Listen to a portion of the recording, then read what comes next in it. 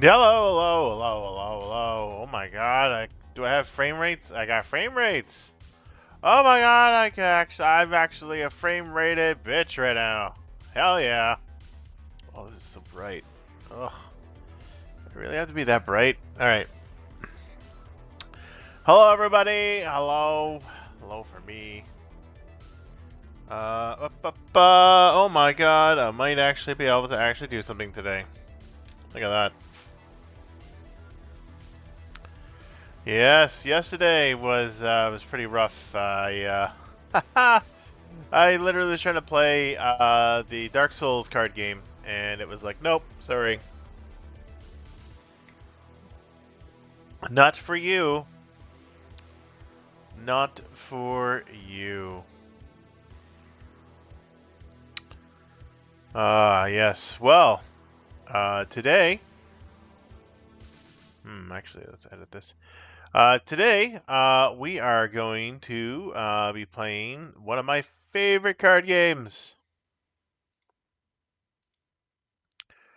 Favorite card games ever.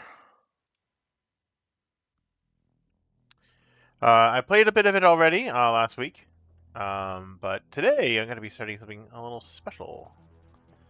We're going to be playing the progression series for the Lord of the Rings card game. So what do I see if I can bring this up here?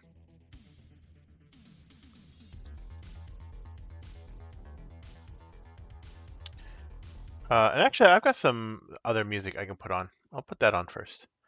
It's supposed to be free too, so but it probably fits more fantasy-like. So we're gonna put that on. In the meantime, let's take a look at this. Oh shoot! I gotta go through the wrong things. Let's see. So this is going to be the progression. Oh.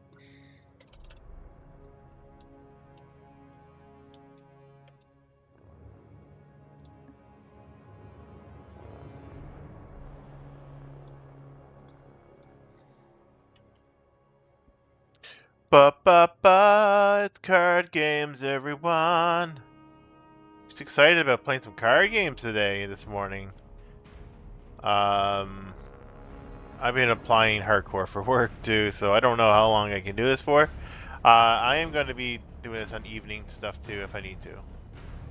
Because this is my jam.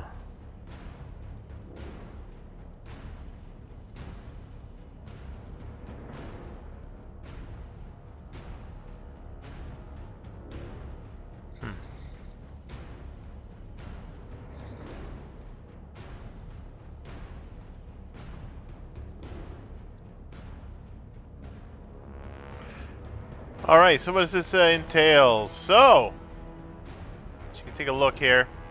We're going to be playing the Lord of the Rings progression series. So what that means, essentially, is this game is fairly large. It's been around for many, many years.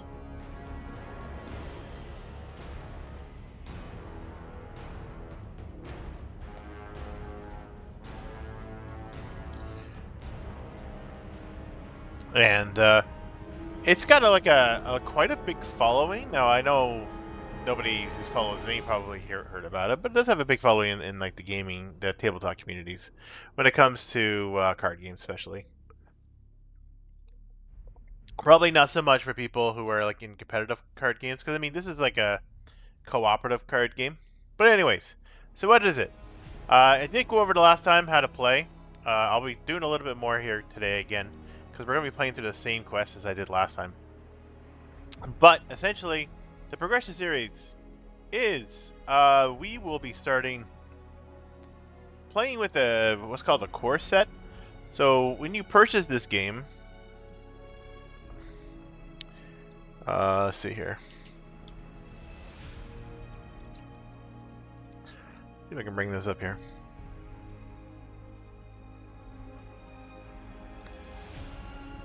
This game is still being sold, by the way. It's still being produced. The weird thing is, it's like this game started like back early, like back in the early 2000s, I think. Let's see, release. Um, I guess the original release for it was 2011, but they've been putting so much work into getting this, treating it like a board game, which is, I think, is the best way of doing it. Before, they used to actually sell the boxes, and then you had to buy each individual pack. Now everything was pre-constructed, so you always knew what you were getting. And so, like I said before, like this is not a trading card game. You wouldn't trade your cards away. Um, but in 2022, so about 3 years ago, they repackaged most of the game and turned everything into boxes, treating it like a board game, which is honestly the best way of treating it. So now you can actually buy the entire cycles in boxes now, not just now it costs more money. Like for instance, the revised core set. So the original core set of this game, which I can show you here.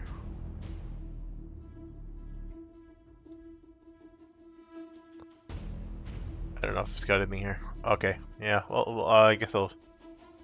I wish there was a way to showing it. Maybe I can. Maybe there's a way of showing it. All right, let's see here. Boop. So over here, as an example here. So this is the core set here. So you would normally get something like this in the box. So I have a couple. I have 6 of these. I bought 6 of them. There's a reason for it. But nowadays you don't need to buy 6. Okay. It's really funny because it says here for 1 to 2 players. So that is totally not true. Well, I guess the idea here is that when the game was first released, it didn't have full decks. So it basically came with a little bit of every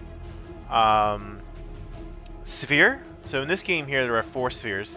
There's tactics, leadership, spirit, and lore. And the original box, the one that I bought like 6 of, has some of the cards. So in this game, a playset is 3 cards, but it never came with a playset of everything. Everything after this came in playsets, but for some reason, the core set they decided not to do in playsets. So so you end up having to buy a bunch just to get a couple of cards that you need like triples of or something, right? It says 1 to 2 players. Technically, it's a 4-player game, so that's misleading. The new set, however, the revised set that came out. Oh, there's some of the cool cards here that we're going to be seeing here, probably. Some of these that didn't come in the core set. That's a lie. That's not in the core set. That's in the first cycle though. The first expansion pack of the cycle. But it's probably in the revised set. So let's take a look here. This game is amazing, by the way. Like 7.7, like it seems low. I mean, to be honest, because this game is like brilliant. This is basically like Fantasy Flight's, like when they can rely on getting sales. Like this thing is like is reliable. You know what I mean? Like it keeps getting. You keep selling this game, even though like this game has been out for a dog's age, and they've stopped making new stuff. However, fucking people have been taking up the torch to do it because I mean it's not a competitive game, right? So you just make it however you make it the game however you want. And some people like there's this group called Cardboard of the Rings who went completely apeshit and started making their own boxes and everything. Now I'm not sure exactly, but take a look at this. This is what I'm talking about. Now this is obviously not in English, but look at this crap. Look at this stuff. This is the set here. This person here got 1, 2, 3. I guess that's cores. I don't know what the heck that is. Obviously, it's not in English, but this is not even all of it. This is like maybe a third, fourth, maybe. Oh wait, no, hold on a second. All right, let me see. So we got 3 core sets. We've got the Hobbit, so that's 2 of the Hobbit boxes. They can get those are in a campaign, so you can technically play a separate campaign called the Hobbit campaign, which is part of the progression series. So we'll eventually get to that. And then it looks like here this is the other progression. So there's the actual Lord of the Rings, Treachery of Saruman. So let's see, 1, 2, 3. This is not even close. This is not even close. This is not even close to like the entire set. This is nothing. This is the other saga here. So that's the Hobbit saga. This is the actual Lord of the Rings saga, like based off the books and the movies and stuff. And these are like other stuff, but this is nothing. This is like 1, 2, 3, 4, 5. This doesn't have this doesn't have the shipwrights in it. Doesn't have the Dale cycle. Doesn't have is missing a whole pile. So like you take a look at this and know that that's not even close to how much material is out there. This is nothing. This is nothing. This is like not even. This is probably half. Yeah. In my collection, I have everything. I have everything, and I will be also getting all of the stuff created by the Lord of the Rings people, because I've showed it last time. I have collector's editions versions of this game. I've got the collector's edition mats that came from the Cardboard the Rings guys. I even got their like versus cards. So in this game here, there was a dude in the Cardboard of the Rings who was like a complete troll, I guess we'll call him. Well, not a real troll, but like a funny troll. And he liked Lord of the Rings as a cooperative game, but he also loved Lord of the Rings as a competitive game, which is not what it was intended for.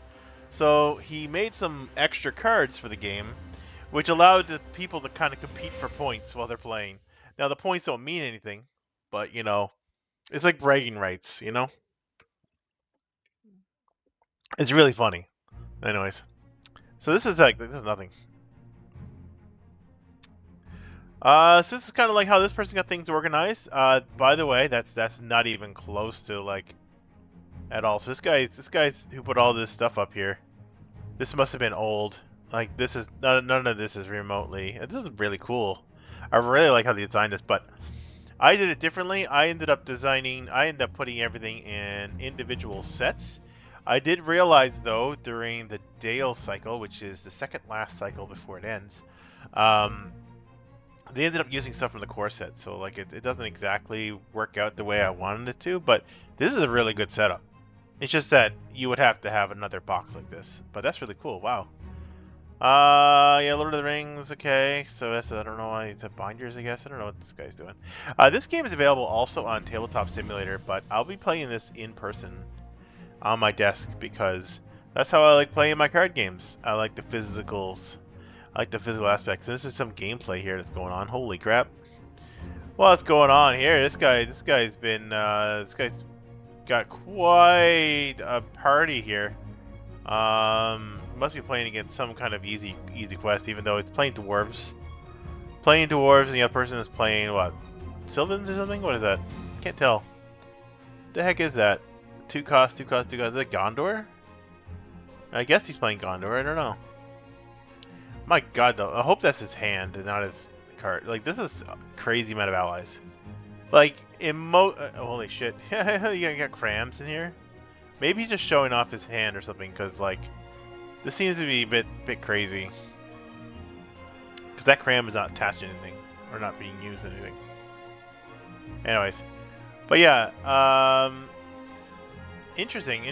This game has a lot of love, by the way.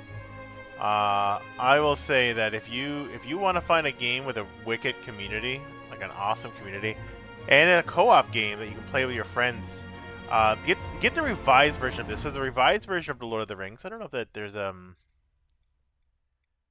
there's like the revised ones here. I guess it is. Let's take a look. So the revised one's got the same cards as the original, but it has triples of everything, and also comes with enough cards that 4 players can play at once, so you don't have to play just with 2. Now, technically, you still can play with 4 players with the original, but you are hamstringed drastically. So take a look at this. This is the content.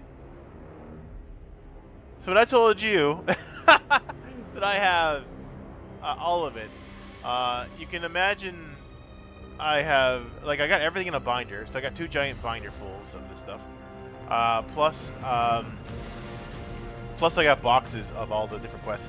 So yeah, so you got the Lord of the Rings. So we're going to be playing Passage Through Mirkwood here once we get things on the go here. But I got a couple things I want to go over first. And yeah, you can take a look here. So like this is pretty... I hope the music's not drowning me out. I think it's pretty loud.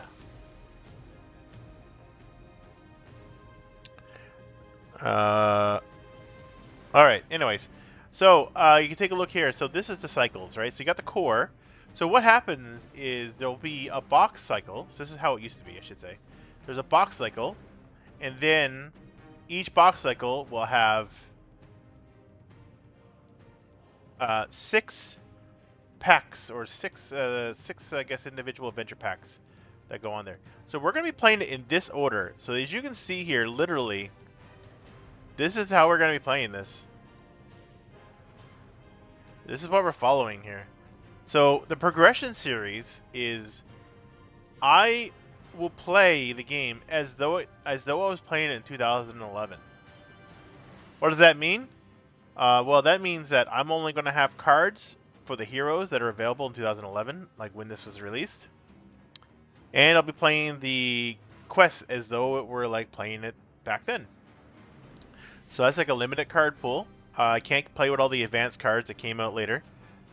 Things are going to get really rough because I can tell you right now that like this is no joke. This game is no joke. Like this one here, Escape from Dumbledore, is probably going to end up stalling me for a while. And that's already the third quest in. Or third adventure, whatever you want to call it. But you know what? I'm going to. So I do have a bit of a rule here, and I'll show you the rules again once we get to it. I'm just going to save this page here. The rule is essentially I'm going to give it 2 shots, at least. There is a renege here. So for the Escape from Dumbledore, if you're playing it solo, which I will be, the going rate, so essentially in that one there, you're supposed to randomly choose a hero, one of your 3 heroes that you need in order to, like, if they die, you lose the game kind of thing. They're also your resource generation. So in the original game, it tells you to choose one randomly to get rid of, right? They imprison. However, because this is a solo, and if I were playing with like another player, if I was playing two-fisted or something like that, and I had 6 heroes, losing one of them is not the end of the world. But as a solo player, losing one of them is literally like game over, right? If I don't get to choose it myself, if it's random. So essentially, I will say that for Dumbledore, there is going to be a renege here for the randomness. So I will still be playing this. I will give it like 2 good shots. No random heroes for the quest, just because if it doesn't choose a particular hero, I'm gonna just say forfeit and continue on, because this quest is really hard as it is, and if it doesn't work out at all, like it's literally just I'm just getting lucky, right? Like everything's just going to be like I'm going to be playing 8 or 9 times and just getting lucky. After the second time, or more, could be more, right? I just know there's. Already played. Okay, I've already played this. Okay, like I played most of the progression series already on my Rolling Intentions website. So like on Rolling Intentions on YouTube, I played most of this. I played up to let's see, Numenor. Let's see, where's that to? So I've already played up to Heirs of Numenor right here, which is not that far in if you really take a look at it here, right? Now I did this originally on a program called Octagon, which is like a free program that you can use to play card games on. This is also on Tabletop Simulator, which I would recommend playing for free. Well, I should say it's not for free. The Tabletop Simulator you have to purchase, but there's somebody got the expansion for free. So this is an awesome game to play with friends. I'm telling you right now, this is actually a good time. I love this game. I still play this every single week with friends. The same friends I played with this game back in, well, I didn't play 2011, but back in 2013 when I started playing, because oh wait, no. Okay. Okay, so it was 2012. So I got Heirs of Numenor. That was my very first expansion after the core. And I played with my friends at that time for maybe a couple months, and then I got another friend involved because I played with him in the Netrunner. I said, "Hey, you should try out this game. It's really awesome." And yes, just like that, both of us bought whatever we could get at the time. So I think when he started, it was just after The Hobbit started, because I think he ended up getting The Hobbit, and a bunch of ints, and he ended up playing an int deck. That was his first thing. Very fun. This game, I got like it's awesome. But this is the order we're going to be playing. So we're going to be playing it here. We're actually going to be doing a Gen Con, the Masking of Osgiliath, which by the way is brutal. So like these Gen Con ones are brutal. They're all brutal. And this is the order we're playing it. All right, so this is going to take a long time. This series, if I actually continue it, which like I said, I'm looking for work and stuff, I will try my best to continue the series. I don't know if I'll post it on Rolling Tensions. I might, because I think this is something that people will enjoy to see. And now I know I'm, anyways. Uh, but yeah, I don't know. This is I'm really in a strange spot. I'm inside my element, where card games, board games, and tabletop games in general is like a big thing for me. I am personally a tabletop game designer. I'm not going to say I make money on it. I design games for free because I don't know. I have ADHD and I like making things, literally. And I offer it to everybody to go play it for free because I want to do that. That's why the Final Fantasy, sorry, the Fantasy Star game that I made on TTS, um, the Vandella one, which I'm going to play sometime and show you, right? So I'll try to do this at least once a week, or maybe multiple times a week. It really depends. This is currently my hyperfixation. I will eventually go back to Darkest Dungeon and play more of that because like the new expansion is going to be coming out, and I didn't beat the last expansion, so I don't want people to think I'm out on Darkest Dungeon. As for like other things, so like I've decided like not to be a big wide variety streamer anymore. Just playing whatever games. So I'm gonna be focusing on tabletop games, and also Darkest Dungeon, but mostly tabletop games. I mean, it's weird because like I had a channel, but more of like a flesh. What was it called? It flesh streamer or flesh tuber or whatever. I don't know. Maybe that shit shouldn't call it like that. But anyways, you know, I played in person many years on Rolling Tensions. I didn't really have a big following, 300 people or something like that, subscribers, or almost 400. But I'm going to focus on this. This is going to be my thing. And I don't know how Twitch really likes card games and such. And I don't know. I'm not much into Magic the Gathering, but hey, you know, maybe I'll start picking up some Magic and start playing that. Play some Arena, play some of that other game, that Forge. I got that on my phone now. That game is really fun. Um, but you know, you know, whatever. Tabletop games is my jam. That's my expertise. I feel like I should do that. One of my friends told me, sorry, not my friends, Mel, I guess my partner, told me, why don't I just go back and do stuff on Rolling Tensions instead of doing it here? And I think it's just because I'm more comfortable as a VTuber than having my face everywhere. Now, I'm going to tell everybody, if you want to see more content, go to rollingtensions.com. Sorry, not rollingtensions.com. That doesn't exist anymore. Go to YouTube and type in Rolling Tensions. And, you know, you'll find a whole bunch of stuff there. You'll find, like, me and my face, I guess. But you'll see stuff there from many years ago. We did a lot of indie games, and I'm really big in indie games, being a designer and such myself. So, yeah. Anyways, so what does this entail? So we're gonna be playing all the way through this. Take a look at this shit. Like these are all quests. So you don't have to look at some of these, but like these box ones come at 3. Look at all the quests we're doing. Like, gee whiz. These are all individual quests. And each adventure pack comes with some cards too, right? Now, we won't be doing the nightmares, okay? So here's the other thing. Won't be doing nightmares. I should have put that in the progression rules. Just because I don't have all the nightmare packs. So that's the one thing I am missing here. And I probably should have put that in, that I don't have nightmare packs. I would love to have the nightmare pack. I only got some of them. But they were really hard to find. And they cost like $20 for just a couple of cards that you put into your adventure pack, which was kind of annoying, right? I think my friend has a lot of the nightmare pack, so maybe I'll be able to play a nightmare version of it if we find it in the future. But there are nightmare versions of everything, so all these nightmare packs, nightmare ones, you can just kind of ignore.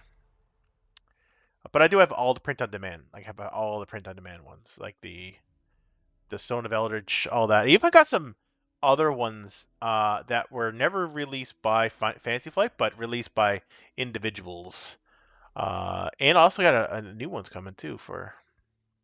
So yeah, all these nightmare packs can be ignored.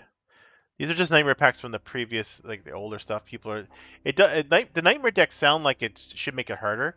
It kind of does, but usually it just fixes the issues they had.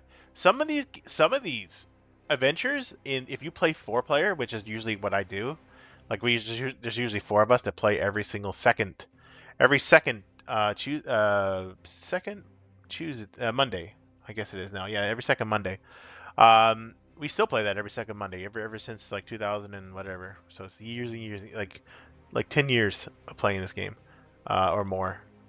Oh, 15, well, 13 years I guess for me playing it, but like other like we've had 3 players for like fucking 5 years, and then the other 5 years we had got our 4th player, and he's just as obsessed with this game as we are. But yeah, anyways, yeah, so we got a lot of material to go through here. I want to take a look here to see. So yeah, so here's the thing. They did this stuff. Community made. Okay, this is community made stuff. Yeah, I can't wait. So, spoiler, I am getting the community made stuff. Because the game is pretty much over now. I am getting the community made stuff because it's freaking awesome. Oh yeah, the Return of the King. So that's the redone. So let's see here. Is there a Oh, is this a revised core set? Let's take a look at it. 8.5. That's more like it. And I get why it's 7.7 for the other one, or 7.2, because it didn't come with all the cards. So this revised set though should have a playset of everything, which is all. It's just the same cards. You know, it's just the same cards as the other ones. The only thing is, it comes with 3 of everything. You don't have to go and yeah, okay. Well, anyways, you don't have to go and buy like fucking 6 of them in order to get 2 playsets of certain cards. This game is freaking amazing, and the art is great. It gets better. Like the art itself at the beginning, like you can tell, like they never really had the artist or the art direction really kind of fleshed out until later. But this game is awesome. If you need a good card game, Lord of the Rings LCG is the best. So they also did these starter decks, which are just like, I don't know, like I'm not sure how I feel about these. These starter decks are kind of like badly placed, I think. But if you just want to play dwarves, if you were like to your friend, you just be like, "Hey, you want to play a game? We're playing Lord of the Rings." But is a person probably like, "Well, I want my own deck." I was like, "Okay." And they can just go pick up the dwarf deck, right? Dwarves of Durin, which will give them all the dwarf cards. Well, a bunch of them, anyways. The problem with that though is they're all separated in the various different adventure packs and stuff if you wanted to go get them. So you will get duplicates and stuff. I think this is good to get people started on, because I mean it's a starter deck. But in the end, like if you're really into it, this is a really large amount of well over $2,000 or $3,000 even to buy everything at once. So a starter deck is probably a good idea for somebody because it is very overwhelming, right? Very overwhelming. All right. Anyways, so this game stopped around 2020. Like during the pandemic, everything kind of halted. The Game of Thrones game that I played also kind of halted on the 2020. The L5R game also stopped in 2020. So Fantasy Flight basically shut down. And I think they were acquired a while back, though. They were acquired by Asmodee, and I think that kind of effed them a little bit. Because once Asmodee got their greedy little fingers into everything, things started falling apart. Anyways, enough about that. Let's talk about the game that we're playing.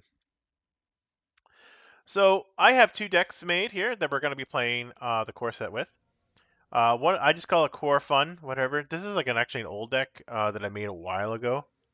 But then we stopped playing due to the pandemic and all that jazz. So this original deck I think was made in 2018 maybe. I don't know. It's a core set, so I mean, it's not like it's a big deal. So I've got this deck here made.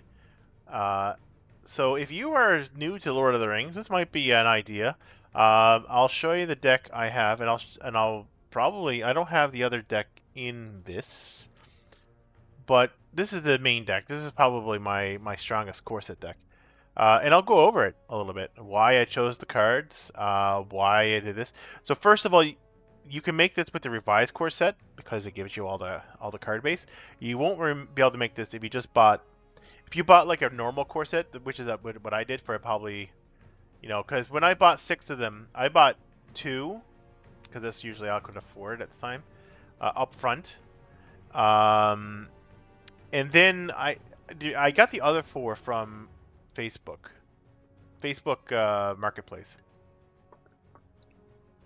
Also, I also run the St. John's Tabletop group.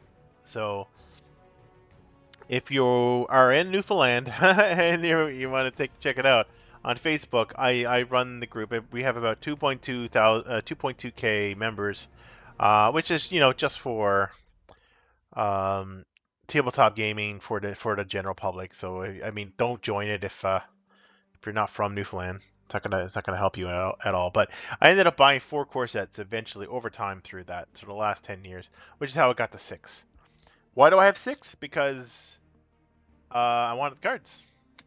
It's as simple as that. And anytime I see it, I'll buy it. Same thing with Netrunner. Anytime I see Netrunner stuff, I'll buy it. But I would love to play more Netrunner, but I just can't. There's no group for it. I might play some Netrunner online with people, but I would get roasted because I have not played that in ages. So what is this? So in this game, you can choose up to 3 heroes. I've chose Aragorn. I've chose. Hey, what's up? Hey Amber, I hope you're doing good. Schnookums.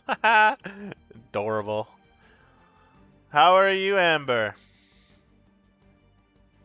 I hope your day is going wonderful. I am just starting my day. I had a terrible stream yesterday. The frame rates kept dropping out of the bucket. So I'm giving myself another attempt, and instead of doing awesome, huzzah! Instead of doing what I was doing yesterday, I'm just gonna play progression series card games. I hope card games are not too boring for you. I know you like when I'm like stressing out playing uh, Darkest Dungeon, which we will return to at some point. But maybe I'll be stressing another way. Not the first quest, but some of these quests are brutal. But yeah. So we got Aragorn. So Aragorn's pretty cool. He's he's got like he can quest pretty good. He can attack pretty good. He can defend okay, and he's got a ton of hit points. So he can definitely take a good smack. His ability is amazing, that he can ready, which means untap anytime you go to quest with him, as long as you spend a resource. Oh yeah, me too. I love Lord of the Rings. This game is super thematic for Lord of the Rings. Hey, like I don't know if you've seen my first stream for the Lord of the Rings one that I did that kind of like show you like how to play and stuff. But this game, they put a lot of love into this game. It's got it's got like the Lord of the Rings. It's got the Hobbit saga that you can play through.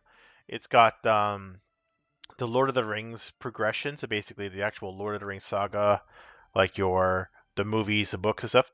But it has so much other stuff. So it took the books and in another direction where, like, you actually get to go to Numenor. You get to go to like, find other Dunedain or travel to the Harad, and there's like so you like this it's so a lot of the adventures are kind of made up. They got their own liberties and whatnot, but it's all based on the lore of the various books and additional information, different additional content that Tolkien put out. Now I don't think that they'll ever do anything with the Third Age because I know Chris Tolkien did end up kind of giving up on, not really giving up on the rights, but he ended up relaxing the rights of the Lord of the Rings for the Third Age and Fourth Age because that's how some of the stuff got made. some of the new content, I guess.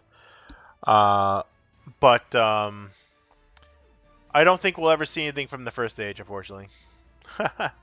That seems to be locked up tight. I don't know what's going on with that, or the Cimmerillion or anything like that. But anyways, sad. But either way, this got a lot of stuff. So obviously, Beervor, this character here is a Fantasy Flight character. Like that person doesn't exist, right? In the books. But that's it. They took a lot of liberties because they wanted to add more females into the world. One thing that Tolkien was really missing here was yeah, like so yeah, Rings of Power, right? So Rings of Power, when that came out, that was because of the relaxation of the the rights that the Tolkien estate kind of end up doing. They had most of the stuff other than the Lord of the Rings, the Third Age stuff, was on like strict lockdown. But anything that Chris Tolkien was in, like including the Cimmerillion, because Cimmerillion was only half finished by his dad, and then he finished the rest of it. He locked everything down. He wanted everything to be like unusable for anything. Now, if you notice, there's a game that came out like the Lord of the Rings one where they're diggy dwarves and all that stuff. That's the Third Age, um, and so like now things are getting released because now that Chris Tolkien is like, yeah, I guess I should let like companies actually use my licenses for stuff. You'll start seeing it. However, a lot of the first age stuff barely gets touched. Like Rings of Power, like I'm surprised that got made, to be honest. But that's not really. I mean, that's what Rings of Power is. What age? Is that first age? I think it is.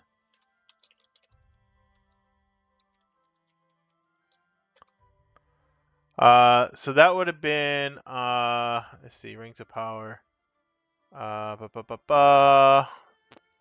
What age in Lord of the Rings? I'm pretty sure it's first age or second age.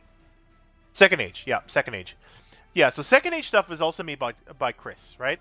So so that was like the only reason that Rings of Power even got even got made is because uh that the rules were relaxed. And I'm pretty sure fucking the reason they were relaxed is because of this movie. Because uh Bezos was a big fan or is a big fan of Lord of the Rings, right? And he wanted to be able to make a Lord of the Rings movie, but he didn't want to repeat what was already made. So I'm pretty sure he put pressure on Tolkien, Chris Tolkien, to you know free up some of the licenses. Once the licenses were freed, games start coming out. So like this is Rings of Power, which is the second age, and then that new dwarfy diggy game, I forget what it's called. That's the third. That's the fourth age, right? And that's all done by Chris. Um, the first age, however, the reason why the first age won't be released, not only was it's but not only because it's a combination of Chris and J.R.R. Tolkien as well. I think there was a third author in it, and I think that's the reason why it didn't never get released. So like, why isn't there a game on the first age of Lord of the Rings? Yeah, I'm pretty sure it's yeah. So the Silmarillion has a lot of copyright issues, uh, and it's due to the estates. Uh, uh, so Amazon was given the ability to explore the first age stuff, but they weren't allowed to use any first age stuff. Which is why you didn't see anything in there. It was only second age. So like the light of Eleanor and all that sort of stuff, right? And that crappy Golem game, yeah, but Golem is third age, right? So I mean, Golem's dead in the fourth age, and he didn't really exist in the second age. So, um, but yeah, so like that's basically it. Like the problem is like they locked that shit down too much. But anyways, it sucks because Lord of the Rings is amazing. They should just like fucking make everything Lord of the Rings. To be honest. This game, however, that I'm going to be playing is probably the best Lord of the Rings game you could play in tabletop format. Period. War of the Rings is good, not as good as this game. All the other games, all the other Lord of the Ring games are okay. This one's the best. This one's the best. This is still revered as the best Lord of the Rings game made to date. Have I seen Rings of Power? I have not. I heard it's crap. Moria, Return to Moria. Yeah. I have not seen the Rings of Power. I might have to watch it because I'm a big fan of Lord of the Rings, but I heard like the Rings of Power was crap. Yeah. And that's my problem. My problem is I don't want to like I'm of two minds, right? So I don't read a lot of books. So I actually had to use audiobooks to go through the Lord of the Rings, which took a long time because I'm a bad reader. Obviously, you see me try to read. And I eventually got through the audiobooks for the Lord of the Rings. Which I was happy I did that because like what a story. It was so good. Um and not only that, but like I love the Lord of the Rings movies. I love the Lord of the Rings animation, right? The one with Rolf Bakshi, you know? The I am Gandalf. And Gandalf uh means me, and I'm pretty sure I spelled all that wrong.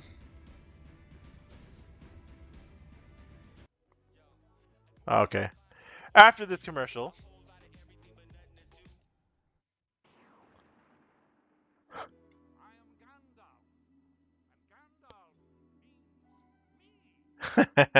have you ever seen the Ralph Bakshi animation?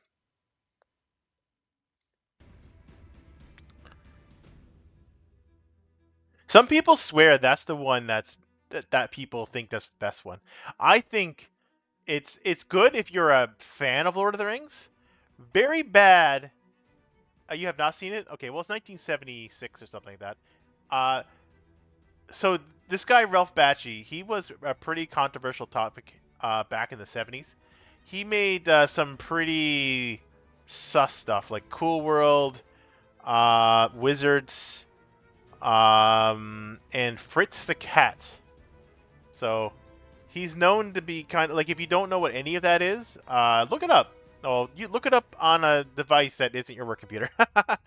There's like a lot of like he basically made adult cartoons, and he made the Lord of the Rings because he was a big Lord of the Rings nerd, like everybody, I suppose. Um, there's one universe I don't want ruined for me. It's Lord of the Rings. Yeah, you know what? Fair enough. I like some people don't like the Lord of the Rings movies that done by the dude done by who did the Lord of the Rings movies? God.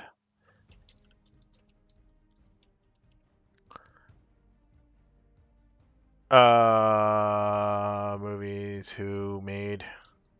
I should know the name because fucking I love it, but uh, Peter Jackson, yeah.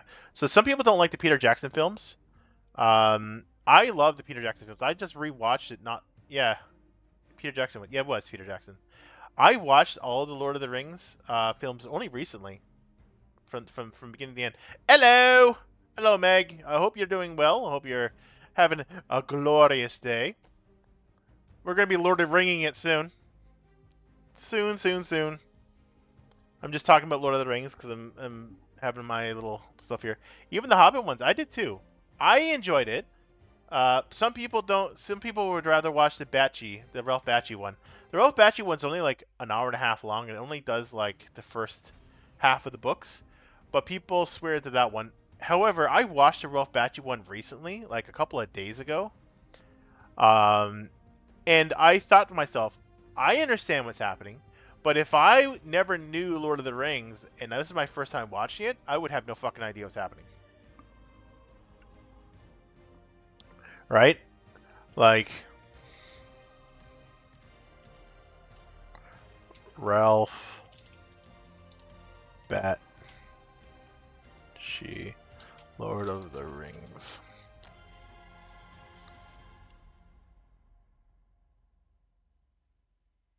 Yeah. Well, yeah, I'm completely on board with this person. The Bachi's kind of a mess. It really is, though. But you know what? It does have. Oh, for fuck's sakes. Anyways, it has the fucking music. Where there's a whip, right? Like, listen to this. Where there's a whip, there's a way. Where there's a whip, there's a way. Where there's a whip, we don't want to go to war today. Yes, the rotoscope one, The exactly. Lord of the lashes says, nay, nay, we're gonna march all Yeah, day. Bachi used a lot of rotoscope, right? He did, I think did he do last week? No. He did the last week. There's a way, where there's a whip. But it's like last year, Unicorn has rotoscope too. Yeah. So it was different directors. Animation was done by Peter. But it had like rotoscope was back then. Sorry, but anyways, I can't play it too much anyways. But yeah, sorry. Yeah, I did kind of. But what I was saying was like rotoscope was like a thing back then, right? Because you had like Last Unicorn, like that was all that had a bunch of rotoscope in there too, right? Especially with the enemies and stuff. Where there's a whip, there's a way. But yeah, and Bachi is known for rotoscoping, right? Because he had like Wizards had all the rotoscoping tanks and shit. It was funny because that's like technology versus magic, and it's like you got people who are like living in the woods who are like all whatever, and then you have people with like guns and tanks like shooting them and stuff. Fucking what a fucking wild fucking ride that is. So once again, I'm gonna go over this. This is Lord of the Rings card game. I've got 2 decks. This is the one deck that I'll be using today. You'll be seeing this again. The same quest as I did before, because we're going to be starting the progression, so we're going to be starting at the beginning. Going over the point of it again. Let me switch over. So here we go. So this is the rules for the progression series. So can I even look at this? See if I can read my own rating here. So the progression. This is Lord of the Rings card game solo progression series. So what that means is that I'm going to be single fisting this. It's what it's called. Which means most people when they play progression series they double fist it, meaning that they will have 2 different player decks. They will have your one player deck with a set of heroes, and then they'll play with another deck. That is the general thing, because most of this game, when it was playtested with 2 players. I mean, at least for the first 4 cycles. And afterwards, it was actually more balanced. But the original guys didn't know how to fucking balance the game out at all. But I'll be single fisting this, meaning that it's going to be fucking tough to solo go in. So, so what this do? So a progression series, Lord of the Rings, which is the living card game, or LOTR, LCG, involves playing through the game's scenarios in a specific order, often starting at the core set and then progressing through the various cycles and expansions. This allows to experience the game's content and new cards in a more thematic way. So I'm going to go back here for a second. So what does that mean? So you can see this game is massive, by the way. And I think I showed some stuff earlier, but nobody was here. So I'm going to give you an idea. So I have the entire collection except for the Nightmare stuff, because the Nightmare stuff, it was hard to get here. This is half of the game. Not even half.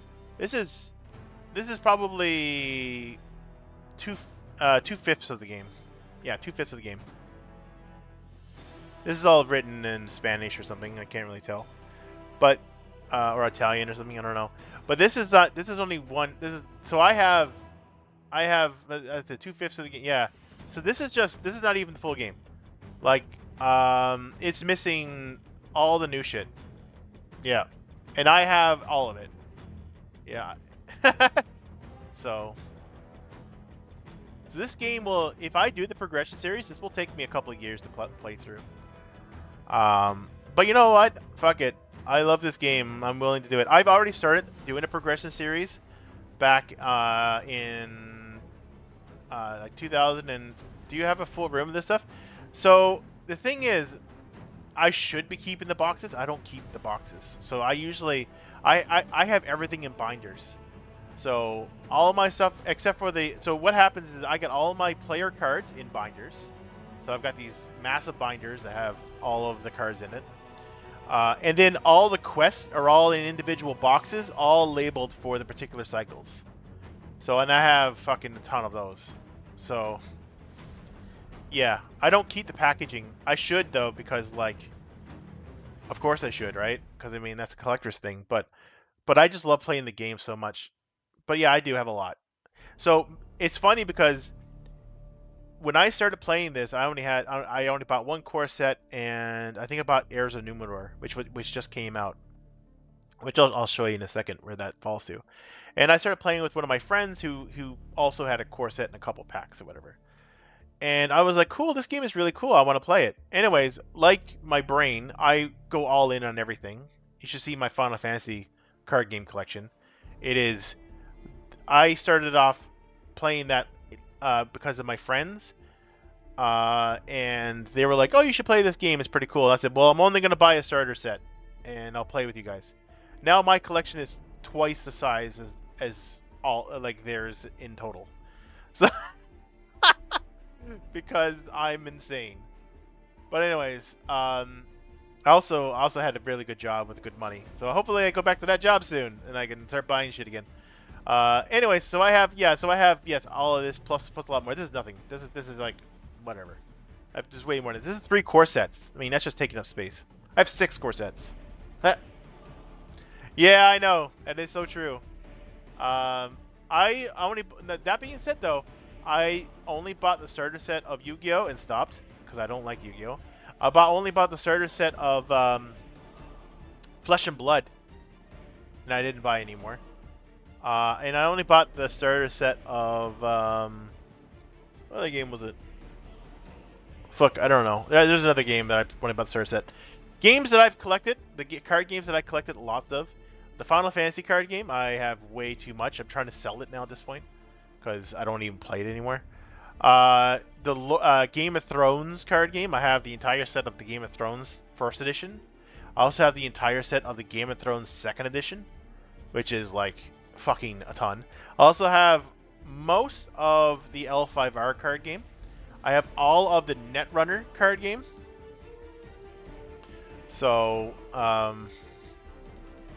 same with Flesh and Blood. Seemed interesting. Didn't get in friends into it. Yeah, it is a fun game. It's an interesting concept. You know, you're just equipping yourself with shit and you're throwing it and getting combos and stuff. It looks really cool. But yeah, I couldn't get anybody in. We have a group here, but I just didn't find it as interesting. But my big thing is like I'm a big fantasy flight bitch, or at least I was. I played all of it except for Conquest. I didn't play any Conquest, or I didn't play any of the Destiny either. The Star Wars stuff. Netrunner. Oh, hell yeah. Netrunner's fucking amazing. A, the game is awesome. B, the fucking story behind Netrunner it's fucking crazy. And it's interesting because they lost the Netrunner license. Fantasy Flight did. But they did put out a role-playing game just before they lost the license. Unfortunately, now Wizards of the Coast has the license, so you can just assume that Netrunner's dead. It'll never come back. Because Netrunner came out originally as like a card game as well back in the 90s, and then it came out again as a resurgent in the mid to early 2000s, and that game fucking rocked, man. That game was so good. Anyways, that game died because of one reason, and I think I mentioned this before. The guy Nick, who was the CEO of Fantasy Flight, also the designer for the Netrunner card game, decided that, hey, you know what?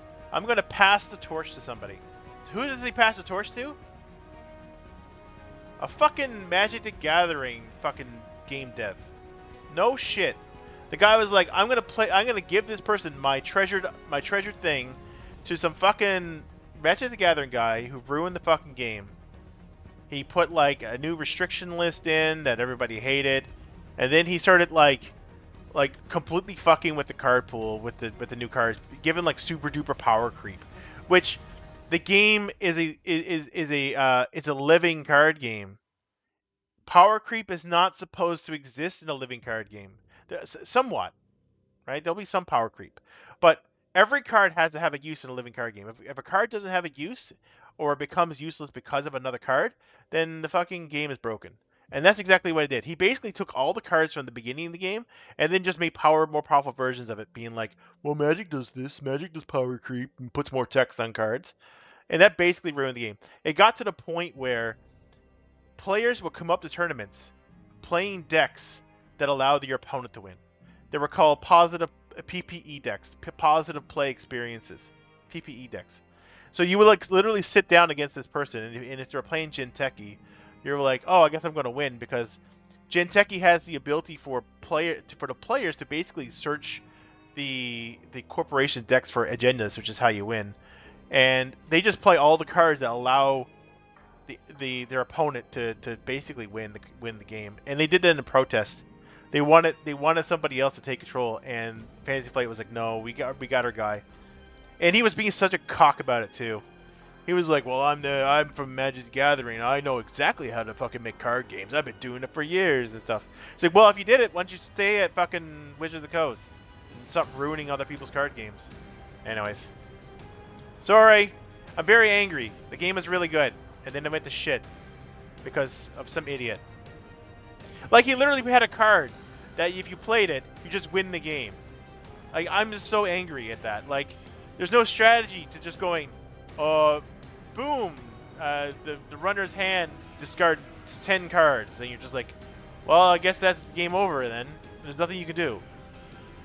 I don't know. It pisses me off. Anyways, like I said, he just took cards that already existed and just made more powerful versions of them. Wow, creativity. Go back to Magic the Gathering. Anyways, sorry. Yeah. It was bad. It was bad. Like I said, the game died because of that decision.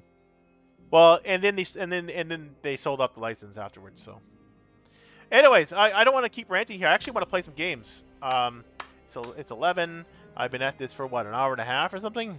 Holy shit! No, an hour. Okay, I've been talking for an hour. So I'm gonna give you an idea here. So let's go back to this again. All right.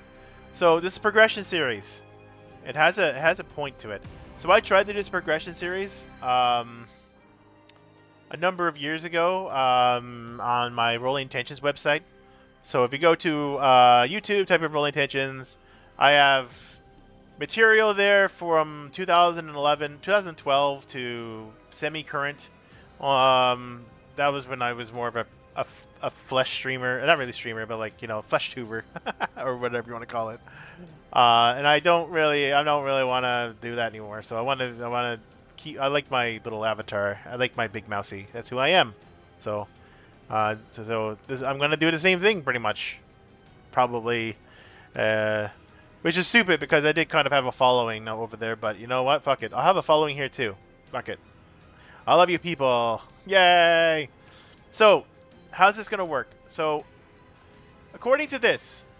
The order of play. So I'm going to start with the core set, which is like the core set was back in 2011, and then I progressed through the player cycles, typically in the order of release.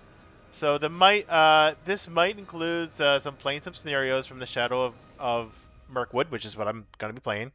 Cycle following the Heirs of Numenor cycle, and so on and so on. So basically following the cycles as they're put out. Limited card pool. So I'll be playing with a limited card pool. I will only be playing the sets as the cards came out. So I'll be going back in time, playing only the period in which the time of the cards actually happened here. I never heard of the term using flesh tuber, but I think it fits as contrast to VTuber. Yeah, I know. It's true. Flesh tuber. Yeah. Well, as I said, I was playing like I actually did interviews with game designers and stuff. I'm a game designer myself, but not really like a. I wouldn't put myself on up there with like like Luke Crane or something. But I like to make stuff. Unfortunately for me, I like to make everything free because I'm a weirdo. I should try to make money off stuff, but I like just people playing my stuff if it's interests them. Um, and then attempts. We'll talk about the attempts. So each quest I'll have at least 2 attempts on the normal mode as it was intended. If I can see like this is not going anywhere, like because once again these quests are designed for 2 to 4 people, not really designed for one person. I mean the game is designed for one. It says 1 to 4 players, but they really weren't play tested very well for one player. I will do what's called sleazy mode. Sleazy mode means I will take out the golden cards for the quest, which make it harder. I mean, taking the golden cards makes it easier, but you know what I mean. The golden cards are the difficulty ones. Um, and I hope it's not an ad playing or no. And but you don't get the extra resources. And then if that fails, I'll be going to regular fucking easy mode, which means I'm going to be getting extra resources and taking all the gold cards. Uh, oh man, I really hate the ads.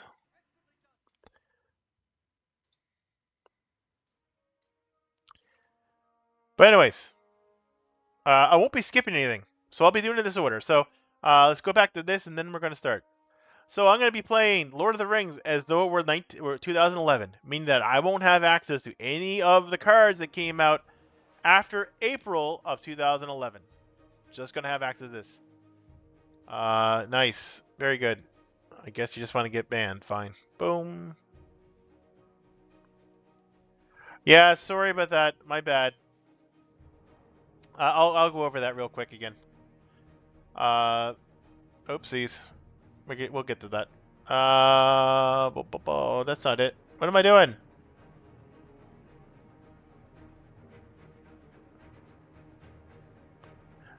Oh, right here. Yeah, right. Sorry.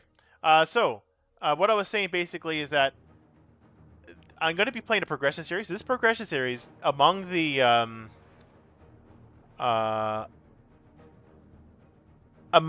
like what we would call the community of Lord of the Rings, which is a very big community. You can check it out. They're a pretty large, sizable community. This progression thing is kind of like the rite of passage for like being like the bigwig of of games, because this whole thing is like an endurance match, right? I didn't make it through the first time. Maybe I won't make it through the second time, but I'm gonna try. I haven't actually did the rite of passage yet, but once you do this, you're basically the expert of fucking Lord of the Rings. So I'm gonna be playing games this as a progression series, which means that I'm gonna be progressing through the quests as though it were the year in the month in which it came out. Meaning that when this game came out in April of 2011, it had a particular card pool that was available at the time, and then it had the quests. I'm going to be playing through each quest as it was released, and only using the card pool as it was released. Meaning that I'm going back in time. I'm going back to 2011 and playing this game as though the cards that came out never ever happened. And then I'm going to hope for the best. So I can't use like all the different cards that came out, which really limits me. But it makes me have to think really outside the box. So I came up with 2 decks for this. And once again, with the attempts, I said I was going to give at least 2 attempts on normal mode, which means like all of the cards are available for the quests. But if I keep failing, I'm going to remove the golden cards, which is kind of like makes it easier. And then eventually, if I keep failing that, I'll be going full on easy mode, which I'll go over when it gets to that point. Hello, Siva. Sorry for yesterday. My frame rates could not be hassled. I could not get a frame rate above 10 yesterday, and I don't know if that was a Twitch thing or whatnot. But anyways, so that's the story. So what does that mean? That means that I'll be playing the game with a core set. The very first quest I'm going to be playing here is Passage Through Mirkwood. So I played that one already But I'm probably going to use a different deck to show you a different style of play, and hopefully I can get past it. I'll probably be able to get through 2 of these today, depending upon how much time I have.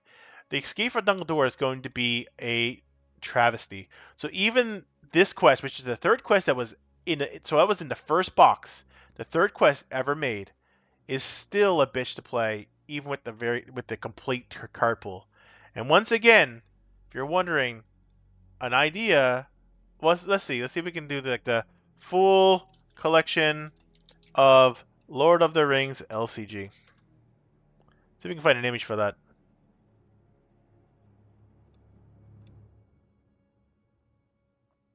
Um. Oh, can I? Oh, they're not going to show me the. Oh, here we go. Oh God. Now letting me fucking make it bigger. Why not? Let's see. I don't even think that's all the stuff. Let's see. God damn it. I want to see the images. So this would be like 2020, let's say 2020. That's when the game stopped producing. I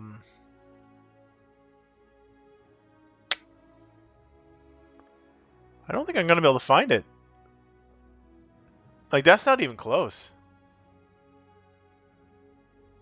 Maybe if you combine these two. Oh, maybe if you combine these two. Okay, yeah, there we go. So if we combine these two, let's see if we can. Let's see if this person has it. Oh yeah, so they talk about the difficulty and stuff. Oof. Yeah, that's just a bit much. But yeah, so if you combine these two pictures, that's the entire collection. So this is all the. No, it's not. That's not true. All right, I don't know. This is probably the closest they can get, I guess. I don't know. I wish there was a way to. Maybe I can just copy the image address and see if I could do it this way. So this is. Let's see. Let me see if this is the entire collection or not. So there's your core sets. There's your hobbits. This is your 1, 2, 3, 4, 5, 6. Yep, those are your sagas. It says Khazad-dûm, Heirs of Númenor, Voice of Isengard. That is Lost Realm, Mist Right, Grey Havens, Harad cycle, Dale cycle, Shadows of the East. Yep, so that's all of it there. And then these are the cycles. So these are the core. These are what the special edition's not there. I don't see the special edition. That has a whole bunch of different things. There's all the quests here. That's the special edition cards here. So you have the special edition down here. These are the Gen Con stuff. These are all the Nightmare packs. And then these are all. So yeah, so this guy got the entire collection. So this is it. This is everything. So this is what it would be. If you went to go buy it all, you would buy all of this. This is everything. The only thing is missing is the new stuff. Yeah,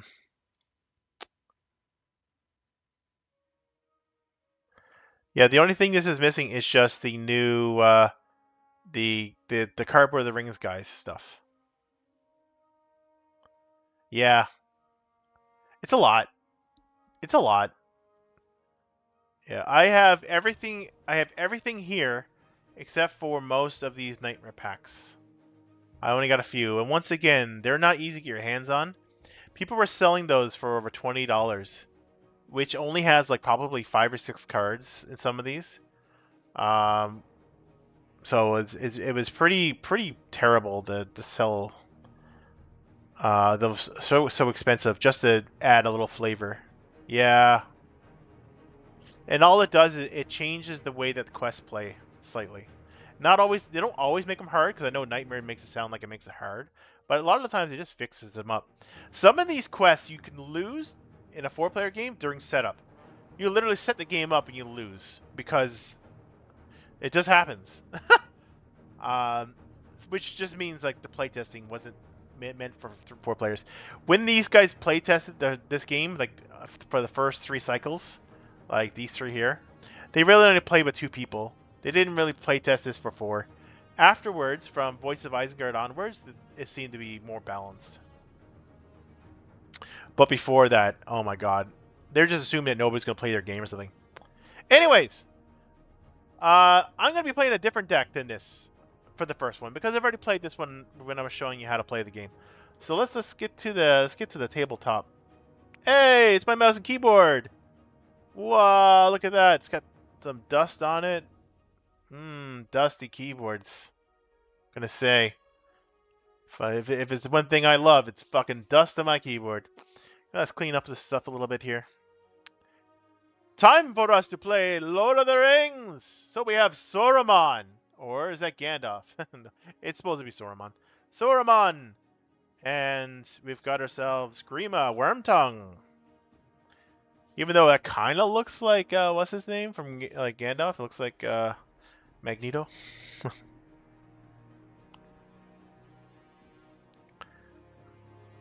Yo, ew, clean your keyboard. You absolute menace. It does have some dust on it. Just, I need to probably give it a little wipe down, right? Once again, this game has a lot of liberties put into it. Yeah, that's right. Ian McKellen, that's right. Magneto, I just call him Magneto. Um, so we'll be playing a different deck. So this game has a lot of liberties put into it because they don't have a lot of female characters in the books and stuff, and they did have limited rights. Keep in mind that the Token Estate was terrible with their rights. Okay, still are in a way. Closer to Christopher Lee. Well, that's perfect then. Well, it's meant to be Saruman, so Christopher Lee is perfect. Yeah, I love Christopher Lee, man. He was amazing. He played so many good characters and so many good stuff. Christopher Lee, rest in peace, my friend. Well, you're not my friend, but you know what I mean. Amazing. So we're going to be playing with a couple of characters here. You probably recognize some of them, but you won't recognize others. The best part of this game is the art design. I fucking love the art of this game. They have their own liberties. They have their own little changes they made. Christopher Lee was and is the main character. I agree. Christopher Lee was fucking amazing. Man. Yeah, he's just like an amazing actor. He was. He was fucking brilliant. Anyways, so let us break this down. You know what's really strange? That my favorite actors are like people don't really uh know them very much, I guess.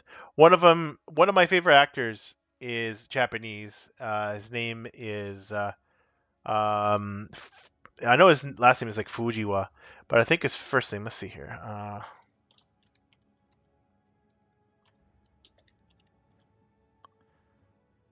Tetsuya. This dude right here. He's actually one of my favorite actors. Oh, I didn't show you. This guy here is one of my favorite actors. He's the guy who starred in Battle Royale. Uh, and he starred in a lot of movies afterwards. He was also playing Light Yamagami and Death Note, the movie. I just love him. He's a great actor. But outside of that, I do have a couple of other people who I consider to be my fave. Um, I think let's take a look here.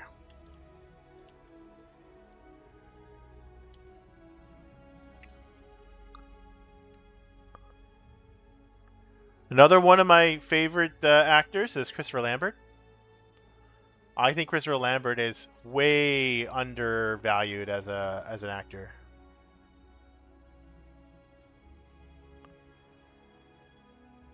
Saruman. By the way, Saruman falling on spikes and being like, "I guess we dealt with Saruman," was the biggest joke in the fucking movie. By the way, just to let you know. Like, as if that would kill him, right? Like, come on.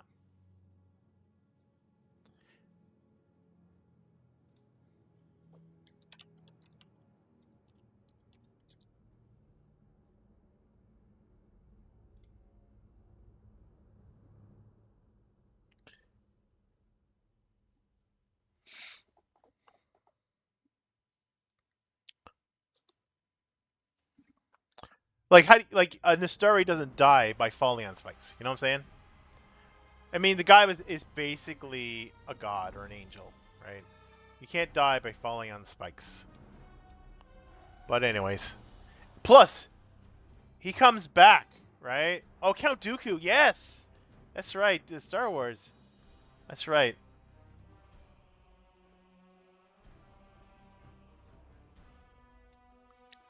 Count Dookie.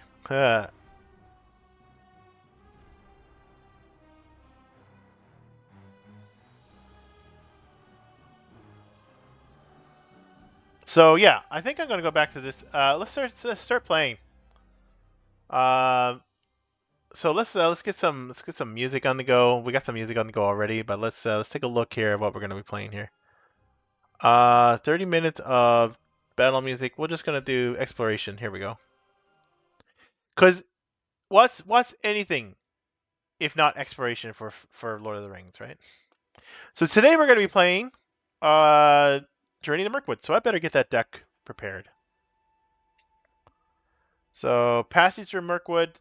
I was playing Journey Along the Anduin earlier. Let's see here. Make sure we got this. All right, don't leave the path. That's right. I think these are just copies here. Fork in the road, flies and spiders. What we're gonna do here, though, is probably because um, we're playing a journey, we're going through the stuff. I'm actually gonna perform a little magic here. Whoop, whoop, whoop, whoop, whoop. Whoop.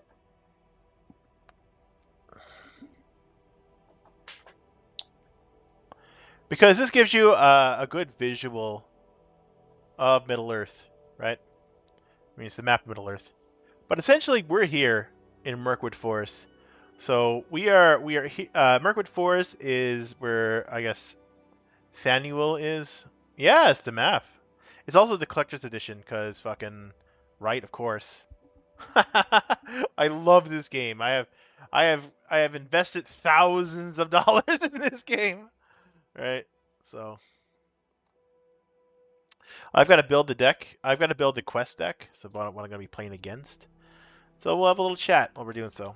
So I think this is it here. This should all just be this. Perfect. And then I should be able to gather the other stuff here. So the way this works, I'll do this one final time for people to show you kind of how to play this game. Because this is the first quest again, I'll do it.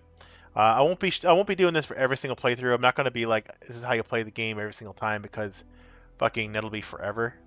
Where would live on this map, Mouse? Where would I live?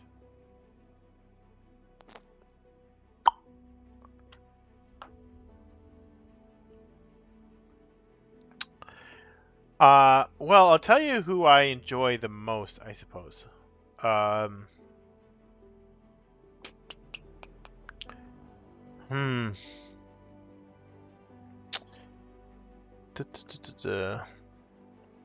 So, I like the Shire, but it's too peaceful, for one. Um, Gondor is pretty cool, but I don't like Denethor.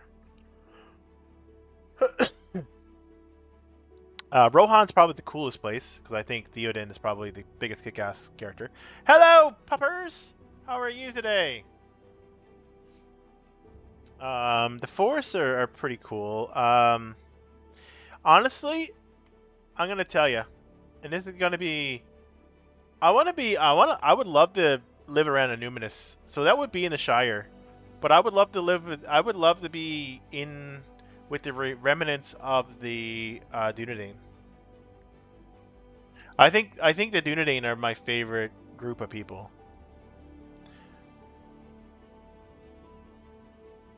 Which would be humans who have the light of the light of Eleanor, right? The ones that have been shown with the light of Eleanor, which gave them the prolonged life, you know. Because Aragorn's one of my favorite characters in Lord of the Rings. I know that's pretty much a cop out because like he's like the main character, but I like him. I like him. Other than that, my favorite character would be Saruman. He's badass too. Very good, relaxing, popping in for a bit and heading to bed. Yeah, no, legitimate, legitimate. Sleep while you can. Sam is the main character. Sam. Fair enough. Sam is pretty good. Sam is pretty good. Um, uh, he is not the same. Like he's similar, obviously, but he's very different in the books than in in the movies, right? He, I mean, he has comedy relief in both of them for sure, but he's a bit more of a dimwit, you know. He's a bit more of an idiot in the books. So in the movie, he's kind of like an idiot, but not to the same degree. He really is a dimwit in the book until the end, right? When he has his full character arc. Same thing with Merry and Pippin, right? When they have their whole like character arc where they become like stewards of Gondor or stewards of Rohan, right?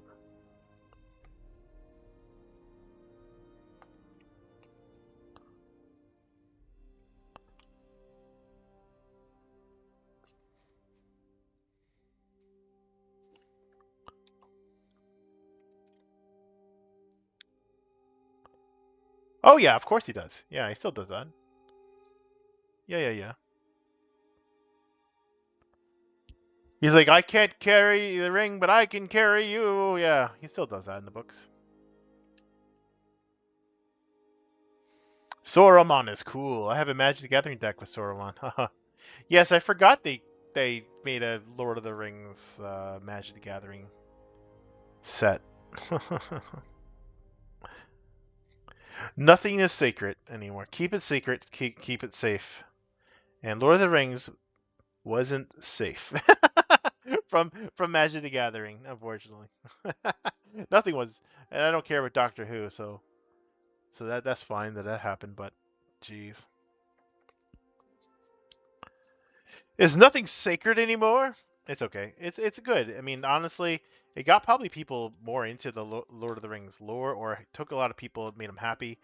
But like the whole like One Ring thing, the whole thing like $2 million for the One Ring thing, that was fucking what a bullshit thing that was. Anyways, I mean, it just basically made people want to buy the cards like more because they wanted the $2 million from the dude or whatever for the One Ring. I mean, Winded full of doubts when he's encouraged Sam in the movies was there. Oh yes, he was. Yeah, of course he was. Yeah, he was always there because I mean the thing is he was always falling to despair, right? And Sam's whole idea was, you know, he was there to make sure that he didn't fall completely into his despair and stuff, and he saved them from Shelob and all that jazz, and didn't like Gollum, right? A lot of the liberties in the movies was like, for instance, the Weathertop, right? Weathertop didn't happen the way that it did in the movies. So in the movies, uh, it was Aragorn fending off ring wraiths with a sword and a fucking torch, right? Not at all what happened in the books. In the books, they had fucking uh, it was Aragorn and of course the dudes,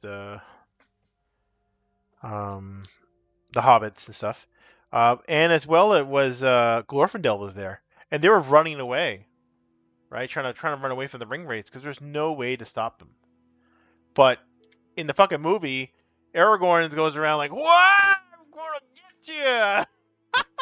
And I'm like, "All right, if you can defend 4 ring wraiths with a torch and a fucking sword, and the ring wraiths are not a threat anymore."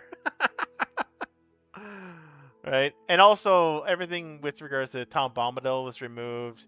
There was a couple sections with some of the travels that were removed, right? But that's understandable because of time length and stuff. He stabs one in the face with a torch and sets it on fire, yeah. Which does not happen. Yeah. the books were run the fuck away. Yeah, because I think Glorfindel fights him a little bit, but Glorfindel's not even in the movies at all. Like he just never existed. But Glorfindel was more like the side character, right? Kind of like he came and went kind of thing. He wasn't like part of the Three Hunters. He helped them up to a certain point. I think I'm trying to remember. I think Glorfindel doesn't go to like and the other thing too is like Helm's Deep, right? Like Helm's Deep, the only elf in Helm's Deep was Legolas. The elves never did go to Helm's Deep. That just never happened. Helm's Deep was defended by Rohan and the Three Hunters. But anyways, so but I understand where they're coming from. I did read why he added it in there. It's because he wanted to make it seem like because what was happening was while people were defending Helm's Deep, there were people from Lorien, um, and as well as Rivendell.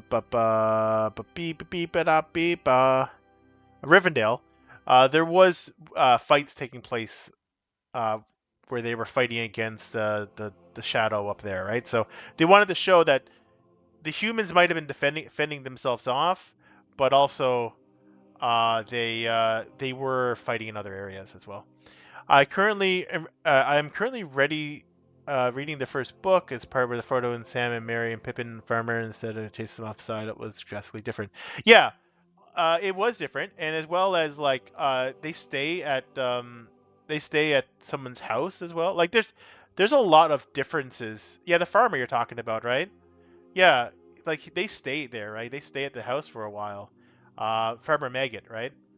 And Farmer Maggot actually has more to play because he actually, kind of goes against the people like the ring race and that kind of stuff. So it is different, very different. So this card game is not based off the movies. It's based off the books. So you're going to see some characters and stuff in this game that are in the books, but never appeared on the movies at all. All right, let's see. Mostly got into it because I love Lord of the Rings. Kind of got me into Magic the Gathering, to be honest. Really, that's interesting.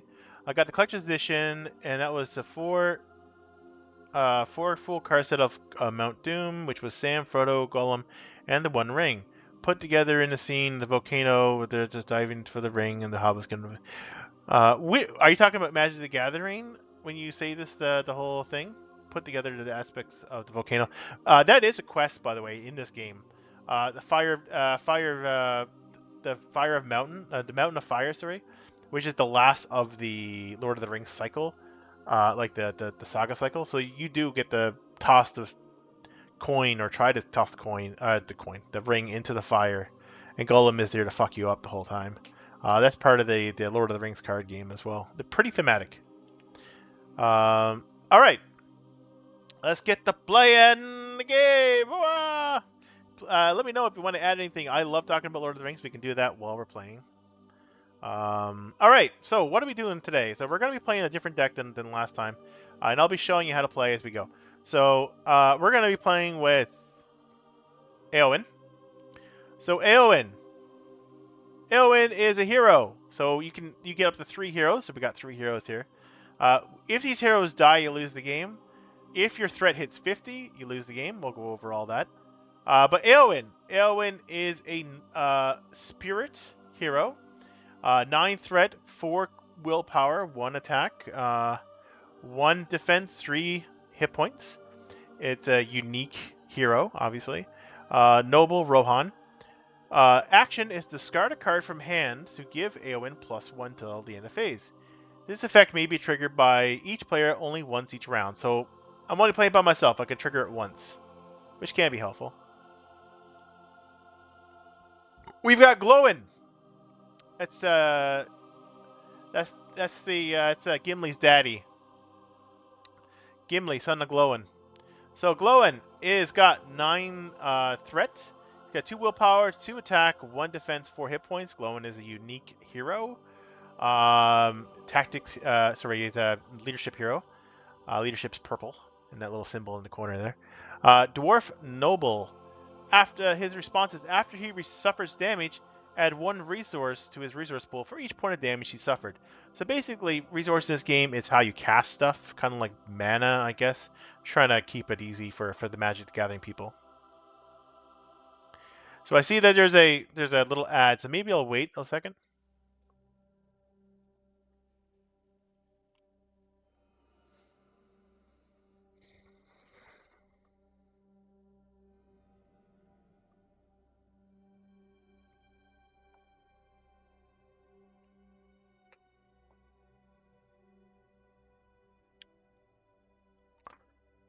Really need to have a timer here.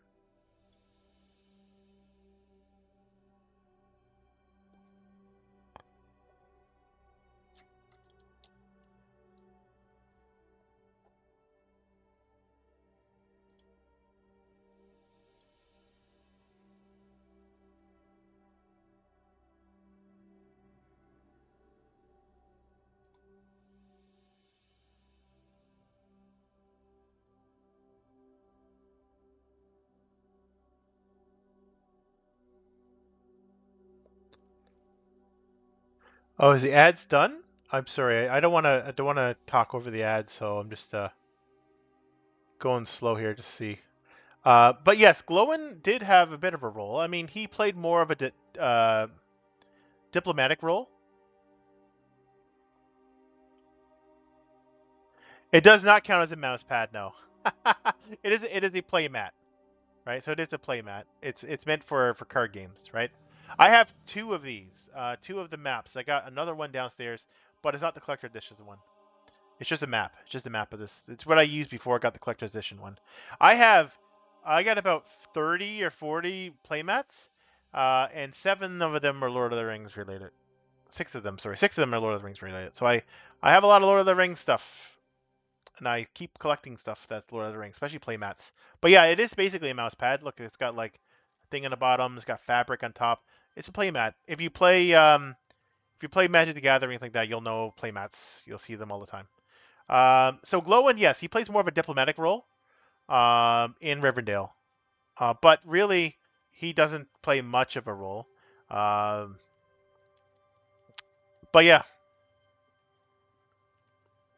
I need more Lord of the Rings stuff. Yes, me too. I need more. I can't get enough of it. Uh, so here's the other hero. So the other one, this one's what we would call a Liberty, right? This is one that Fantasy Flight made up, but like I said, they're trying to introduce females and also new characters in here. So this is Eleanor. Uh, Eleanor is a spirit hero. Uh, it's 7 threat, 1 willpower, 1 attack, 2 defense, 3 hit points. Eleanor is a unique hero. Uh, Gondor Noble. Her ability is pretty awesome in this game when we get to it. You exhaust her, which means tap her, to cancel the when revealed effect of a treachery card that was just revealed from the counter deck. Then discard that card and replace it with another one. So if something comes up that's going to royally fuck me, I could use her to kind of stop it from happening, hopefully. And then it will replace it with another card. Hopefully the other card is not more terrible. So what's this all mean here? Okay, first of all, I've got a deck of cards here, 50 cards. Right? You can have up to 50. You can have more than 50. You can't have more than 3 copies of a card in the deck. These all will have resources. So these characters here will get money over time, okay, or resources, whatever you want to call it. And you use those resources to pay for the cards. So for instance, if I were to play, bad examples here. If I were to play, let's say, this guy here, okay, so Faramir. If I wanted to play the ally Faramir, so there are heroes versions of him and stuff, but if I want to play the ally version of him, he costs 4. So if you take a look up at the top there, that's a 4. That means it costs 4 leadership resources. So I would have to literally wait for him to have 4 resources for me to play it. So I can't use these guys' resources to play a leadership card. Vice versa, if I were to play a card like Unexpected Courage, which is an attachment, so you play this on somebody, this costs 2, but I would have to play spirit resources. All right, you take care. Sleep well. So things can get a bit dicey here with regards to resources, but yeah, There's ways around everything. You know what I'm saying? Even in the core set.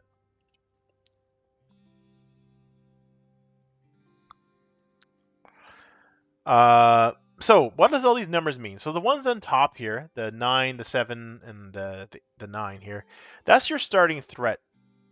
So if you add all those up, it comes to 25. So my starting threat's going to be 25. So threat does two things.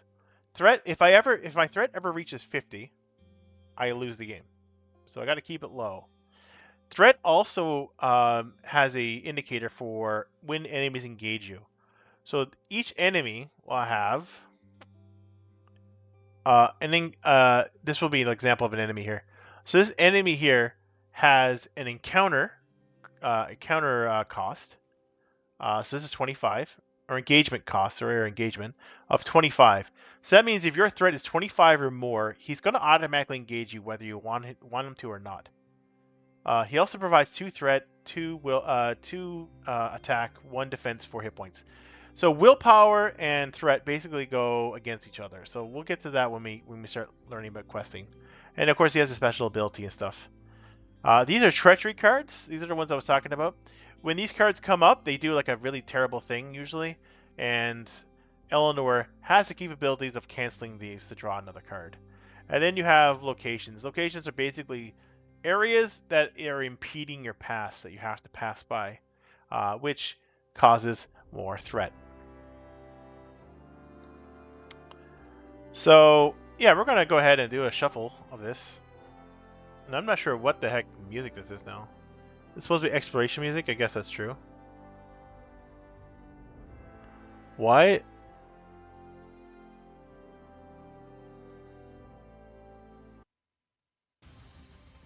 Okay, that's a bit too much.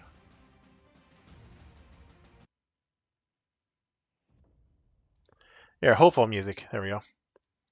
Oh yeah, right. Speaking of hopeful. So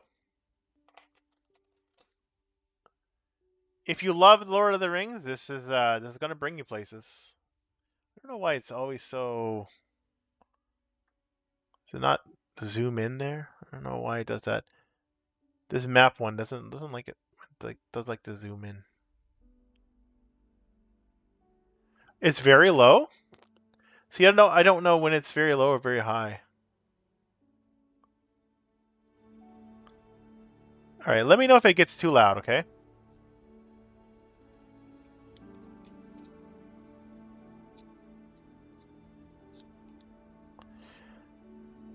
Okay.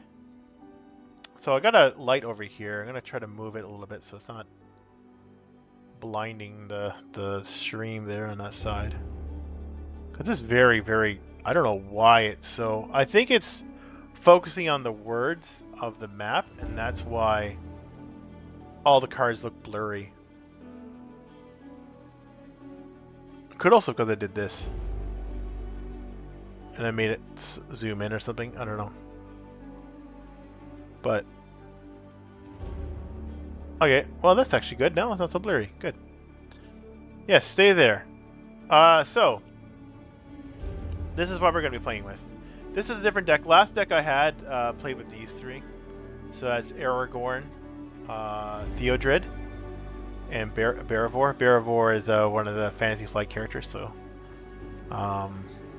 yeah, all right. So how do you play this? So first of all, the very first thing that happens is once you set your threat. So that's what I'm going to do now. Set my threat to 25. Put that up there in the corner.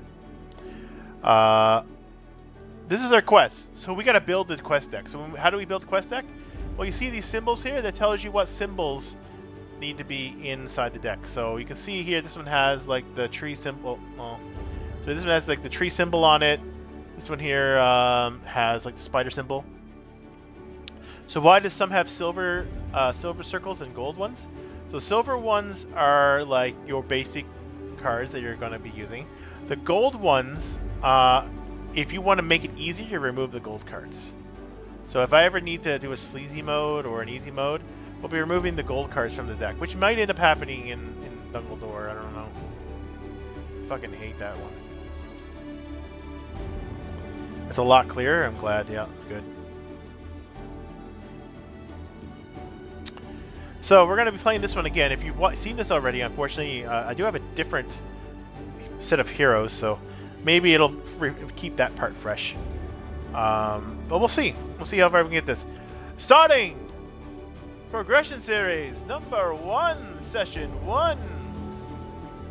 A passage through Mirkwood. So we're going to be traveling through the Mirkwood Forest. And that'll be the area of the Wood Elves. Or one of the areas of the Wood Elves, I should say. Because that will be where King Thaniel would be, right? Because that's around where Legolas is from. And Legolas' daddy. He's up in that area around where the Dales are, right? So,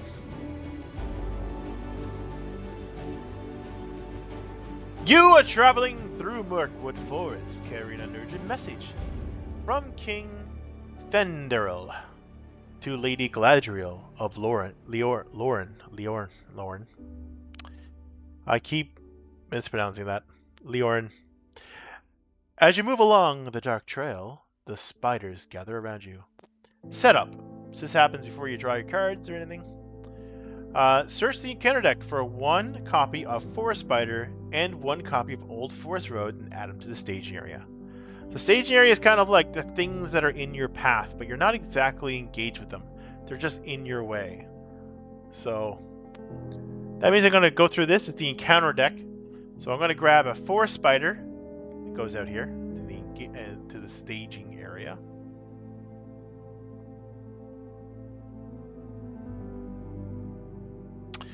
And it also says Old Forest, right?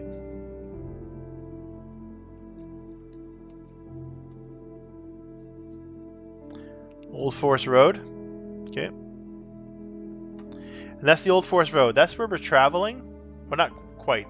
We're going to take the path, right?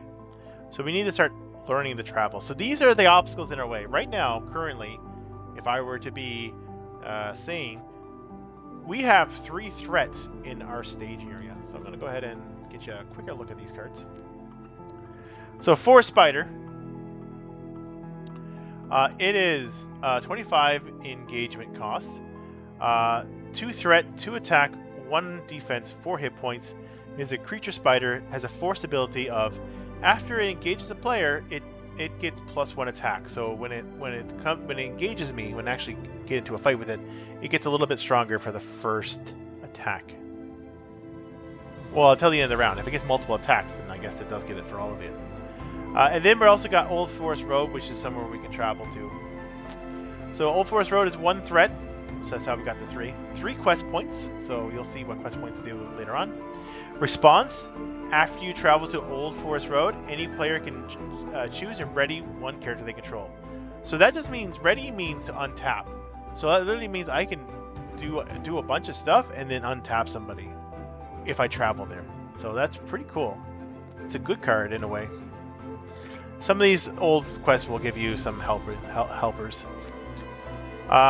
It's time to draw. So now you draw your cards. So in this case, I will draw 1, 2, 3, 4, 5, 6 cards. And then you'll draw your 7th one when the game starts. Not a good hand. I'm going to mulligan this. So basically I chuck the cards back. I mix up the deck. And I draw 6 more. The game will let you mulligan once. I mean, I don't know what you want to say. Mulligan once, I guess. There's been more times I've mulliganed more than once. I tell you that. So I'm going to draw 6 cards again. I hope for a decent hand. 1, 2, oh my god. 3, 4, 5, 6. Not a terrible hand, not a great hand, but a hand nonetheless.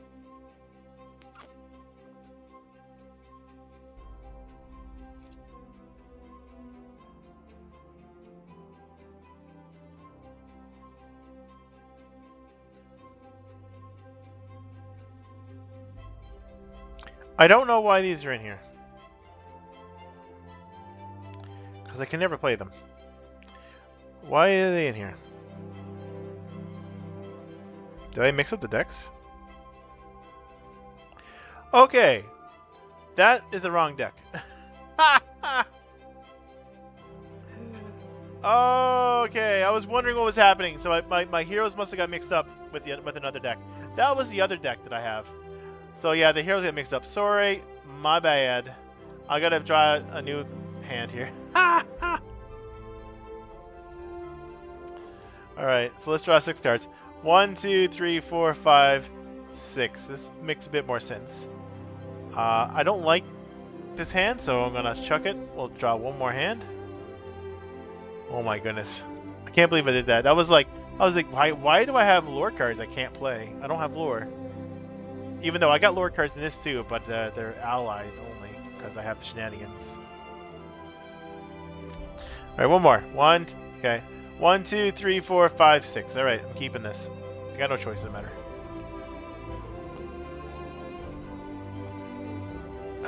It changed over time. Yeah, the mulligans of getting one less card kind of thing. Yeah. I like the way that mulligans are done in Sorcery Contested Realm. Which is basically a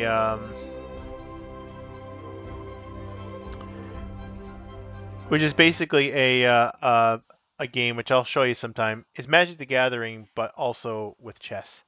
That game is you get a handful of 6 cards, which are going to be 3 spells and 3 sites, which are basically like your lands are separated from your other cards. So you basically draw 3 sites, you draw 3 spells, and you're allowed to mulligan 3 cards. That's it.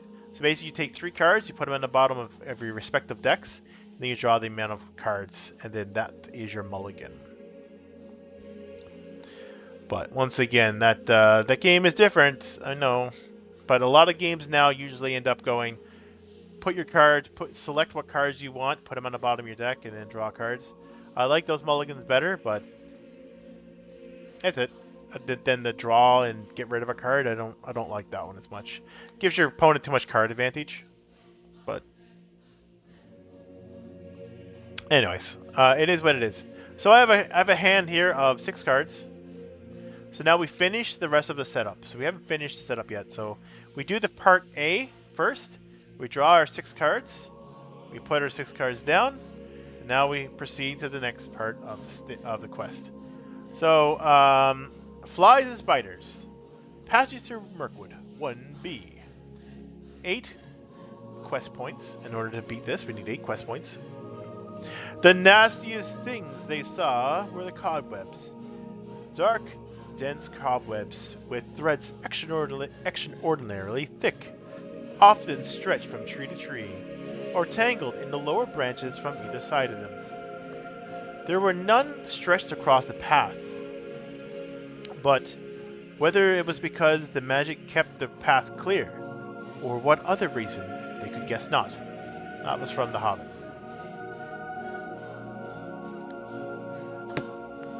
There it is. We're going to make some room here because we're going to have an active location eventually right here. All right.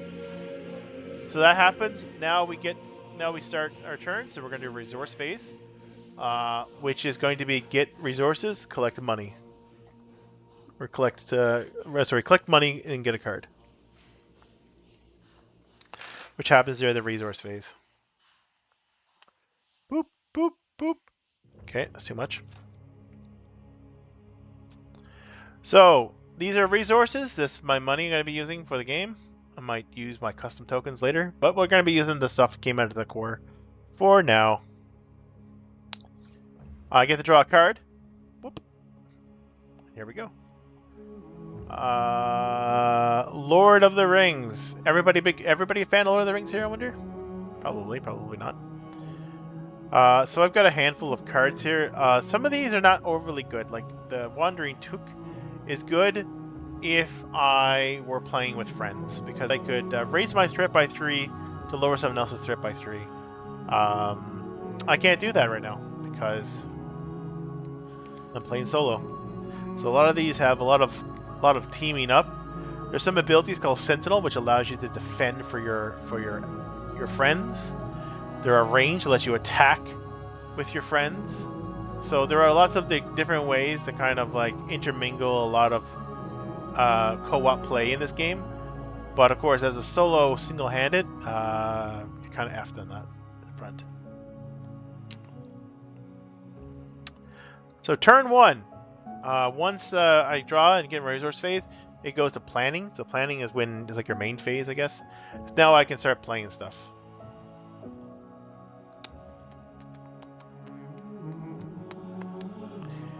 Yeah, playing stuff indeed. Well, I got an option here. All right. So I'll be playing Snowborn Scout for 1 leadership. So I'm going to pay that leadership now. So, whoop. There's enough card pool in the initial set and enough flexibility in the deck building to avoid these kind of mechanics with step in mind. Yes. Well, so I guess I should say something first. Okay. So all these cards that have these little symbols next to it, they're uniques. That means they can only be one of them in play. And I don't just mean one of them. I mean, you can't play... If I have the Glowin hero out, which is like in play as long as he's alive, nobody can play a Glowin ally. No one can play another version of Glowin. I am playing Glowin. Nobody else is allowed to play Glowin. No one else is allowed to play Eleanor, even though there's Eowyn. Even though there's several different Eowyns in the games as well. So you gotta coordinate with your friends. In Gen Con, people bring multiple decks when it used to be a thing, because people will probably play with the same heroes of certain decks, right? So you had to kind of keep that in mind, that like you had to bring a deck with a sideboard, because you might have to sideboard in some of your unique allies or unique heroes, and if you can't do that, you're gonna have to play another deck. And that's just how it was. It was a game meant to be a team effort game. So everybody helped. So like so I play this game every second Monday, and I've been playing this game for 11 years or so, 11 to 12 years. So I've been playing that every second week for like, well, not every second week for 12 years, but like pretty close though. And I still haven't gotten through all the content yet. We're still not completed everything. So that just tells you how much is out there. And we're purchasing new content that just came out from the Long Extended Journey is called, which is a fan-made content, which is actually done in cards, which is what the next thing's gonna be. I was thinking more of, for this series, would you have been able to build that deck that avoids cards that need another player? Oh yeah. So the core set comes with I'll show you. Let's see if I can bring it up here.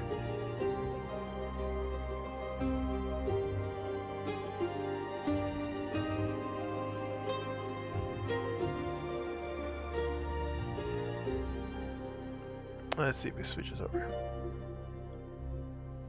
So the core set, this is what's in the core set. So this is all the player cards that come in the core set when you buy it. So you get Aragorn, Theodred, and Glowin as your leadership heroes. You get Gimli, Legolas, and Thalin. So those are the heroes in tactics. You get Eowyn, Eleanor, and Dunhir, which would be in spirit. And then you get Denethor, Glorfindel, and Beravor in lore.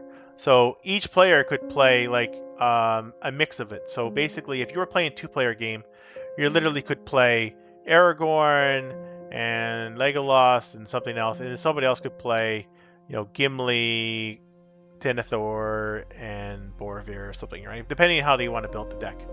So yes, you could build this. You can build decks without too much crossover.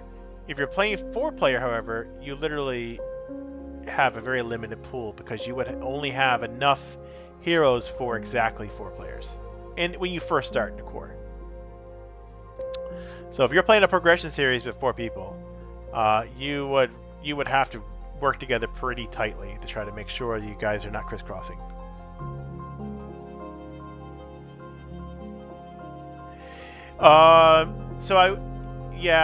No, unfortunately not. And the reason is because of the card pool at this time. So the Wandering Took, as an example, says reduce your threat by 3 to give control of Wandering Took to another player.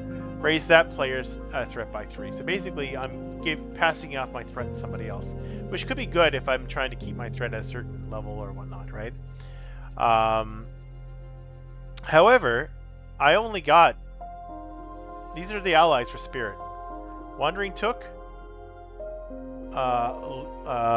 Lorien Guide, and Northern Tracker. That's only 3 allies in Spirit. That's it. Now I've got a Spirit and Leadership. Leadership has the most allies because Leadership is all about allies. However, I'm going to be playing with two Spirit heroes and only 1 Leadership hero. So a lot of my resources are going to be geared towards Spirit. Actually, that's not entirely true. I do have a way to get a pile of resources on Leadership, but anyways. So in Leadership, you got 1, 2, 3, 4, 5, 6, 7 allies, right? But some of these cost 6, right? Really high cost. Cost 4. They're pretty big, pretty costly characters, right? So very limited. You're very limited in what you can play. Like I can't play any tactics ally. I mean, I can. I am playing some tactics allies in this deck, but you'll see why, because I have a way to get them out. And and there's a bunch in lore as well for allies. So this is the card pool. Like it was very limited back then, for solo play. And the only reason that I played with Wandering Took, even though I can't use his ability, is because he has 1 on every stat, which is really good. At 2 hit points, it makes him a bit more versatile than what you expect at the early game. So he's not a bad card. It's just that I can't utilize him. I can't utilize his abilities to the fullest extent, unfortunately. Because I mean, he's only 2 costs. The other ones are 3 and 4. So I can't even. He's the only ally I could play at the beginning. Like, because I got 2 guys, right? I would have to wait another turn, which means I could lose a hero if I have to defend something. So that's kind of the reason for it. The limited card pool means that you're making unoptimal choices. I will say this deck's probably not as good as my other deck, with Aragorn in it, but I'm just playtesting this one out a bit. Yeah, for sure.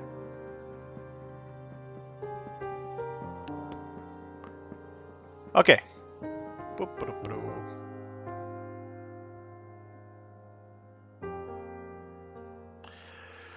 Okay. So we have 1, 2, 3, 4, 5, 6, 7 cards. So we're gonna go ahead and start playing some cards here. So I'm gonna play Snowborn Scout. So I don't. Oh shoot! I did this again, didn't I?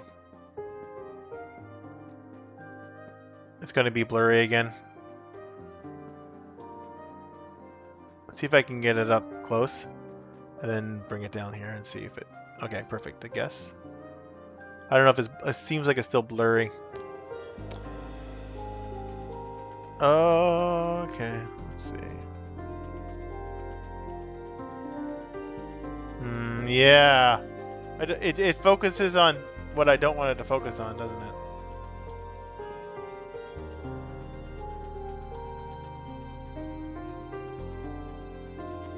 I wonder if there's a way to do that focus, the autofocus. Oh, I'd love to turn the autofocus off. I wonder if there's a way.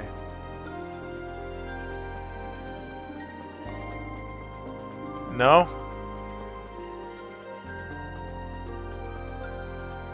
There's no way to turn the autofocus off. Let's see. Is there? Let's see. Let's see. Wow, it was clear for a second. But now I can't get it to be back clear again. And that's probably because there's stuff on there. Let me just see if I can make it. So I gotta make sure I don't do this too much.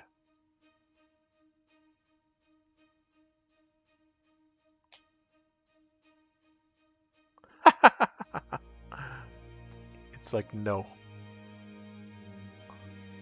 It's like, no, you cannot. Oh my god. Oh.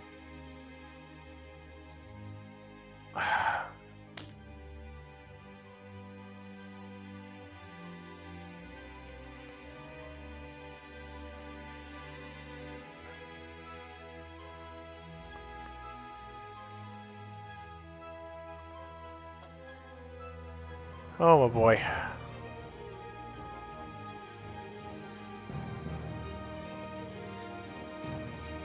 I wonder if having some kind of prop could force it to refocus. I think you got an idea there. Maybe you're right.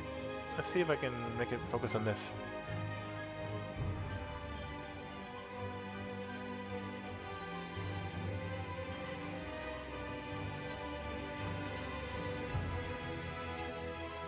Did that work? Let's take a look. Take a look at my stream. Oh no, it did not make it refocus. I wonder if there's a way I can do this. Is there a way I can do this? It's so blurry. Like a poster or something could be put in front of it. It's just a little better. I think, honestly, if I had a black background, it would probably work. But let me see if I can fix the blurriness before I continue. I might be able to adjust it up here. Let's see. Da, da, da.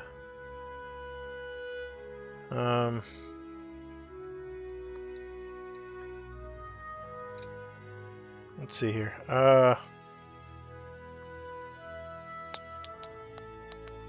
No, I don't want to do that.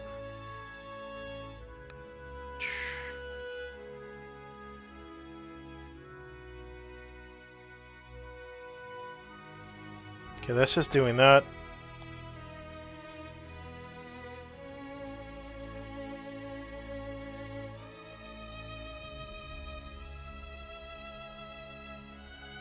Okay, that's that.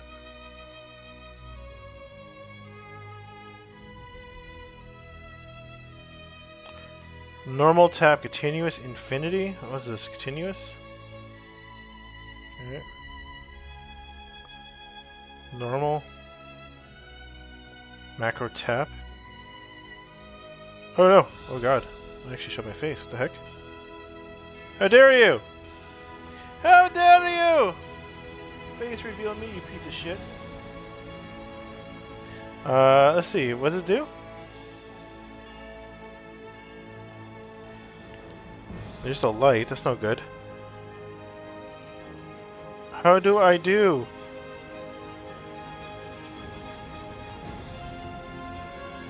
Oh, okay, it's doing all the different cameras. Let's see.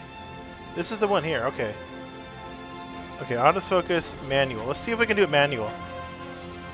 Okay, so I'm gonna put it up here. Take a look here.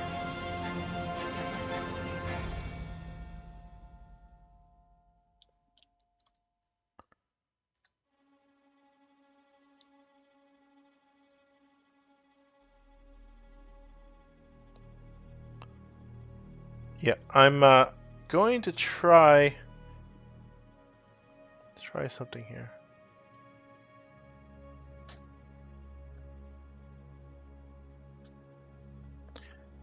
Because, I mean, once I get it set up, I think it should be fine.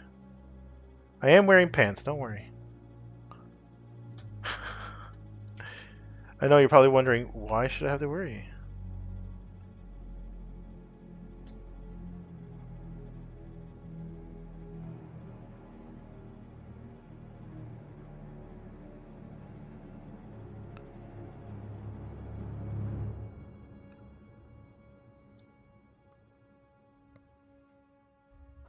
Okay.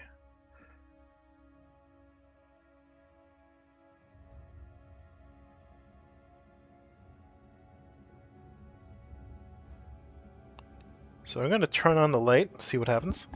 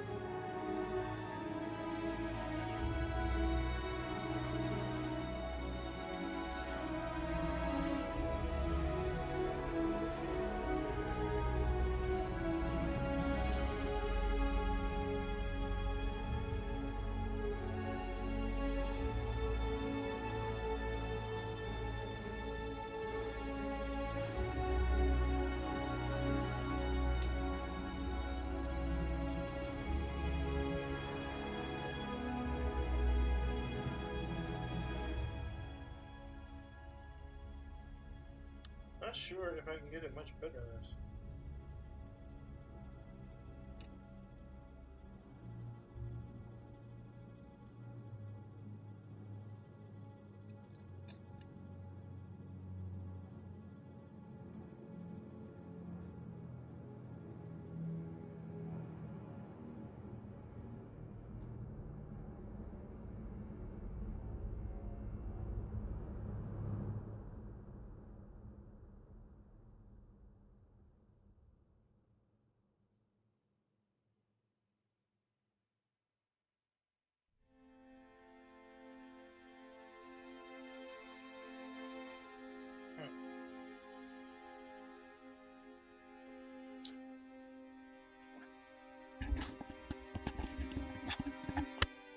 I wonder.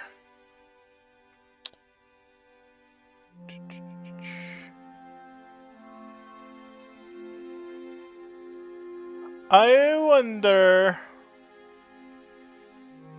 Let's see here. Whoop.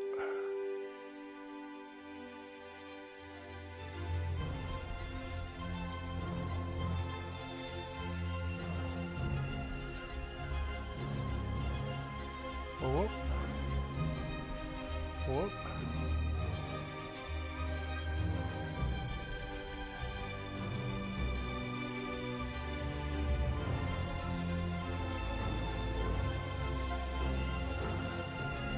Lord of the Things! I think that's about as clear as I'm gonna get. You can probably even read the cards a little bit now, right?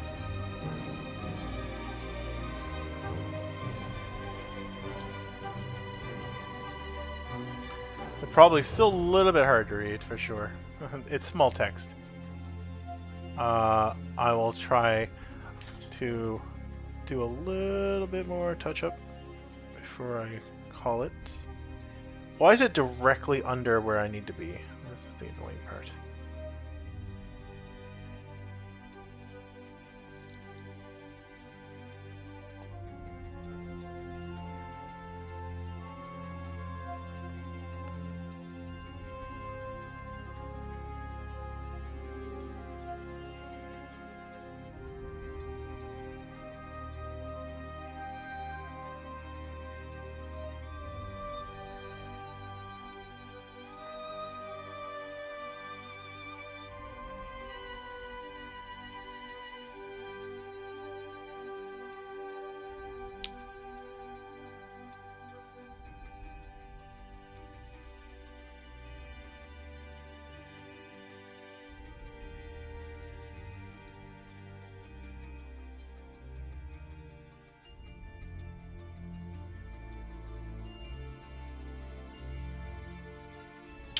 Guess it's about as good as I'm gonna get. Pretty decent. The hand tracking was having fun time there for a bit. Yeah, right. Alright, I think we're good. I think that's about as good as I can get. I can actually read the cards here on my own stream, so... Okay, let us try again. Alright, so we still got lots of time here. Probably get through a quest. We might not be able to get through 2 today. Maybe I'll do Journey anyways. Alright, once again, we'll start over again. So, I've already set my threat. Increase the size of my table here. And we're gonna play some Lord of the Rings. So you're gonna see why I have a limited card pool. So I'm gonna be using unoptimal cards.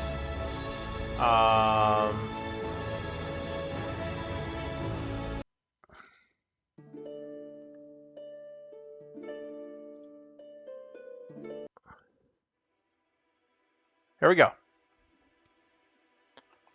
Lord of the Rings progression series begins. We have everything set up. We're ready to rock this now. Thanks, Demo. Thanks for joining us. I'm surprised you didn't toss anything at me. Oh, you did. I missed it. Well, that sucks. Let's go. All right. So, once again, first thing I'm going to do. I can actually move this up now, which is nice. I'm going to play Snowborn Scout. So what does Snowborn Scout do? Well, it doesn't auto-adjust anymore. So it is a 1 cost. I don't think it went through, though. That or I missed it. Oh, really? Let me just make sure. Oh shit, I pressed the wrong button. Alright. Ooh. Okay, so it is working. Okay. If it didn't go through, then that's a problem with my thing. Okay, 1 second. I'll make sure my. You want to toss it? I'll check it. I'll toss something at my face.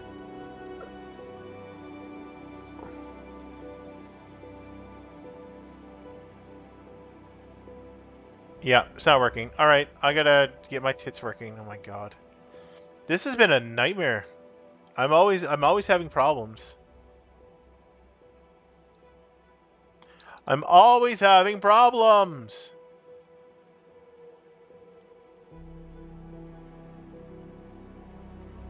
It's crazy.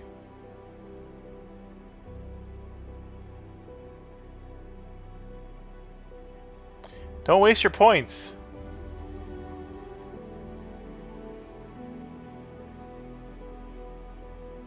Yeah, goof.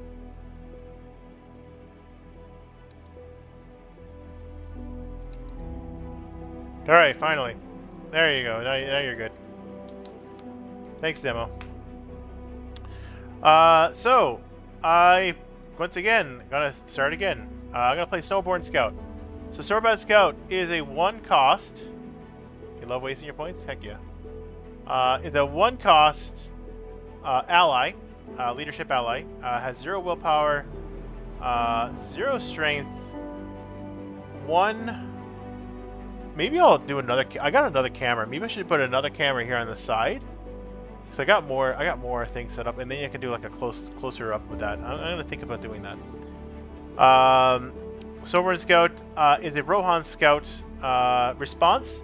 When he enters play, choose a location, put 1 progress on it, on that location. It has some gibberish in the bottom. I'm not gonna read that, but it's just flavor text.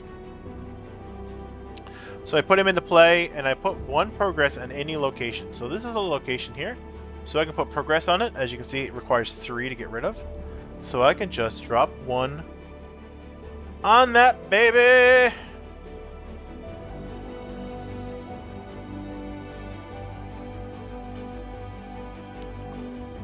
And that costs 1. So bye-bye. I'm also going to pay 2 for a Wandering Took. Wandering Took is a 2 cast. 2 costs, or a spirit ally. It's a hobbit. It has 1 willpower, 1 attack, 1 defense, 2 hit points. Action is reduce your threat by 3 to give controlled Wandering Took to another player. Raise that player's threat by 3. Fortunately, playing solo can't activate his ability. So he's just a 2 for a bunch of stats, which is not terrible. As you can see, this guy costs 1, and he has like hardly any stats. So I don't know what can be seen. I don't know like how this is gonna zoom in. Anyways, that's it. I'm out of options here. So I got a quest. So the next thing we do is we're gonna quest. So our quest is we're gonna put people in, and we're gonna face off our willpower versus the threat in the staging area. So in this case, I'm gonna come in for 4, 5, 6, 7. So that's just calculating 4 from the willpower there, 2 from his willpower, 1 from that one, equals 7. Again, 3 in the stage area, and now we draw 1 card per player. Because there's only 1 player, that means 1 solitary card comes out. So we're just going to draw the top card. Ah, shite. It is Dungledore Beastmaster. It has 2 threats. Sorry, it has an engagement cost of 35, which is fine. I'm only at 25. It's far away from me. 2 threat, 3 attack, 1 defense, 5 hit points. Ouchies. It's Dungledore Beastmaster. Dungledore traits and Orc. Forced, when Dungledore Beastmaster attacks, deal it 1 additional shadow card. So shadow cards are kind of like its ability if it crits or not. You know, you'll see, or different special abilities. We'll get to that. Unfortunately, he's a bit of a nuisance. But we're going to count it up here. So we got 2, 3, 4. So we got 4, 5. We got 5 threats out here. 2, 2, and 1. Versus my 4, 5, 6, 7. So technically I'm winning by 2. So I would normally put 2 on the quest here. However, her ability lets me discard a card from my hand. and give her +1 willpower. So you can do that after you quest, because the quest phase doesn't resolve until the action phase. So I get an action phase where I can discard some. So I'm going to discard this card. This card's a tactics card. I don't have tactics resources, so normally I can't play this card. But as you can tell, he's a pretty big beast, right? But we're going to discard him to give her +1. So in that case, 5 for her instead. 6, 7, 8. 8 versus 5. So 5, 6, 7, 8. That's 3. Progress is going on the current quest. Once I have 8, I've completed the current quest. And then I'll go on to the next one.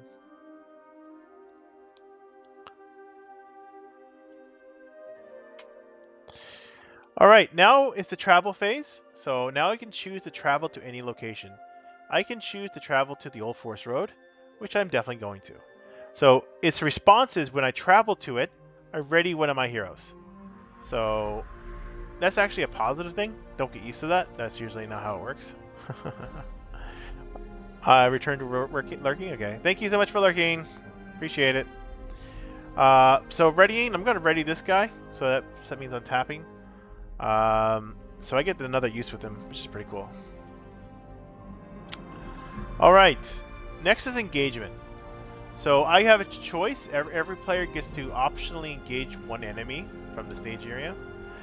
And if they don't, anybody who has engagement costs equal or lower than the person's threat, it'll start rotating about how to take those. So basically, since I have 25 threat, he's going to engage me whether I want him to or not. So I'll just optionally engage him. There's 2 bonuses here. One bonus is anytime you take anything from the stage area that reduces the amount of threat out there. So even though he's engaged with me, he doesn't contribute to threat anymore. He only contributes to threat in the stage area, which means when I'm questing, it's going to make things a little easier. When he comes to me, his force ability activates. His force ability says after Force Spider engages a player, it gets +1 attack till the end of the round. So now he's got an attack of 3 instead of an attack of 2. So I'm going to do something probably...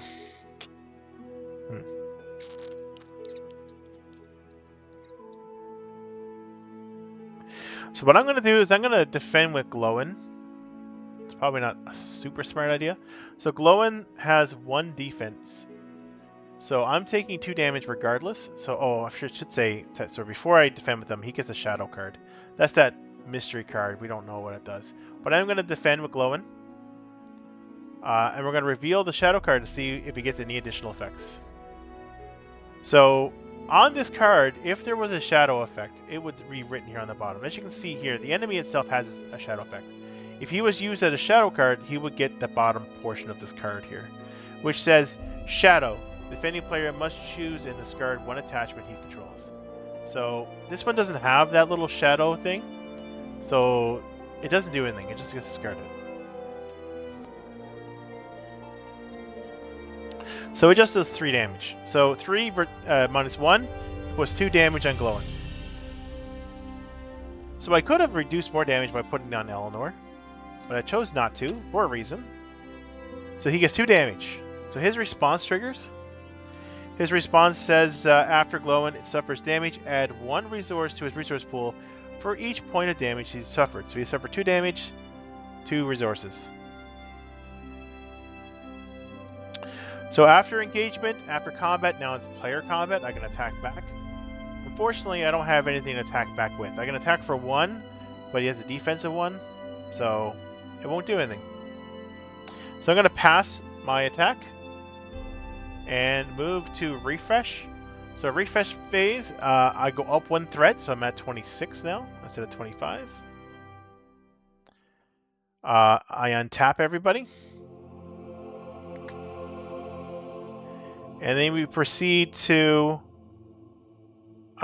resource phase. So back to the beginning. So everybody gets their money.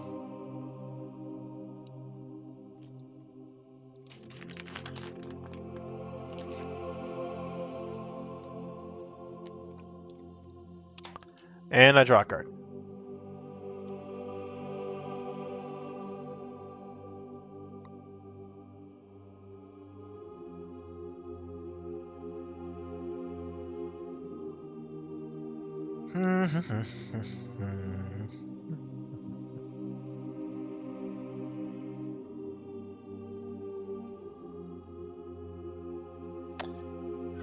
Okay, so during resource phase, there is an action phase. I'm not sure I'm going to use it. I'm going to wait. So there are events in this deck which you can play as long as there's an action window. So this is one of the events. We'll get to that. So I'm going to go into questing. I think, yep. So I'm going to quest with these two. And I think that's it. I'm just questing with those two. So it's going to be 4, 5, 6 versus 2. That's out here right now. So I'm going to reveal a card. That's part of questing. So I skipped my planning. I didn't play anything at all. We got another old forest, which is not too bad. 1 threat, 2. That's 3. So that's so I win by 3, and I can chuck a card to make it more. So because I won by 3, what happens is the active location where I traveled to before gets hit with the quest points first, and then anything left over goes to the current quest. So in this case, I've beaten it by 3, so 2 will go on this, 1 will go on this.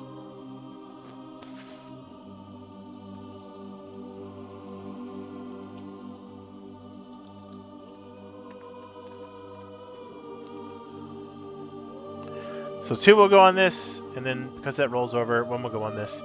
And then this would get resolved because we've successfully traveled through it. Goodbye. Now that that active location is now opened up, I can now travel to another place. So I'm going to go ahead and travel to the old forest road again. Second one.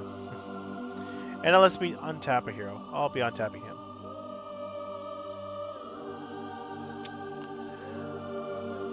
So engagement happens here. So he's going to make an attack. So engagement, I'm not going to engage anybody. I'm going to let him. So he got 35. I got 26. I don't need to engage him. So I won't. So he's going to be doing an attack.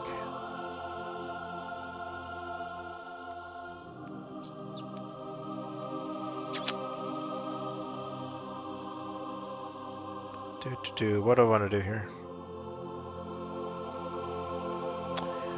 Okay, I'll probably be using that, I guess. Alright. I'm going to be drawing a whole bunch of cards here, okay? So, he's going to make an attack. I can use him to attack back. Let's see. So he's only attacking for 2 now, because his force ability's gone. I don't want him to kill anybody. So I'm going to actually defend with Eleanor. She has 2 defense. Okay, no shadow effect. Once again, they didn't have a lot of shadow effects in the early ones. So that's 2 attack versus 2 defense, means 0 damage. If I didn't have a defender, the damage goes undefended, which means whatever his attack is goes to whoever's like goes to one of my heroes. I get to choose which hero, and they just take straight damage. Like there is, it doesn't subtract anything from the defense. So it is important to have somebody to defend if you can. So now it's going to be attack backs. So what I'm going to do is during the attack back or the player's combat, I'm going to use sneak attack. So sneak attack is a 1-cost event. It says action, leadership event. It says action. Put 1 ally card into play from your hand. At the end of the phase, if that ally is still in play, return it to your hand. So phases are those individual phases, like combat phase, resource phase. They're just phases, so they don't last very long. So I'm going to drop Gandalf. Gandalf! With sneak attack. So what makes Gandalf so good? Well, he has 4. He's 5 cast, and he has got 4 willpower, 4 attack, 4 defense, 4 hit points. He's a starry. Gandalf is a unique ally. At the end of the round, discard discard Gandalf from play. His response is when he enters play, choose one of the following: draw 3 cards, deal 4 damage, or reduce your threat by 5. I'm not really care about the threats. I could kill him off, but I'm going to do so anyways. So I'm going to draw the 3 cards. So I get 3 cards. 1, 2, 3. I have to spend 1 for that. Yeah, pretty good cards here, actually. So now it's attack backs. Still that phase. So I'm gonna attack for 4. 5. So 4 plus 1 is 5 versus 4 plus 1. It's 5. So we kill the forest spider. At the end of the phase, I can choose. Well, I'm going to be returning him back to my hand. I don't get that choice. So he will return to my hand before he gets discarded because the end of the round happens last. So he'll be coming back to my hand. Which means I can use the Gandalf again. When he returns to my hand, I'm going to be spending 1 to play. We smush spider, exactly. I'm going to be smushing spiders. Valiant Sacrifice is a 1-cost leadership event. After an ally card leaves play, like Gandalf came back to my hand, he left play, its card's controller draws 2 cards. So 1, 2. I got another one. I'm gonna do it again. 1, 2. So that turn I just drew 3, 4, 5, 6, 7 cards. That's pretty good. Got me what I needed for sure.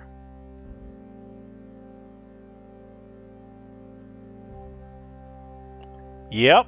I got another Gandalf too. Wow. And that's the end of the round. So refresh happens. So we go up 1 threat. 27. Stand everybody back up. Or I call it standing because that's Game of Thrones, sorry. Standing and kneeling. But it's ready and exhausted in this game. Everybody gets a resource. I still play Game of Thrones in my head here. I love that game too. Draw a card.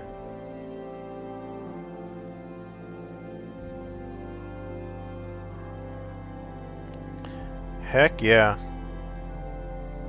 And now it's planning phase. I've got a lot of options here.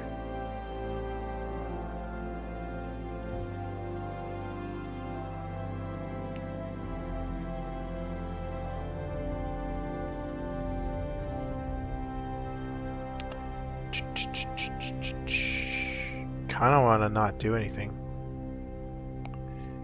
Oh well. So I'm going to play Northern Tracker, cost 4. Big number. So Northern Tracker is a spirit ally. 4 cost, 1 willpower, 2 attack, 2 defense, 3 hit points. It's a due-to-name ranger.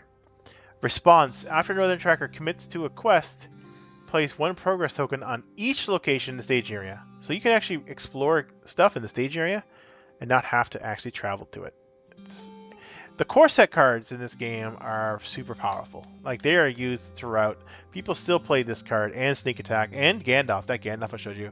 And that's the core set. They play that even the night. Oh yeah, the combo? Yeah. Yeah, I seen that combo in my hand and I was like, I gotta do it. So now it's questing time. It's 4, 5, 6, 7. I'm gonna quest for 7. I'm not gonna quest with the Northern Tracker because Northern Tracker's got like a lot of defense and hit points. It's a good defender that doesn't have to worry about risking life of a hero. So, but if there was a lot of locations, I would use it. But there's no locations out here in the stage area, so there's no point really. It's just a defender. All right, draw a card. 1 card per player. It's just me. I got another location here. Great Forest Web.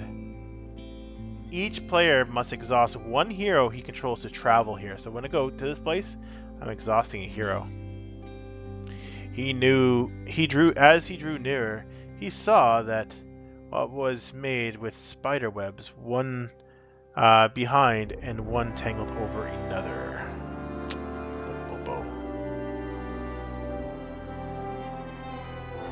Boy, this music is not interesting.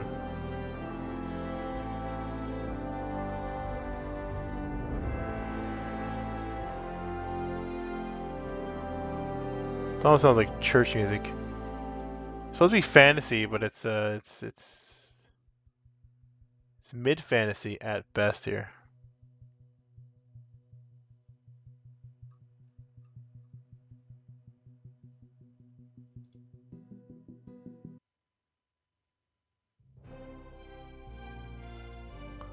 Alrighty. So, wait. We got an ad break here. But anyways, for anybody who's still listening, what we doing here? Let's double check the ads here. Think the pre-roll ads are off. Are they currently in session? Are you all watching an ad break right now? Say you are. So, I quested. I've got 4 in the staging area, which negates her, so that's 4. 5, 6, 7, so really only beat it by 3 right now. But I can discard cards if I wish, and give her a +1. So beating it by 3 would only get rid of this. Let's do some progress, shall we?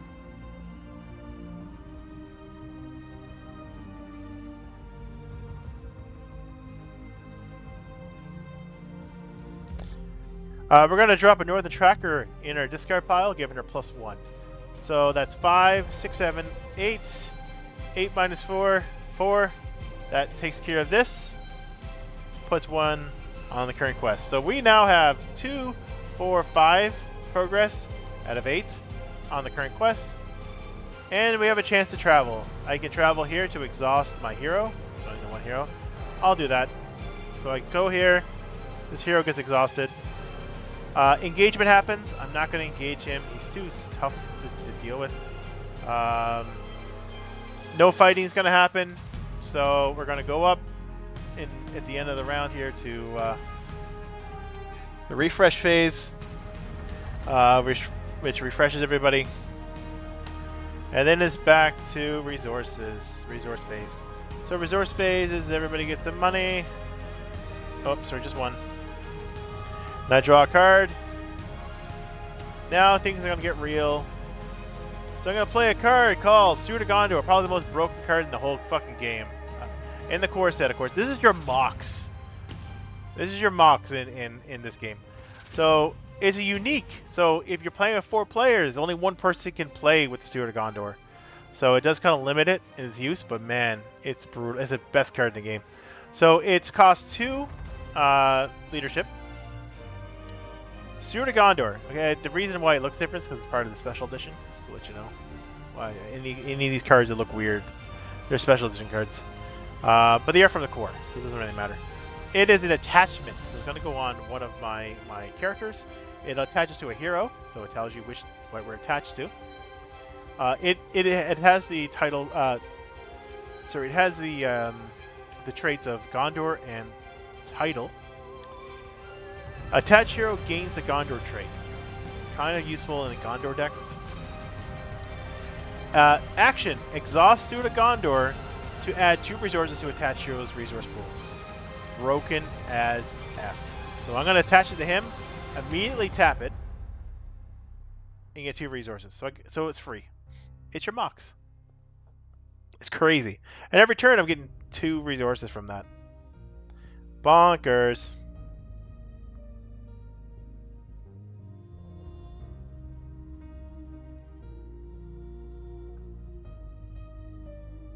Now, is there anything else I want to do?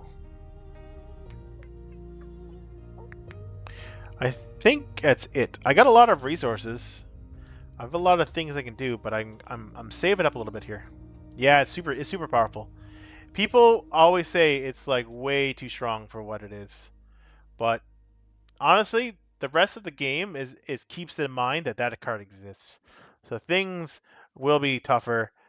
And that card makes it way tougher. And only leadership gets that kind of card. There is another one that's in the core called Horn of Gondor, but your characters have to get destroyed in order for you to get resources for it. So there are more resource creating cards, but they're very situational. But this one here is broken. Like this one should only go on Gondors. Like it shouldn't be able to go on anybody and make them a Gondor. It's like the opposite. It should go on a Gondor card and then it gives you more of a limitation. But this one's unlimited. You can put it on whatever character you want, as long as you can pay the resources for it. So some people there are ways to play cards that are outside of your spheres. So even if they're playing like a complete 100% lore deck that doesn't have anything, they can still use like what's called Good Harvest, or is it Good Harvest? Yeah, and still play this card because it's so broken. Like I said, it's like a Mox. So now we're gonna quest. We're gonna save the resources for one more turn, and we're gonna quest. So we're gonna quest with Glowin. We're gonna quest with Eowyn, and we're gonna quest with the Wandering Took. So that's 4, 5, 6, 7 versus 2. One card per player. Oh, that's it. That's 4. So 7. Do I want to chuck a card to Eowyn and boost her up 1? Yes. I'm going to chuck this card, a Light in the Dark, boost her up. So I've got 8 altogether. So 8 minus 4. 2 will go on this active location. That'll get rid of the active location. The rest will go on this, meaning 2 more. So we are at 2, 4, 6, 7. We're 1 away from completing the first part of the quest. And on our way through the progression series we go! We can do this. We can do this. Alright. Time to travel. We got the Forest Gate here. Forest Gate says, it is a 2 threats. Sorry, I didn't even do this. 4 quest points. Forest. Response. After you travel to Forest Gate, the first player may draw 2 cards. That sounds like a good idea to me. Let's travel to the Forest Gate. I get to draw 2 cards. Thank you very much, quest deck. And now I get to choose what I want to do. So I can engage him and try to take him on. But seeing how my threat's still lower than his engagement cost, why do I want to do that? He hasn't been causing much troubles. So we're just going to say no combat, end the round, go up 1 threat, refresh.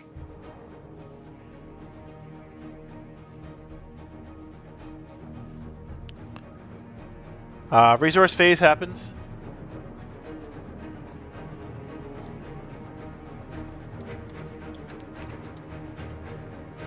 One, 2, 3.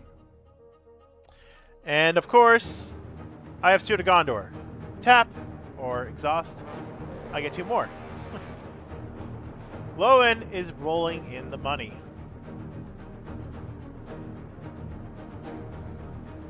Oh, and I thought you've seen it the first time. Oh, I guess you might have missed it with the spider. But I will try to fight him at one point, just to show you if I get to it. If we get to that point, there will be a guy I need to fight anyways, probably. So I draw a card as well. Look at that. So there's no hand limit. Hey, you can have as many cards you want in your hand. There are certain cards, quest cards, that make you discard your hand and shit. So like, it can get pretty nasty at times. But now we're sitting pretty good here. We have 5 resources over here, but it's all leadership.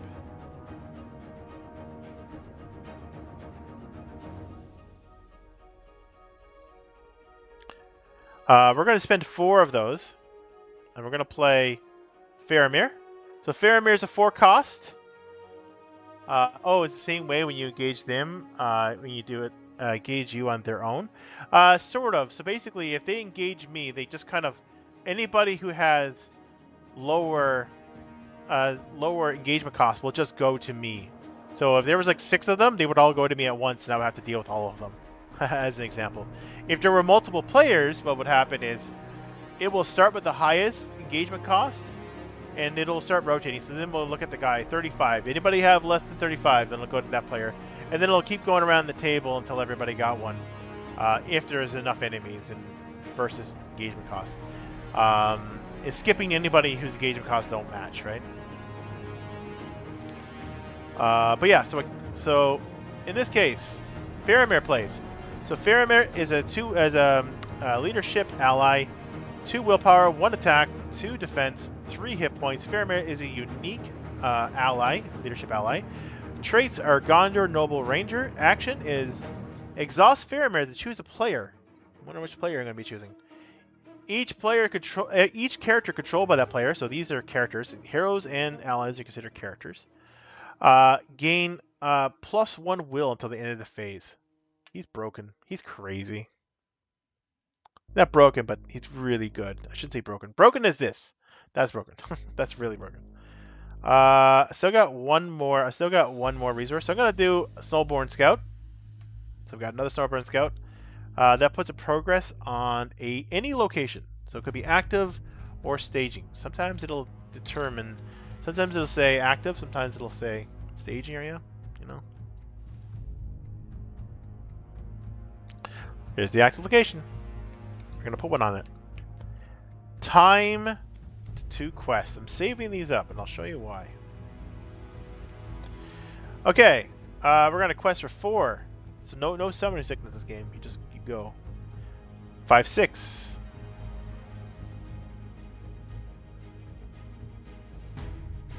Yeah, that's all I'm gonna go for. I'm gonna go for 6. No, I'm not, because I forgot. There's just like a bunch of points on this. All right, so we're just gonna go 4, 5, 6, 7. Requesting for 7. Top card. Oh, here we go. Our first treachery card. So treachery is the events, but they're for the encounter deck. So this is Caught in a Web. When revealed, so anytime it comes off the top. The player with the highest threat level attaches this card to one of his heroes. So obviously I'm the only player, so I have to attach it to one of my heroes. Counts as a condition card with the following text.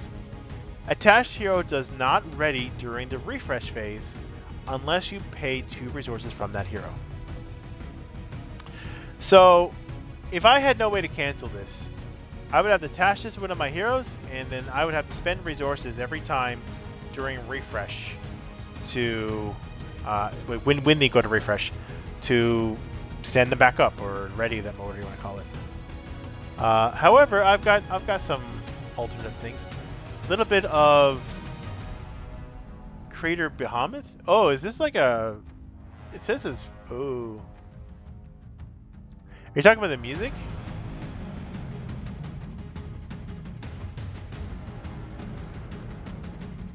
It says royalty free. Uh-oh. Am I in trouble? Oh, Faramir. I'm sorry. Gotcha. Right. Gotcha. Okay. I was confused. I thought you were talking about music for a second. Yeah. Okay. Yeah. Faramir. Exactly. Faramir's coming in to fuck up things, of course. Classic Faramir move. Critical Bahamut. Right. What a disappointment. It's funny because Denethor is in the core set. You can eat cherry tomatoes and be disappointed at Faramir at the same time. So what I'm gonna do here is I'm gonna use Eleanor's response, because I never got to use her response yet. So her response is exhaust Eleanor to cancel the when revealed effects of a treachery card just revealed from the counter deck. So this is a treachery card, has when revealed on it. Then discard that card and replace it with another. So I'm going to say, nope, sorry, I don't want that treachery. You can fuck right off. That goes to the discard, but it gives me a new card instead. And we've got the Chieftain Urthok. So Chieftain Urthok is 35 engagement costs, so nothing I have to worry about. 2 threat, 3 attack, 3 defense, wowee, 6 hit points. Chieftain Urthok. He's a Dungledore Orc. Chieftain Urthok gets +2 attack for each resource token on him. Forced, after he attacks, place 1 resource token on him. That happens immediately, so he's going to attack for 5. Sucks. The bonus is if you defeat him, victory 4. Anytime you see victory points, that gets victory points is added to your overall score, which is something that never really kicked off in this game. Scoring. We can score this at the end, I suppose, for funsies. But when you have a victory card, or have a card that has victory, it goes into the victory display, meaning that it gets removed from the game after you defeat it. So we're not going to see him once. Or maybe in the next game you might see him, but we'll only see him once in this game. If I can kill him. Regardless, only 4 left. So that's 4. So that's we actually only we quested for 4, 5, 6, 7. So we beat it by 3. Or did we? So I can tap him, Faramir's ability, give everybody +1 will. So technically it's going to be 5, 6, 7, 8, 9. I'm going to be questing for 9 instead. So 9 subtract 4 means 5. So 3 comes on this, and enough is going to come on this to complete the current quest. So what happens when we complete the quest? Well, we go to the next part. Until we get to a card that says you win the game, you keep playing. So, quest goes away. Goodbye. And now we are at a fork in the road. As you move through Mirkwood, hounded by spiders, even though I think I've only seen one spider so far. The forest forks before you. Boop. So we flip that. It doesn't have any setup or anything I need to do. So it has 2 quest points. Let's see if we can sit here. Unsure of what lies ahead, but spurred by the urgency of your message, you choose a path to proceed. When you defeat the stage, you choose one of these 2 at random. So there are 2 chosen paths. You choose it at random. I'll let you guys choose which one, but it's going to be face down. Just say left or right or something. We'll get to that point. So it's just 2 quest points. Really easy to complete here. Okay. Now, do I choose to attack? Do I choose to engage somebody or not? I will not. I will not choose to engage anybody. They both have 35. I have 29, so I don't have to engage them.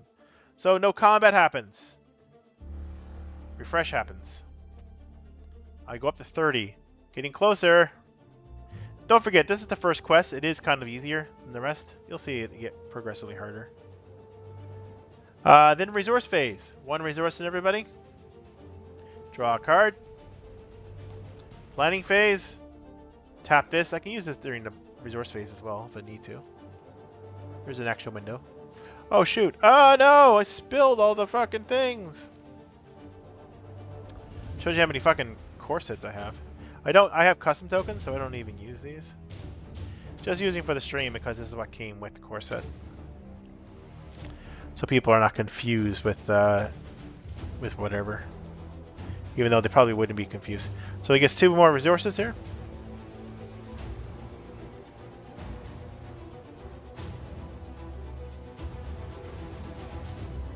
And planning phase. Well. So I'm going to play a card here. Here. Yeah. I'm going to play Stand and Fight. Stand and Fight is an X cost card. So I'm going to actually pay 6 for it. So Stand and Fight says, is an event.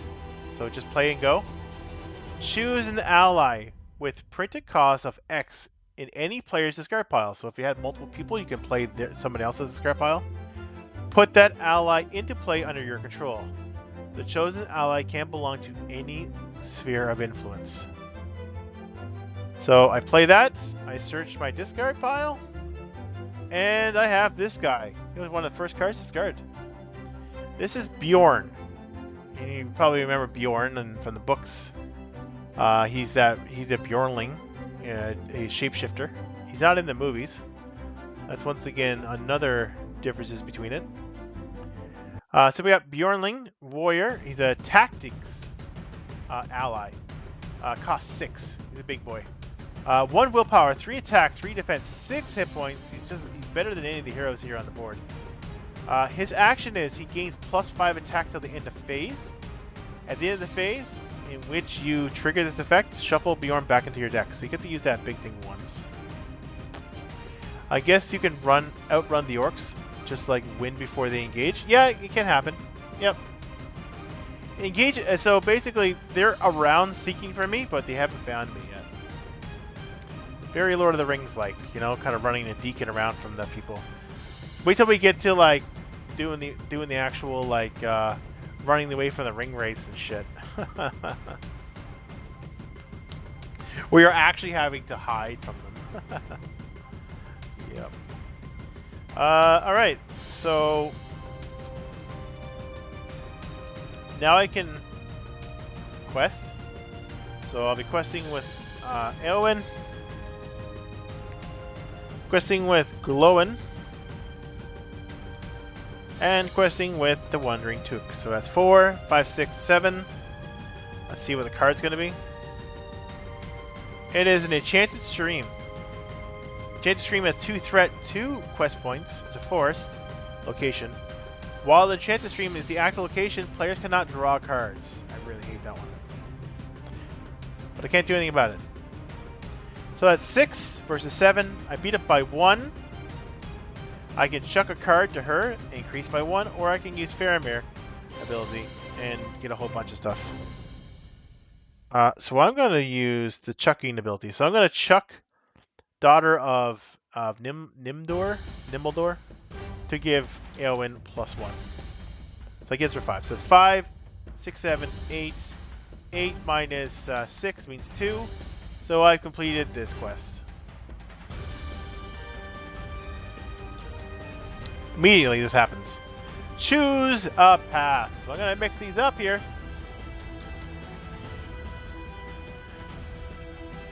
And now you're going to choose between left and right. Which path do I choose? It says, and you both say the same thing. The trail winds of the darkest, most entangled parts of the forest. You sense a dark, foul presence is hunting you, and you move quickly in an attempt to avoid its evil. Left or right, which path do I choose?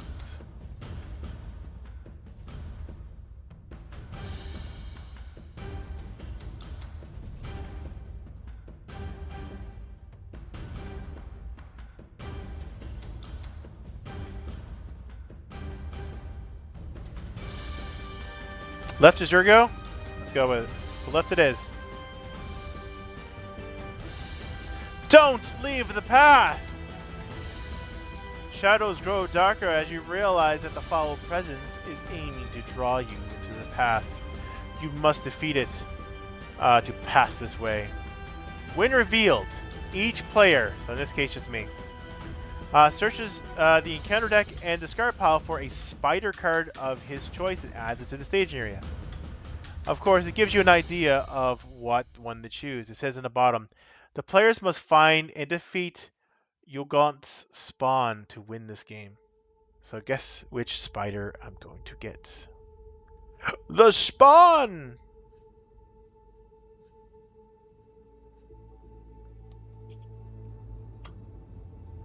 That's it. That's the one. It's a spider. So this guy's 32. Getting close. Engagement cost. 3 threat, 5 attack, 2 defense, 9 hit points. When revealed, each character currently committed to the quest gets -1 willpower till the end of the phase. Funny enough, because this happened after the quest phase, that when revealed effect fizzles. But we've got a lot of shit happening out here. I shuffle now.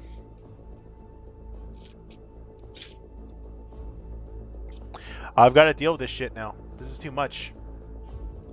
So, it says 0 quests. I don't need any quest points. My goal is to defeat the spider dude. Which I can do pretty quickly. Because I can just engage with him right now if I wanted to. But he attacks really hard. Luckily, I've got a defender, but I'm probably going to chump block. Alright, engagement time.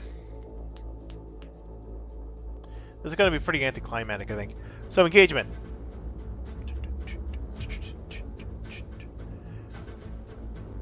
The shapeshifter guy can probably make short work of him. Yep, you're absolutely right. That's why I said it's going to be pretty anticlimactic here. So, I can optionally engage one. Well, first of all, I can travel. I'm not going to travel. Fuck it. I'm going to leave that out there. I can optionally engage one enemy. I'm going to optionally engage the spawn. First thing that happens, he gets a shadow card after engagement. That's a shadow card. The way the shadow cards go is if you have multiple enemies, the first shadow card goes to the person with the highest engagement cost and it works its way down. If it ties, you just choose which one goes on top of what. You can't know what they are anyways unless you have abilities. I do have abilities in the other deck here that can see what the shadow cards are, but not this one. The other one is way better when it comes to scouting stuff. This one's more risky. I'm going to defend with my Snowborn Scout. So defending for 1 defense, 1 hit point. You can imagine he's probably going to die. A shadow effect. Shadow effect says, defending player must choose and exhaust 1 character he controls. 2 instead if it's been undefended. It's not undefended, but I do have to exhaust another character. So I will exhaust the other Snowborn Scout. 5 damage versus 1 defense, 1 hit point. That kills him. Goodbye. Shadow card goes away. Now is the time to attack back. Can I do it? Can I do it? So, I'm going to attack for 3. I'm going to use his ability. Gain 5. 5, 6, 7, 8. It's 8 attack. 9, 10, 11, 12. So I'm attacking for 12 on this guy. In total, he's got 2 defense and 9 hit points. He only got 11. He did. He dies. I've defeated their gun spawn. That is the first quest completed. Now pointing. The pointing system, or how you score points. So let's go ahead and take a look here at our score. I will say that nobody scores the game in real, for reals. But we're gonna do it this time. Probably do it for all of them. I don't know. Scoring. Because the game, like the scores really matter very little. But you know what? I'm going to go over the scoring and how it works. And then we're going to score it and then keep a record of it. And I'll keep a record in a document and probably keep the scores on the other screen for the stuff that I have done. And let's do this. So bring this over here. Flip this over here for a second. All right, here's the scoring. So the way this works is a whole bunch of things. Oh, I didn't even keep a track of how many rounds. Fuck. Well, you know what? I can. I went up 5. It was 5 rounds because it didn't go down any threat. I only went up 1 threat every time. So it's 5 rounds. Okay, so we got that. I need to keep a track of that apparently. So here's how it works. So scenario name. So player's name is me. Final threat level was 30. So it's 30 plus the threat cost of each dead hero, 0. The remaining tokens on remaining heroes. Damage tokens. I've got 2 damage. So that's 2. So that's 32. So 32 is going to be my subtotal, I guess. So let's see here. Let's bring that up. So 32 is our subtotal. 32. All right. Combined players. All right, so victory points earned. Well, unfortunately, I didn't earn any victory points. So if I wanted to get a better score, I could have killed this guy for 4 victory points and got 4 victory points. He goes back to my deck, by the way. So, I mean, I could have done that and got a better score, but I didn't. And this is plus 10 points for each round. So it's been 5 rounds, so it's 50 points. So my score is 82. So if I were to, let's say, make a record of this. Let's see here, notepad.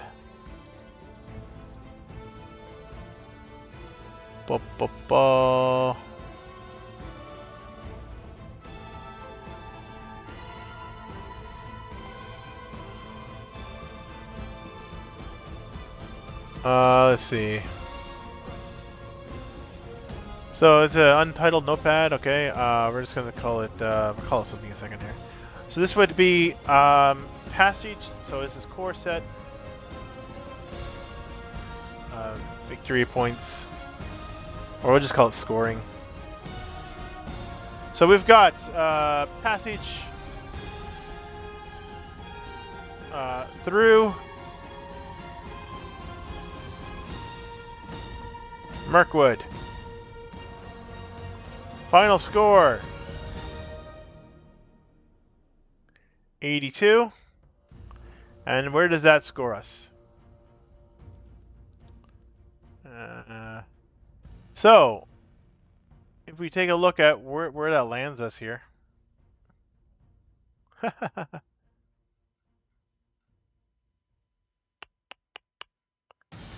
right.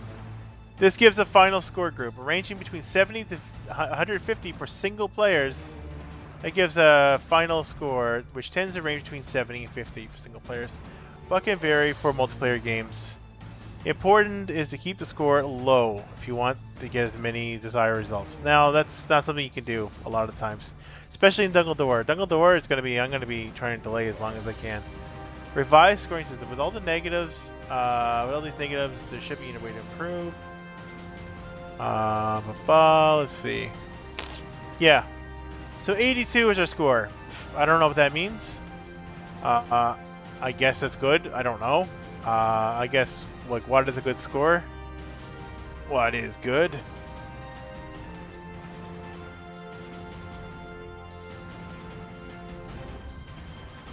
Doesn't really tell us anything about it. Just says be good, be faster.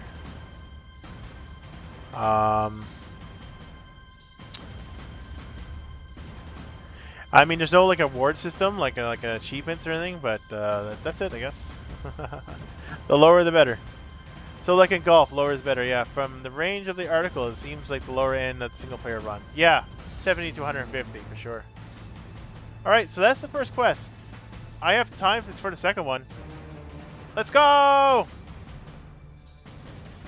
Let us change this to the second quest.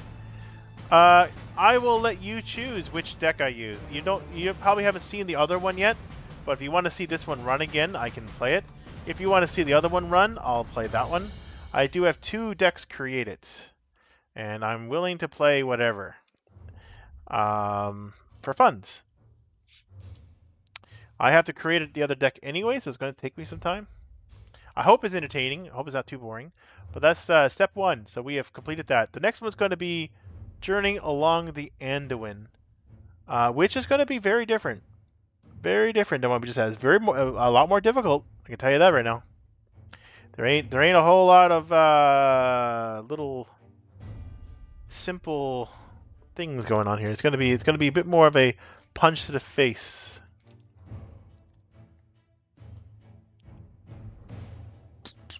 Because the first quest is kind of like the tutorial. You know what I'm saying?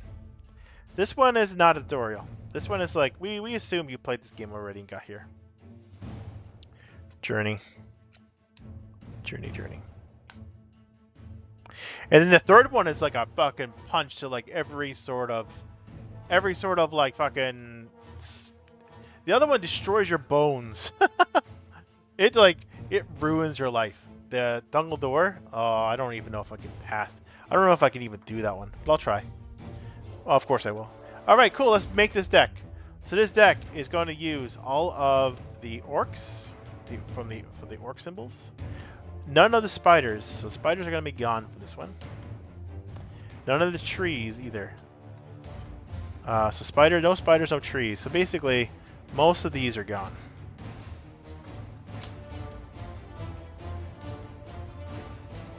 And how do you know if you got them all? It shows you here how many are in each set. So you know that there should be 14 of these orc cards, and it tells you what number of each orc card there is. So even though there's 2 orc cards, this one's 1, this one's 2, so you know that they're supposed to be part of it. In case you have multiple cores like I do and get them mixed up all the fucking time. The other one I say is the more powerful deck. You'll see it run a lot more smoother than that one. That one's good, but it took me like a while to get it started, even though 5 rounds is not that long, to be honest. And this is all core set, so I don't have unlimited cards, unfortunately. All right, so now I'm going to be putting in the eye, and I'm going to be putting all this in. So all of this is going in. The eye, the paw print thing, the actual journey here. So this is pretty good. It's already well suited here. So we're going to mix these up here. I'm going to do a shuffle, a flat shuffle here. But you can see the deck size is pretty big too. You can't see what I'm doing at all because I don't have the right thing on. So yeah, I'm making the deck here now. The deck size is pretty large. For a single player, you don't get to see a lot of these cards at all. But you know, that's it. That's the way it works. With a 4-player game, of course, you'll be using all sorts of cards. I don't mind doing this to my quest cards, but I would never shuffle like that to my hero cards.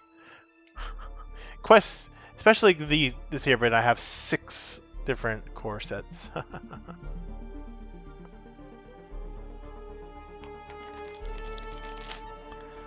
All right.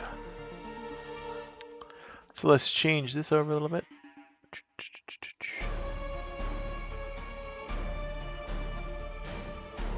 Journey along the Anduin.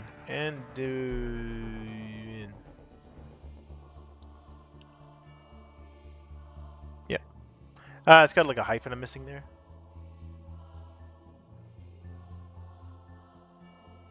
Yeah, well, that's it. Okay, cool. So let's do another mix up here. I'm gonna take a quick break, bio break, and get some stuff, and then we're going to be going through. I think it would be neat to see the process of you going through, revisiting, of revising your deck as new cards come in. Well, you know what? That is going to happen. I will say though, you're going to be pretty disappointed somewhat because it comes in slow.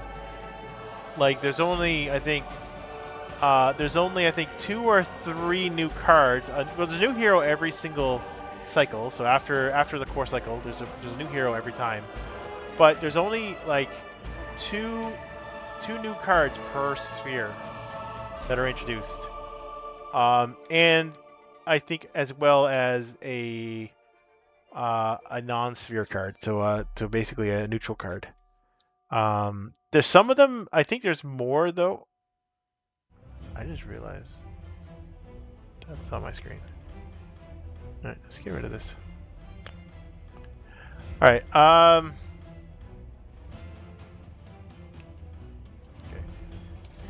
Okay. Anyways, so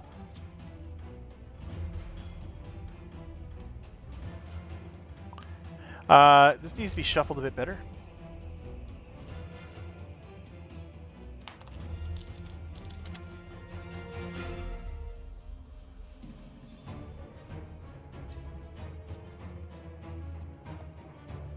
All right, cool. Boom. Nice slow drip feed for a long series. Oh yeah, it's a very long series, and I kind of feel bad because if people are not interested in this, it's gonna be a very boring long series. I'm gonna tell you right now, it's gonna be very boring. People are gonna be like, "What am I even watching?" I think I'm even losing followers by the minute here. That's okay. So I'm gonna be playing a new deck. We're gonna be playing with Barivore, Theodred, and Aragorn.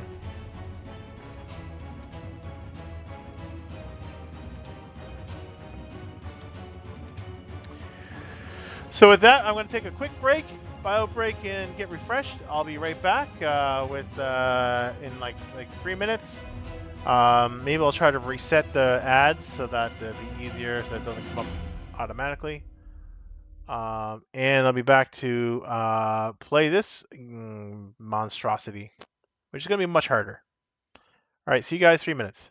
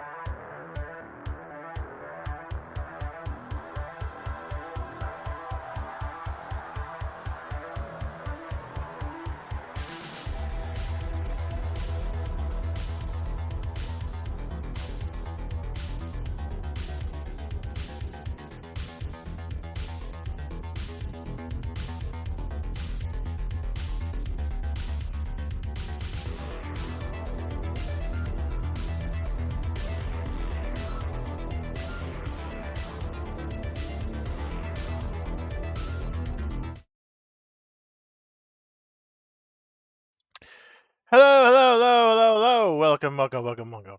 So, I am back. I've returned. So, I don't really blame people for, not unfollowing me lately, because I did change up my content, and that's okay. I will say that the reason I changed up my content, I have a lot better expertise in card game, board game, being a bit of a designer. I can chat about a bit more about that kind of stuff and about the game design, about different tabletop games, especially role playing games. So when I started doing the Darkest Legend role playing game, I really kind of wanted to be like, geez, I'm not much into video games. Like in real life, that's why I played a lot of Darkest Legend, because like that was a video game I liked. But I'm not much of a video game person. So when people wanted me to play Elden Ring, I was like, okay, sure, I'll play it. But I was like, eh. I mean, it's okay, but I'm not that impressed with it. But anyways, that's just me, my take. So now, like, card games are kind of like my thing. Board games, card games, that kind of shit.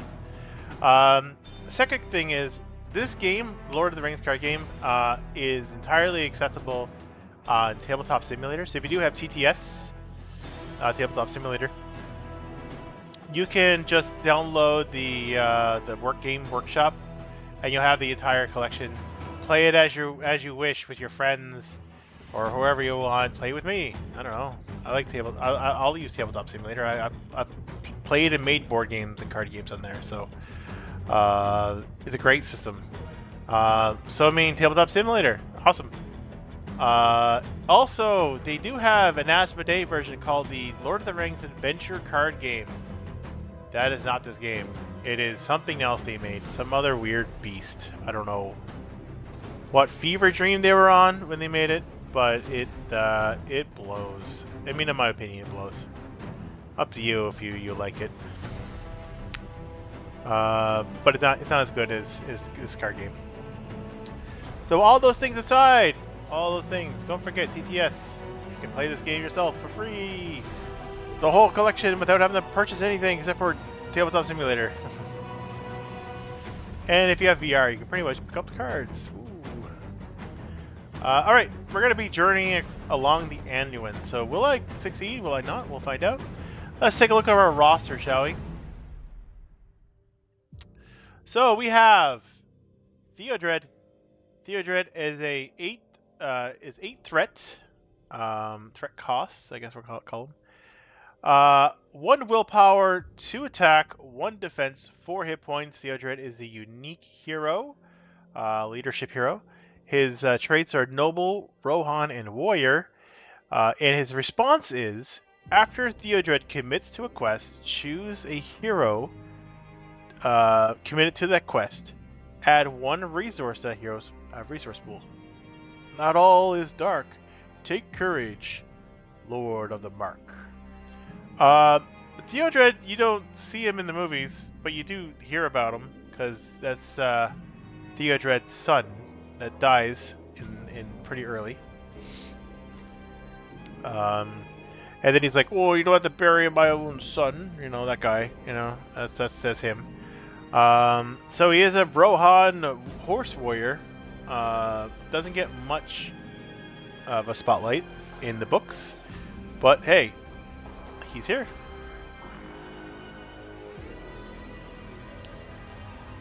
Then we have Aragorn. Did you see this is a special edition card? That's why it's so fancy looking. You gotta buy the special edition box. I don't even know if it's out anymore out, actually, to be honest. Anyways, he is a 12 threat. That's the threat down here. Cost. He's got 5 hit points, 2 willpower, 3 attack, 2 defense. He is a leadership hero, unique. His traits are Dunedain, Noble, Ranger. His keywords are Sentinel. So Sentinel means that if I have another player, I can tap him to defend somebody else. So if somebody don't have a defender, I can defend for him. Or them, whatever. Also, some cards will only be able to go on Sentinel characters, and vice versa. But usually right now that doesn't matter in the core set. Just the ability to defend others, which is not going to be very helpful here. His response is, after Aragorn commits to a quest, spend 1 resource from his resource pool to ready him. So these two combo. They are both responses, so the active player, or the first player, whatever it is, or no, the player who controls the ability can determine what timing they are, unless it's like forced, right? So, like usually that's the first player decides that, so they can decide like, okay, this one triggers first, then his triggers second, because they're both responses. So you can literally use him to give him the resource to untap him, and do it all in the same questing phase. Very good combo. This card is just crazy good. Birivor. Birivor is one of those, I don't know if this music's too loud. Birivor is one of those, Liberty characters, right? They don't exist. But in this case, it does in this game. It's a 10 threat cost, 2 willpower, 2 attack, 2 defense, 4 hit points. It's a very standard roll here. It is a unique lore hero. Dunedain Ranger is its traits. Ability, action. Exhaust Birivor to choose a player. That player draws 2 cards, limit once per round. But in the wilds, beyond Bree, there were mysterious wanderers. The Bree folk called them Rangers, and knew nothing of their origin. Just one of them ranger types. Alright, that's our heroes. To the river! It's our quest. Journey along the Anduin. Emerging from Mirkwood Forest with an urgent message for Lady Galadriel. You must now make your way south to Anduin River in order to reach the forest of Lorn. As you leave the forest behind, you notice that you're being pursued, and thus quicken your pace. Each player reveals 1 card from top of the encounter deck and adds to the stage area. So that happens before I have a hand, before I got resources, anything. Here it comes. Well, it's a treachery card. Deal 1 damage to each character controlled by a player with 35 threat or higher. So we need to figure out our threat. So it's going to be 12 plus 8 plus 10. That is 30. How lucky. 30 it is. So that 35, it whiffs. Thank God. That would be terrible. Alright. At this point, we draw our starting hand. So shuffling up the cards. A nice long series. The longest series there is.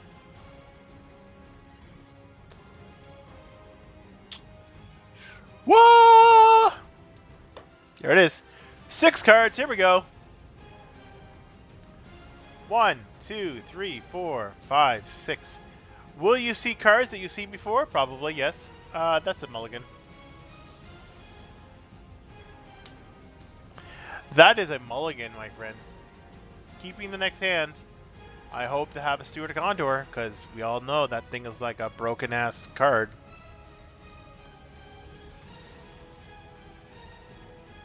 And we'll split it in half. Let's hope for the best here. 6 cards. 1, 2, 3, 4, 5. Come on, Steward of Gondor. No, no Steward. Oh well, that's not terrible, but not great. So we got our 6 cards. Now we reveal the setup.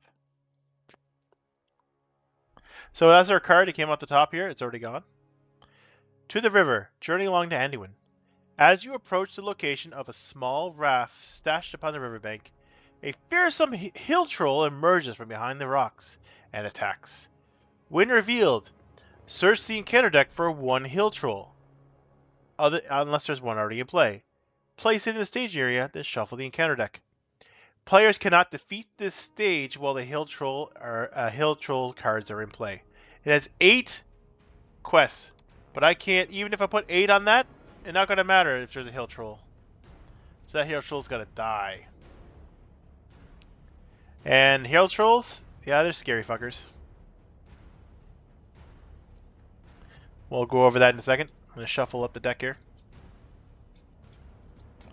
He's got victory card. He's got victory. So when I do defeat him, I get a little extra for my points if I decide to keep track of that. All right, what's a hill troll? Let me tell you.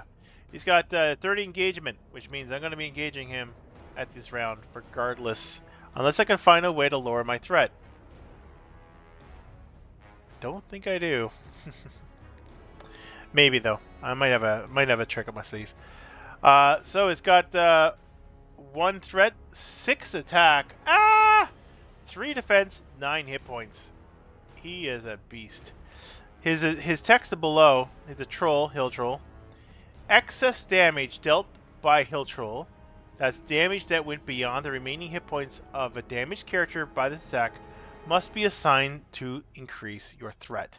So if I chump block, any excessive damage goes to my threat, which can, don't forget, 50 threats to lose. And also the higher threat means I'm fighting more things. All right, cool. We're going to go ahead now. We get a resource on everybody. We are prepared to fight. So if I don't lower my threat, I'm going to have to fight this hill troll. 1 card. It can spiral very quickly.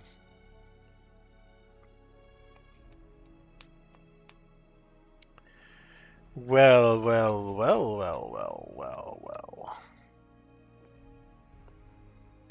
So I'm going to use Bearvor's ability to draw 2 cards.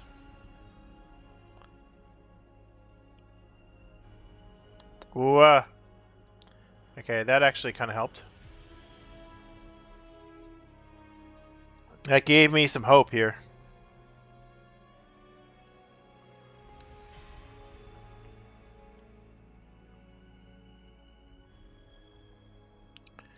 Oh boy, oh boy. How do I do this? I got a handful of cards, but not all the ones I need.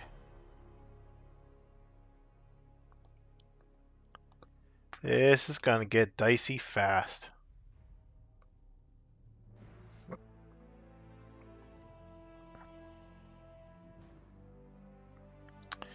Alrighty. I'm gonna spend 1 off of Bearvor. I'm gonna play Protector of Lorien. Protector of Lorien says it's a 1-cost attachment attached to a hero. Discard a card to give that hero +1 defense or +1 will until the end of the phase. Limit 3 times per phase. So I'm going to attach that to Aragorn.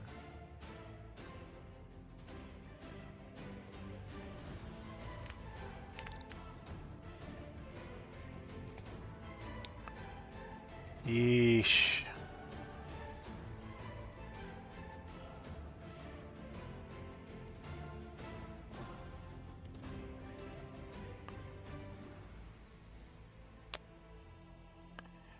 Ah, boy, this is not a good hand.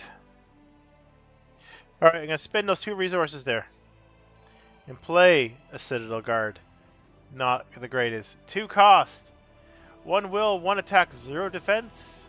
2 hit points. Guard of the Citadel is a Gondor warrior with flavor text. That's it. So I'm fighting him. Alright, it's quest time. We're going to quest with Theodred and with Aragorn.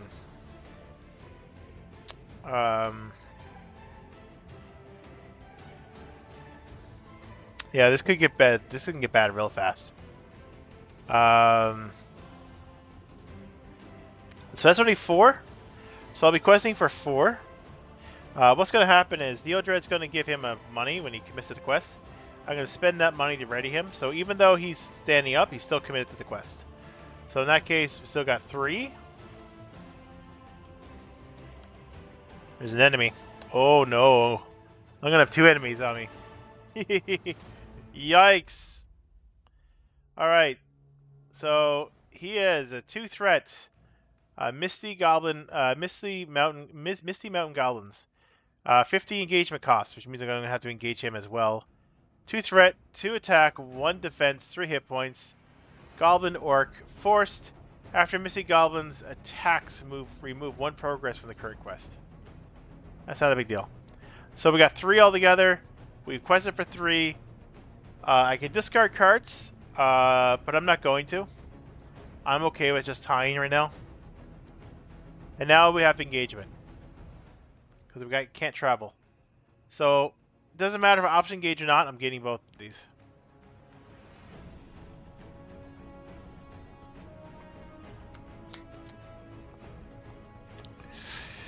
Ooh, I'm hoping for the best here. Okay, first thing's going to happen here is they get a shadow card. So it goes to 31st, 15 seconds. So...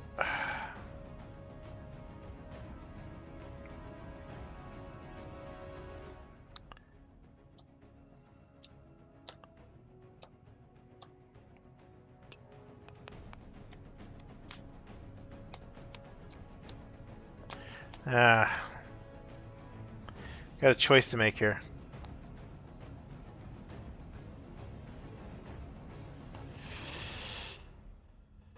That's expensive.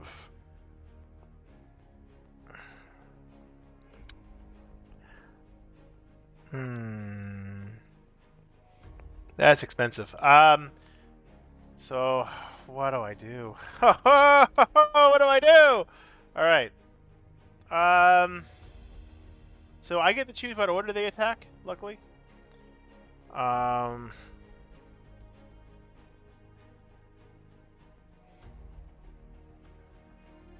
I'm just gonna have to deal with my threat some other time. Wait, I can just take the 2. So I can choose to undefend this if I wish. And hopefully that's not a card that's going to do anything worse. And they'll just assign 2 damage to one of my heroes. Or this could be like +3 attack if it's undefended. Which will kill one of my heroes.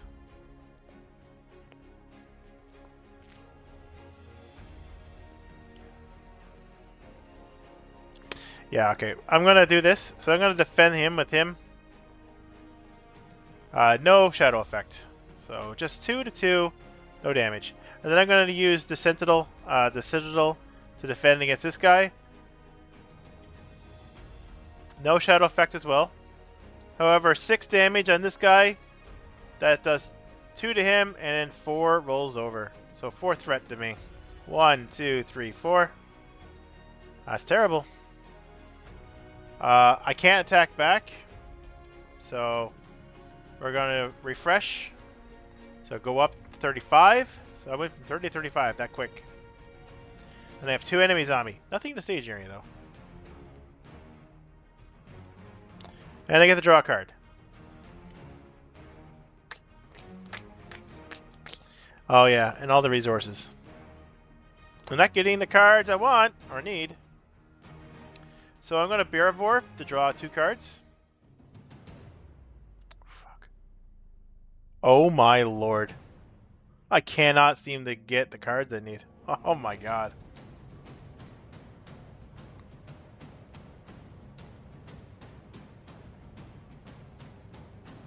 This is not good.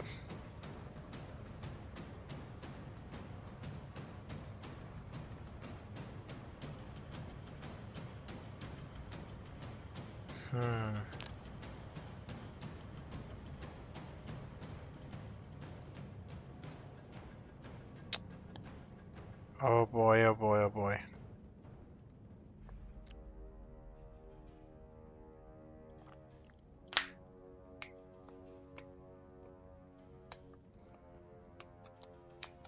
I got a good hand of cards, I just don't have all the stuff you need. Here's hoping that you don't draw another enemy, yeah, right? it's not looking good. Okay, so I'm gonna spend...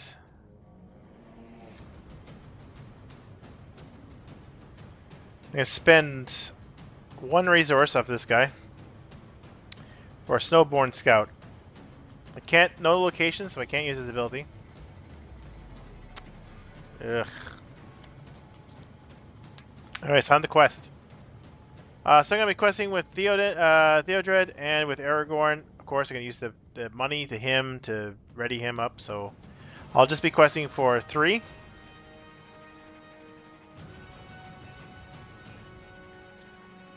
It's another enemy. Now, this guy's kind of shitty. This is going to be rough.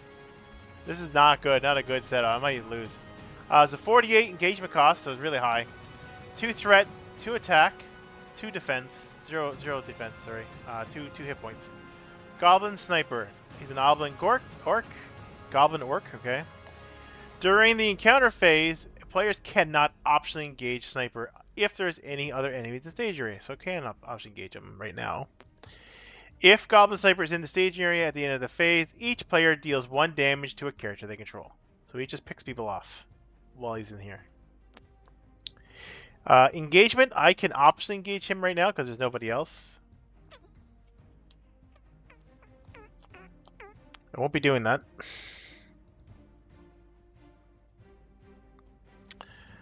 Okay, now we're going to be dealing with this. So 2 shadow cards. 1 to you, 1 to you. Oh shoot, what did I win by? I won by 1. So I won by 1 because of 3. So I can put 1 here. So give this guy a shadow card, this guy a shadow card.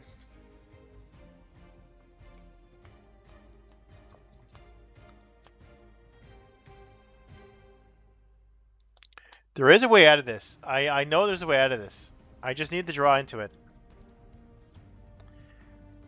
I'm not stuck in a hole yet, but it's not looking good. So I'm going to be defending the Hill Troll with Aragorn. And I have to discard cards. So I'm going to be discarding 3 cards. I'm going to be discarding Test of Will. I don't want to. I'm going to be discarding Secret Paths. And another Protector Lorien. So that's 3. So his defense will be 5. Let's see what happens. No special cards. So just 1 damage to him. I'll take that. And I'll be chump blocking here. So he gets +1. I'm glad I did that. I would have killed one of my heroes. So he'll die. But I can't attack back. At the end of combat, someone's gonna take a damage. So give it to Theodred. No, give it. Yeah, give it to Theodred. All right, up threat. Here we go. Boom. Okay, come on. I need a card. That's not it. That is not it. All right. Bear of War, draw 2 cards. Oh, finally. Finally. Oh, Gandalf, I've been waiting for you for so long.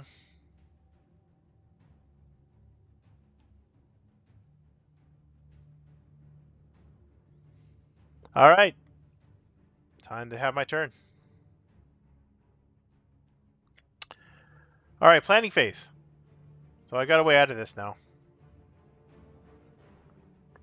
So I'm going to pay 2 off Beravor to play Gleowine. Gleowine is a 2-cost lore ally, unique ally. 1 willpower, 0 attack, 0 defense, 2 hit points. It's a Minstrel Rohan. His action is exhaust Gleowine to choose a player. That player draws a card. So, hell yeah.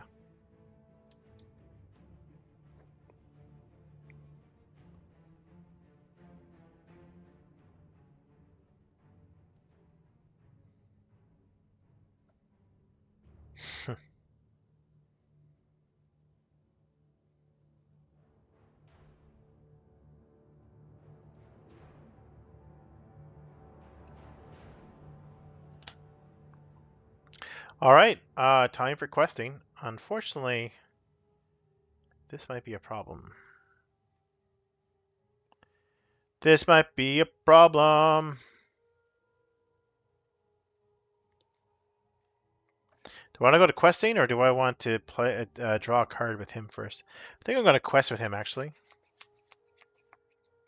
So I'm going to quest with him. So he's going to be questing. These are all going to be questing. I'm going to give him the points and untap him. So that's 2, 3, 4 coming in. Do I want to add more?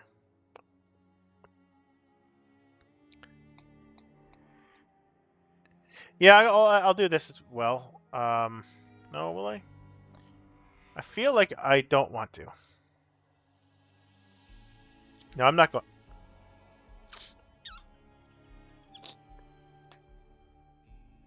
No, I'm not going to do that. Okay. So I'm going to be doing, so it's 2, 3, 4. So let's find out what the card is here. I can always add more to protect our Lorien if I need to.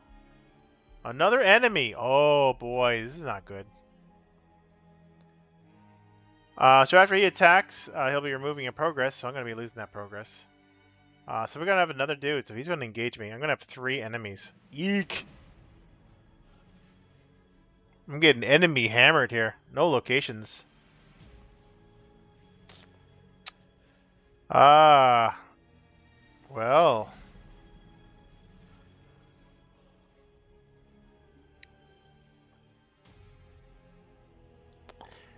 Well, that's 4 altogether, so that's 4 versus 4. I'm okay with that. No threat up. So if I lose or unsuccessfully quest, I up my threat by the amount I'll lose by. So matching it's fine. So engagement happens. I got to engage him. Not much I can do. So I've got all these dudes. Let's give them shadow cards, shall we?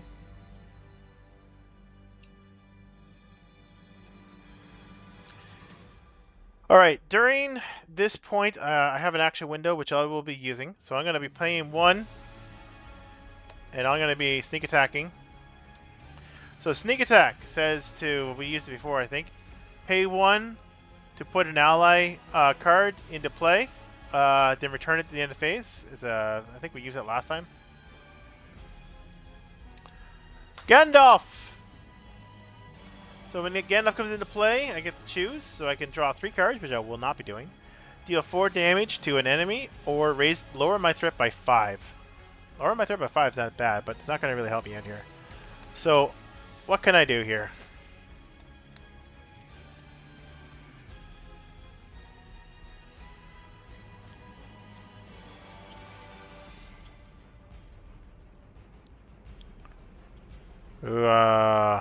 So I'm going to use his ability to do 4 damage to this guy. So that'll kill him, because damage goes through armor. Doesn't really matter, he only has 3 anyways. So that'll kill him, that'll get rid of his shadow card as well. But now I have a defender at least. So this guy's going to attack, I'm going to defend with Gandalf. No shadow effect. 6 minus 4 is 2, so he gets 2 damage on him. Not going to really matter, because he's going to bounce back to my hand at the end of phase. Once combat is over. Be nice to be able to swing back and kill him. This guy attacks. Which we will defend. Will we defend? Yeah, we'll defend it. Because I've got other things I need to do. So I'll defend this. Oh no! That's not good. Attacking gets +1, +2 if it's undefended. So that's 3. So I do take a damage from that. I cannot do that after I reveal a shadow card. I can't use an action. Only responses. So unfortunately, I'm taking the damage. So now attack packs would happen. I don't have anything to attack back with. At the end of phase, Gandalf comes back to my hand. Then we go to refresh. Threat up. Oh, in the combat, sorry, he triggers. Point of damage here. Then this goes up. So any of my characters, including my non-heroes. So I'm having issues here. I don't know if I can come back from this. Not with this, without a Steward of Gondor, I can tell you that right now. Draw a card.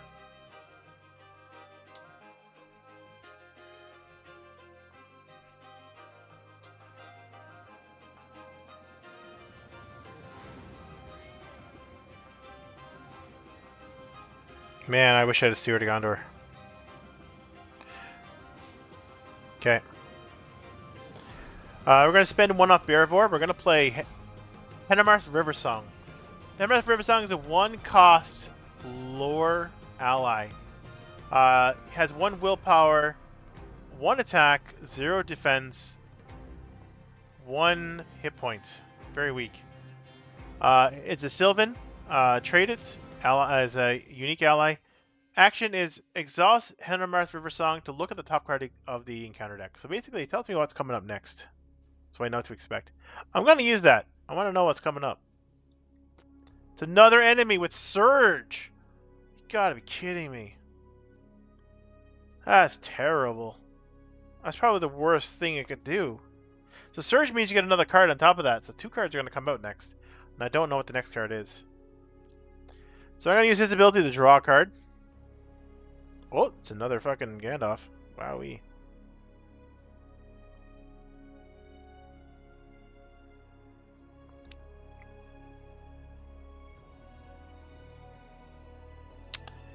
I got 4 resources, eh? Well, I think...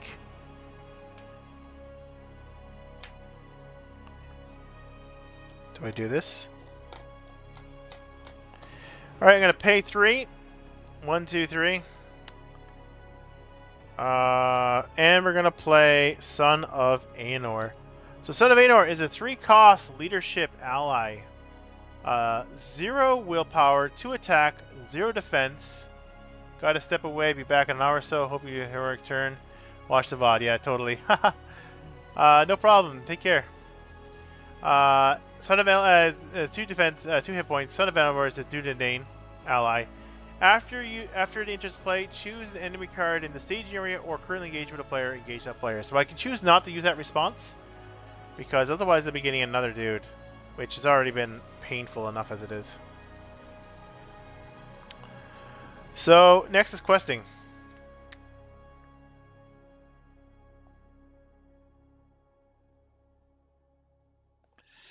Next is questing.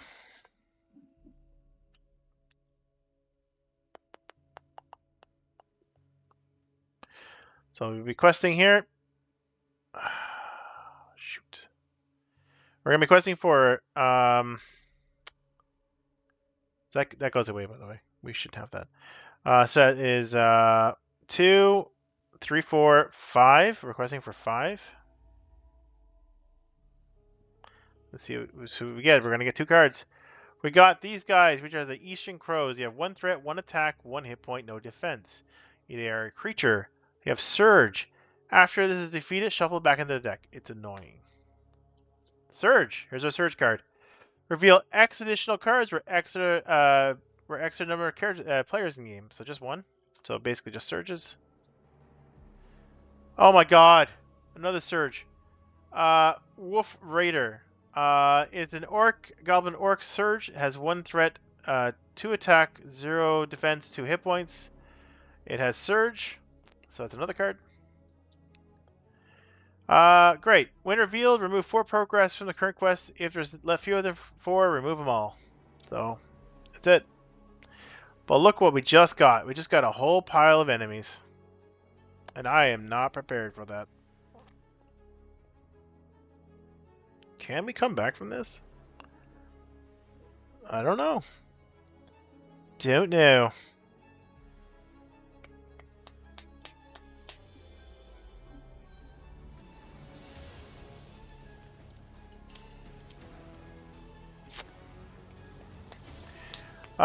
So that is 2, 3, 4, 5. So that is 4. So we put 1 progress on this. We don't have any locations yet. Holy cow. We're just getting rocked by enemies.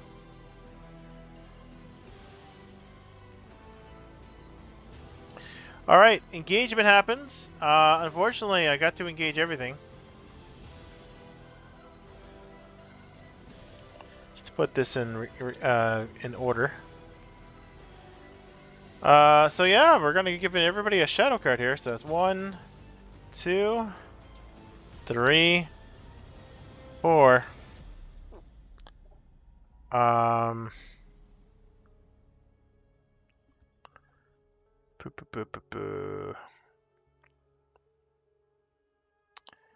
All right. Well, God, this is risky. Anyways, we're going to use sneak attack. Sneak attack Gandalf in. I can do 4 damage or something. Do 4 damage to this guy. Toast.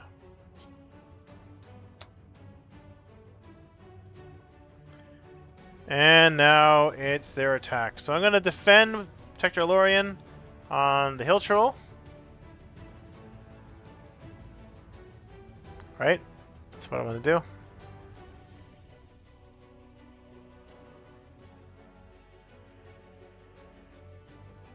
No. I'm going to defend it with Gandalf. So nothing. So just 2 damage on Gandalf. 1, 2. This might be a failure. Let's see, who's next? This guy here is going to attack. This guy here should attack. I'm going to let this one go undefended. Nothing, but still, that's 2 damage directly to somebody. I don't think I shuffled the cards very well. This seems to be coming up with multiples. So 2 damage. We'll put 2 damage on her. And then this other guy here. Let's see. I can kill both of them off. I'm gonna do another undefended attack. That could kill me. Nothing. That's 1 damage from him. We're gonna put that 1 damage over here. Look at the damage we have. We are suffering. We are suffering. Attack backs happen. I'm gonna use him to attack the Wolf Rider. Wolf Rider gets killed. I'm going to attack the Eastern Crows. That puts them back in here. So we're gonna do a good shuffle here, I think, because and then once it's all over, unfortunately, I've got to take another point of damage. So at the end of the round, at the end of the combat, I'll put another damage on him. Then he'll get bounced back to my hand. But I need to shuffle this up here. Woo-wee! I'm surviving, but man, I took 2 risks. That could have been game. That could have been game ending. Neither one of those things could have happened. Yeah, this could have been terrible. Up to 38. What is this? Oh yeah, right. This would be. Not sure what that card is. Probably a shadow card. Okay. Readying everybody. So shoot, look at the damage. I do have ways to heal them, but I need a card, a very particular card. Let's see if we can get it. 1, 2, 3. We've got 3 copies in the deck. Whoop. Yeah, we have it. Steward of Gondor finally decides to appear today.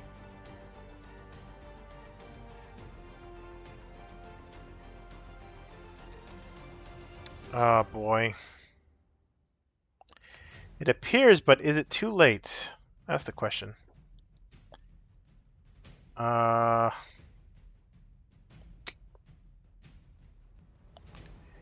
It appears too late.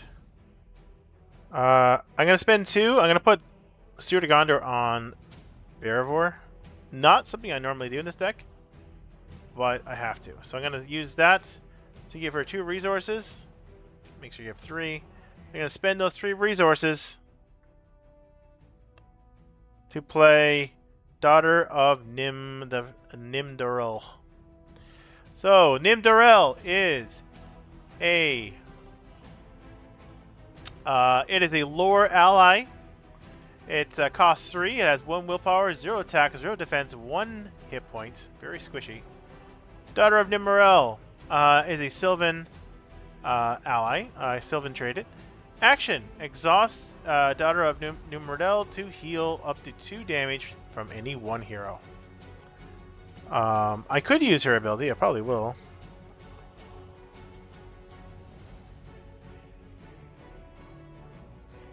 So I'm going to use her ability to heal 2 damage off this guy. Now I could lose him, because I could just get this one damage to all the characters, but fortunately I'm in this rut right now. I need to get myself out of it. Alright, time to quest. I'm only gonna I'm actually gonna take a look at the next card. God damn it, that card's get back again! Ah, no! Okay. That's not good. That means I'm definitely going to be under questing here.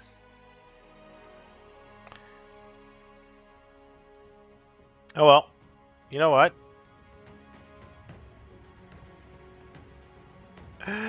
Mamma mia. Alright. Well, anyways, doesn't matter. I'm going to use the ability, give him the resource. He's going to stand up from that resource. So that's 3, and I can add more if I need to. So let's see what happens. 3. So we've got this guy. He's back again. And he draws out another card. Raise each player's threat by 1 for each character currently committed that's not currently committed to the quest. 1, 2, 3, 4, 5. That's 5. Wow. 1, 2, 3, 4, 5. I'm at 43 threats. I am getting close to that 50 mark. I might have a way out of it, though. Maybe. Alright. Ouchies. 3, though. Hey, we didn't fail the quest, at least. I'm pretty sure this is gone, because we had those other guys back here. So, engage. I have to engage this guy. It's going to be one of those risky biskies things again, isn't it? I'm getting to the point where I'm almost ready to take on the hill troll, but look how long it's taking. Alright, I haven't been keeping track of all the rounds, so I don't know if I'll be able to take a score at the end of this, but we'll see. So attacks. So let's see. This guy's going to get a card. This guy's going to get a card. Don't have any tricksy tricks now.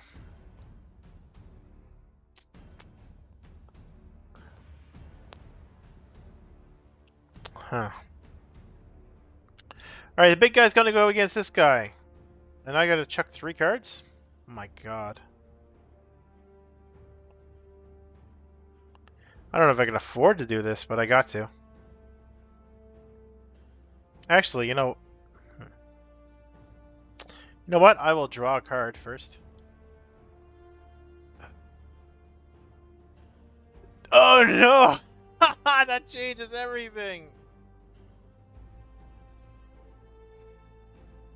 No! No. That... I gotta do it. Shoot. Shoot. Alright. Right? Because I can't afford the threat. Alright, I'm gonna defend with Aragorn. I'm gonna chuck 3 cards. I'm chucking Clearing Stone. I'm chucking Miners of the Iron Hills, and I'm chucking a Unexpected Courage. Ugh. Actually, no, I'm not.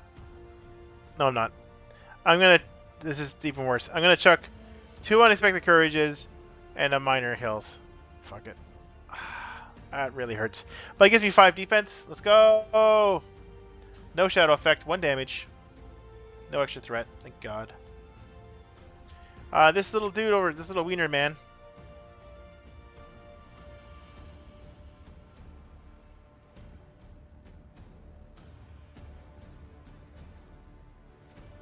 I'll defend with him. See what happens. Oh, it's a shadow effect. Defending player chooses and returns one exhausted ally he controls to owner's hand. Alright, so I've got to choose an exhausted ally. Return to my hand. Okay. Actually, this guy got damage on him. Cool. Alright, attack backs. I'm just gonna draw 2 cards. This guy does a point of damage at the end of turn. Let's do 1 damage to this guy. And untap. Go to 44. 44 threat. We're getting close, and I haven't even got through the first stage yet. I draw a card for my turn, and money down. So 1, 2, 3, and then Steward of Gondor. During planning, do 2 more. Okay. We need to deal with this.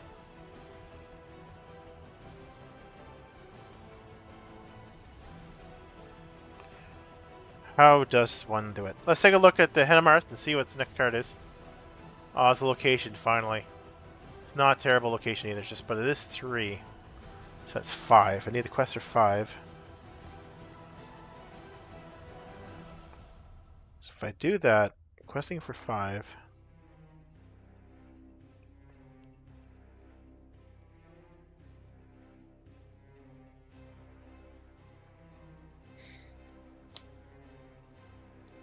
Gee whiz. Alright, we're spending 2. We're putting Clavering Stone down on this guy. So that gives him plus... So, Clavering Stone. It's an attachment. Leadership. It's unique. It's restricted, which means you can only have up to 2 restricted items on a single hero or character. Attached to a hero, it gains plus 2 will. If attached hero is Aragorn, it also gains the spirit resource icon, meaning you can now play spirit cards with him, which is nice. But he has 4 will now, which is going to be nice.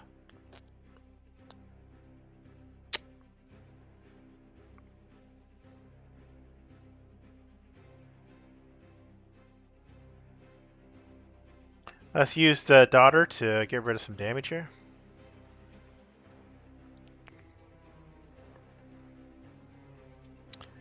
Two, and we're gonna play Gleowine. We're gonna use Gleowine to draw a card. Okay, let's go. Quest time. Requesting. Give him a resource. Use that resource. That is 5 requesting for, which is plenty. We need to do something about this though. Whew! Alright, so this is a location. Finally we have a location. Jeez, after all the enemies come out. Forest Walls, the active location. So it's 3 threat, Gladian Fields. While Gladian Fields, sorry, is the active location. Each player gets an additional threat! Well, I certainly don't want to go there. But it does have a victory display. Victory points. So I can't do anything about that. Engagement. I don't have to engage the other guy, so I'm not going to. I can choose though. Should I? No, I'm not going to. Because if I choose to get him, then I have to defend, and then somehow attack back.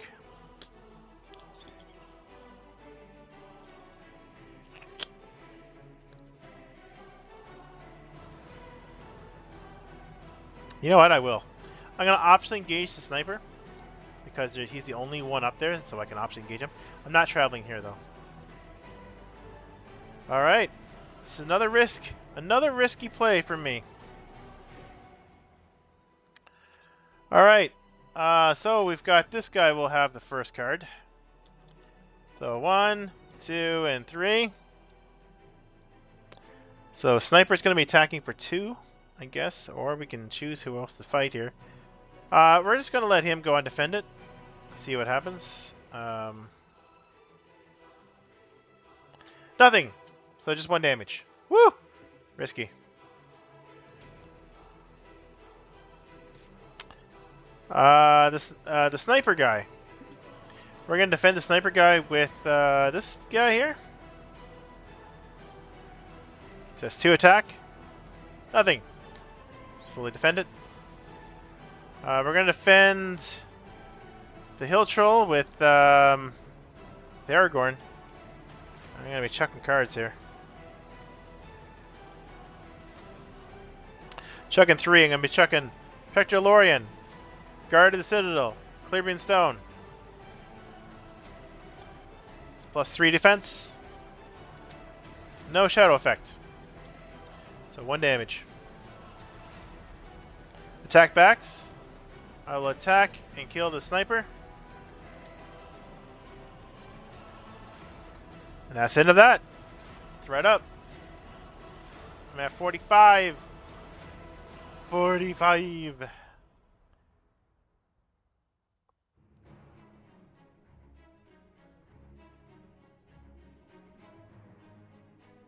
Draw a card. Get money. Oh, that's pretty good. And then use Steward of Gondor.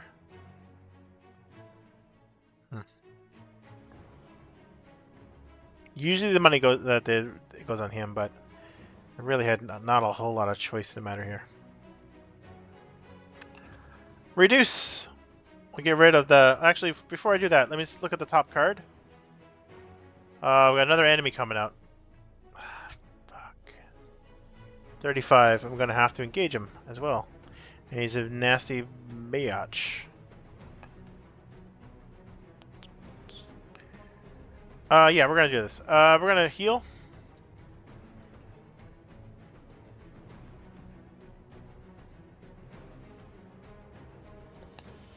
We're gonna try another card.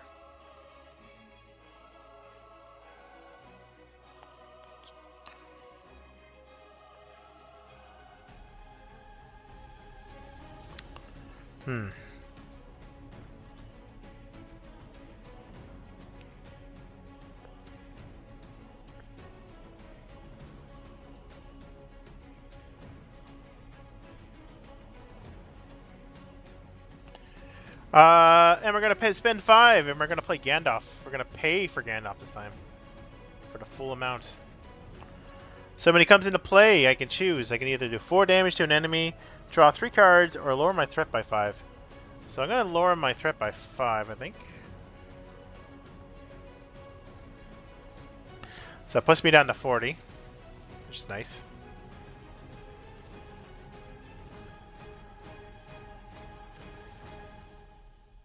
And that is it. Quest is happening. So I'm going to be questing here. It's going to give it a resource. It's going to spend that resource. It's untap. So that's 5 altogether. 5. Yep. And we have ourselves another Dungledor Beastmaster. He really sucks. I'm not chucking any cards, so that's 5 and 5. That's fine by me. Traveling, I'm not going to travel because I'm already in pretty hot water with regards to my threat. I am going to go ahead and engage him, so I got him as well now to deal with. So he gets 2 shadow cards. Sorry. When he attacks, deal it 1 shadow card. Yeah, so he doesn't get one yet, so he gets one here, here, and here. But when he attacks, he's going to get another one. Hopefully I can remember that. Alright, we're going to defend this big guy with Gandalf. Gandalf, no shadow card. 2 damage to Gandalf. Boop, boop.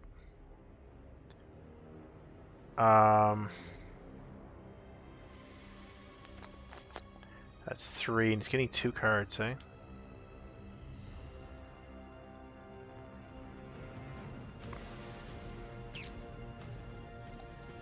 Yeah, I'm going to defend the Beastmaster with this dude down here. So we'll get a second card. So, no shadow effects on either card. So he dies. Bye-bye. This guy's undefended. Oh, no shadow effect. Thank God. I'm glad there's not a lot of shadow cards in here. This could be terrifying. 1 damage, though. So undefended. Boop. Attack backs! Whoa, got some attack backs to do here.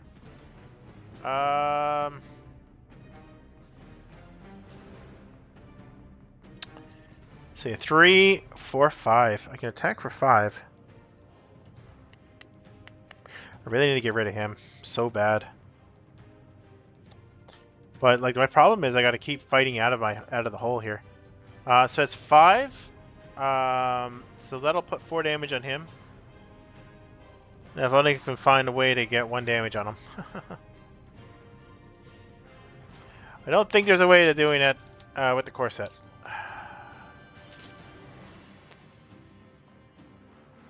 All right, ready up. He goes away.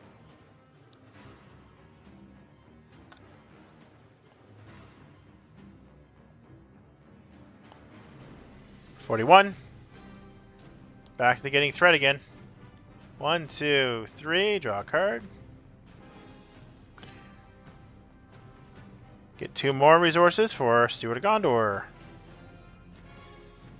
Back to the planning phase. Back to where it all matters.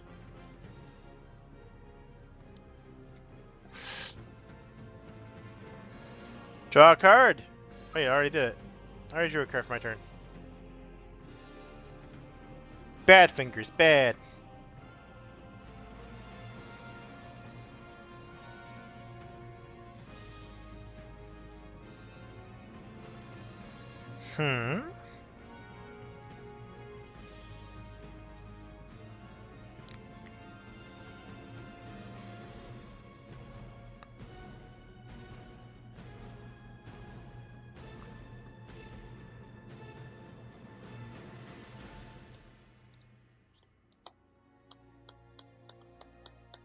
Alright, we're going to use her ability to heal off her.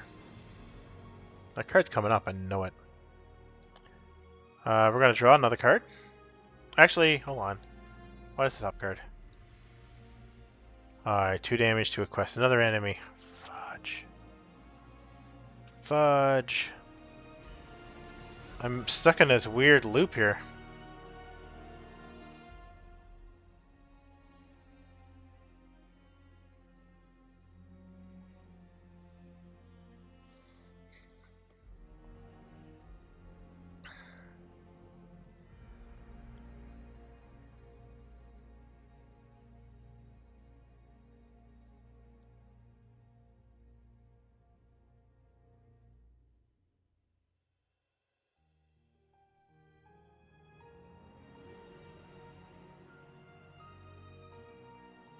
Let's see if I can do this. So that's 3.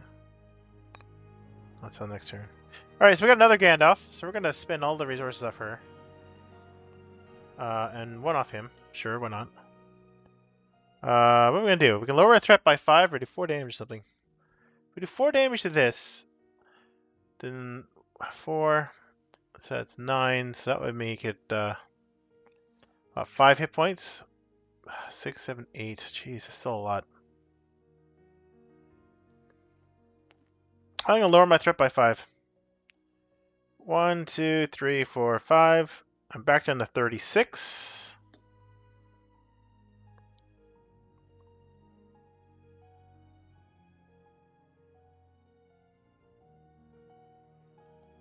Yep, it's going to be some chump blocking in the future here, by the looks of it. Yeah. Shite. My lord. Oh my goodness. How do I survive this? Alright, time to quest. So I'm going to be questing with him and him. So that is 5 altogether. So a card comes up here. Oh, I knew this coming up. So when revealed, first player... So it's a... There we go. Engagement cost 10. 2 threat, 2 attack, 0 defense, 3 hit points. It's Dumbledore Orcs. Dumbledore and Orc. Revealed, the first player must choose 1 character currently committed to the quest and deal 2 damage to that character. So I'm going to deal 2 damage to this guy because he is currently committed to the quest. So that's 5 versus 5. You got it. That's about all I can do there.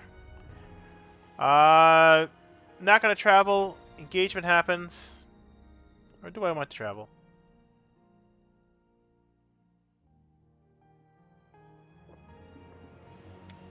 No, I'm not going to travel. I'm not going to travel until I kill off this guy here. I'm getting too many enemies. Alright.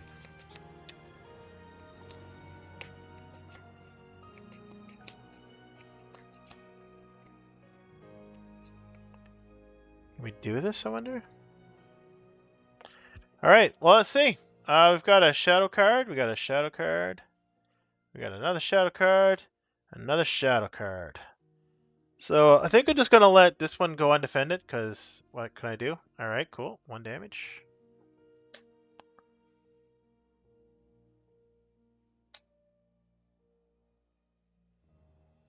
And then it's the other 2 attacks. That's the problem I got here. So I could go ahead and defend him with him, I guess. Man. I can chump. But then how am I going to defend all these attacks? Alright, let's defend this one here first. Nothing. No damage. So it's going to get 2 shadow cards, eh? But then I can't attack back.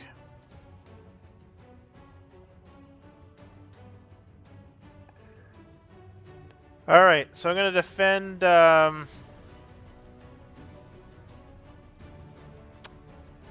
going to defend this guy here with my Gleowin. He's going to die. He gets 2 shadow cards now. So nothing, and he gets +1. So he's very dead. This guy here. Let's see, I can defend with this guy. And then attack back with Gandalf for 4. I'll just defend with Gandalf. I don't see it happening. No shadow card. 2 damage on Gandalf. I'm in Spiral. Attack back. So I'm gonna attack back with this guy. Kill off this guy. I can't handle him. He's gotta go. Oh boy. Gandalf goes away. I am running out of cards. Now, I haven't even got through stage 1 yet. Throw it up. Still got a shitload of guys on me. I have options. They're just not coming up.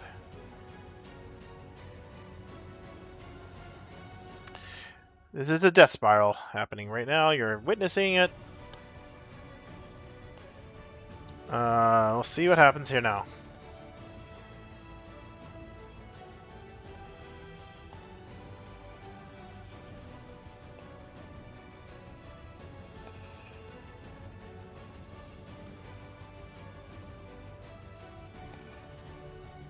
Let's take a look at the top card. See if it's something I can deal with. Another enemy! Ay, ay, ay.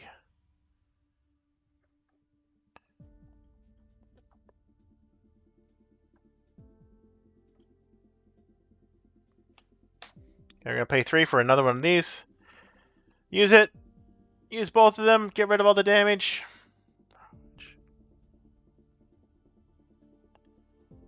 Ay, ay, ay. It's not good at all. Alright, well, man, this is just me kind of like holding my head above water here.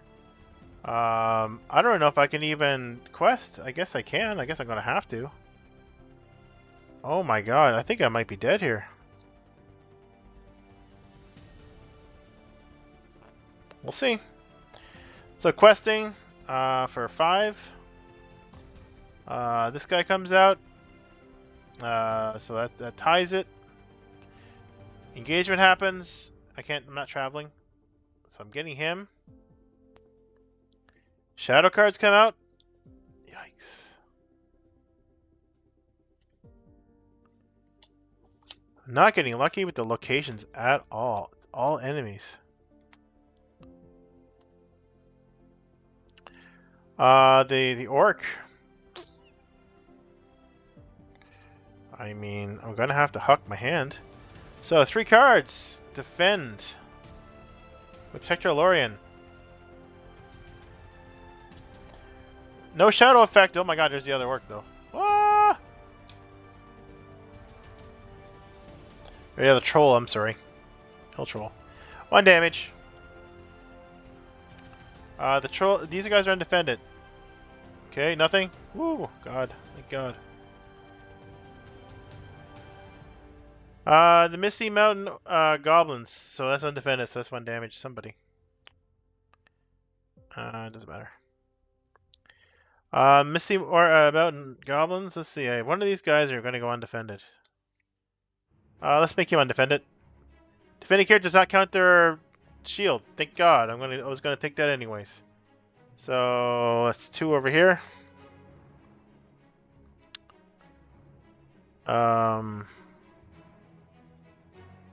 Undefended. No! That's game. So that's undefended. That's 4 damage. That'll lose a hero. And I won't be able to complete it from there. Unfortunately. That would be the end of me.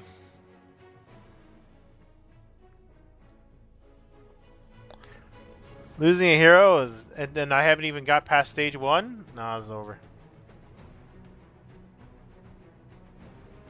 Wow, that death spiral is so bad.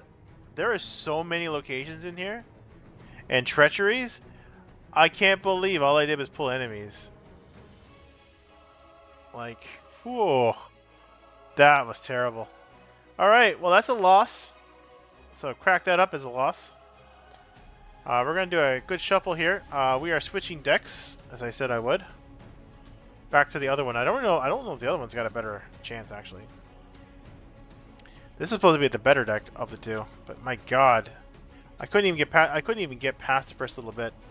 I do feel like I never really got a good run with this deck because I'm gonna try this deck again because this one didn't really get a good start at all. It was just like I felt like I was putting my head above water every turn.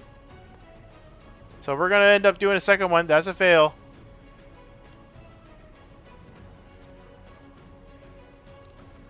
Brutal. How many enemies came out?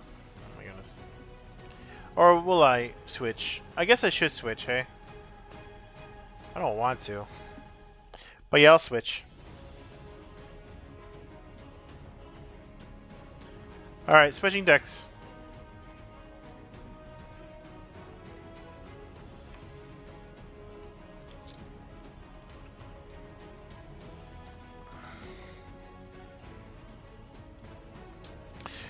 Journey Along Anduin, take 2.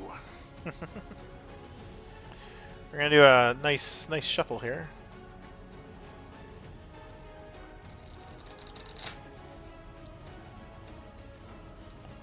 For the best here. There's like a card just flipped in here. Let me just flip it back. Kind of wish they made it so that the backs wouldn't do that.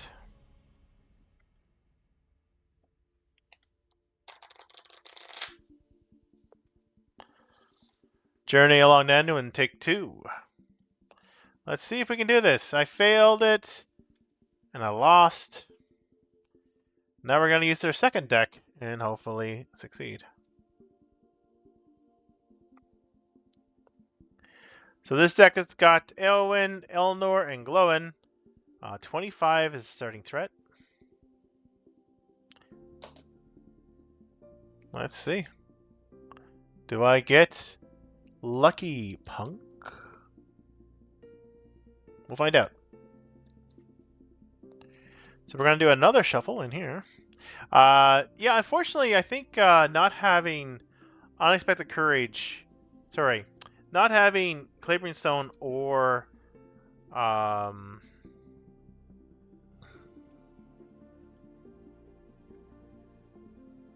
maybe getting rid of the Unexpected Courage is a mistake when I chucked them. But not having... yeah, because that would have gave me some extra actions. Might have been a smarter idea to keep them around. Untapping is pretty powerful. But that's it. That's all that happens. Sometimes it happens. Sometimes I thought it was a better choice. I didn't realize I was going to get another Clavering Stone right away. All right, cool. So first thing that happens here, we reveal a card based on turning anyone. This is the card. Ugh, God, here we go. This is how it starts, is it? And then we flip this over. We draw. Well, first of all, we draw our 6 cards.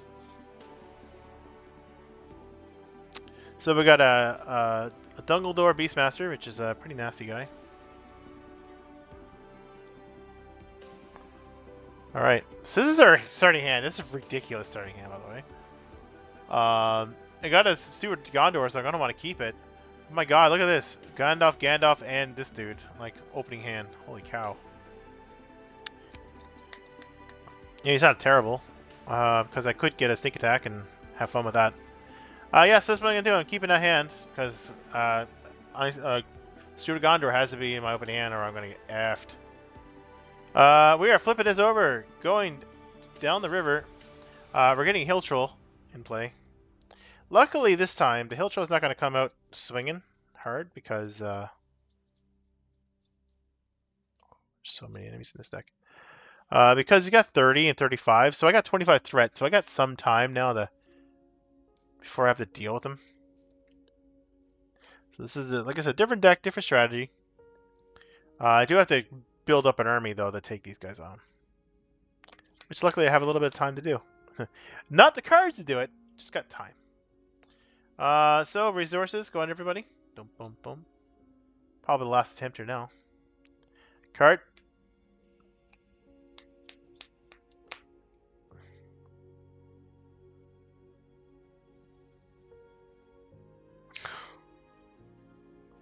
Handful of cards and nothing to do with them. Oh well. Well, let's hope for the best here. Let's quest with Glowin. Quest with the Aowen. It's at 6 I'm questing for. I'm not playing any cards. Reveal the top card. It is the Blight, the East Blight, which is actually interesting. It's the location, at least. It is a 1-threat wasteland. The Blight. I wonder if it's up here on the map here. Don't see it anywhere. Maybe it's around here? Around here? I don't quite see the Blight. So it would have been... Oh, it could be down here, the Anduin. Maybe it's around here? It doesn't actually say. Oh, well. Oh, right here. It's right there. Right in that area. Look at that. The East Blight. So that's the last Blight there. But I'm guessing that's the East Blight, right? Because that's the part where it's located to. Interesting. Sorry. So it is a wasteland. It's a location, so it's going to stay in play. It's interesting. It's only got 1 threat. That's not that bad.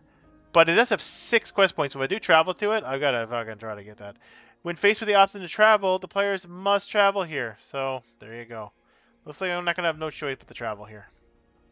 It's got 6 quest points. It's really just going to delay me. Well, honestly, I'm going to be delaying myself because I got a troll to deal with. So. In that case, that is 2, 3, 4. So that's 2. But I'm going to make it +1 because I'm going to chuck my card to Aelwyn, making her 5. So it's 5, 6, 7 versus 4. So it's 3. 3 on here. God, this music's making me want to go sleep.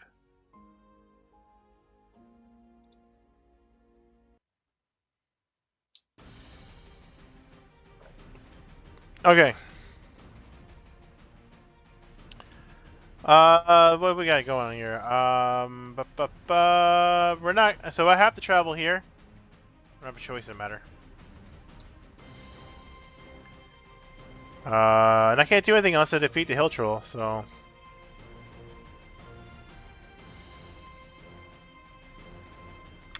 Guess what? I'm not doing this turn. Defeating the fucking Hill Troll. That's for sure. All right. Not gonna engage anybody. Just gonna go up threat. 26, their engagement cost is too high, so I don't have to deal with them right now. Still under the radar. So that's a resource after that. Resource. Draw. Spin 2 off Glowing. go Stew to Gondor, use Stew to Gondor to get my 2 resources back. This is, like I said, it's most likely going to be in every deck, especially in solo. Because why not, right? You need the resources. So expect at least... Oh, jeez, there it goes. Well, it's over there now. I'll get that afterwards. Okay, so we got lots of resources to play now, finally. Not finally, I mean, it's turn 2.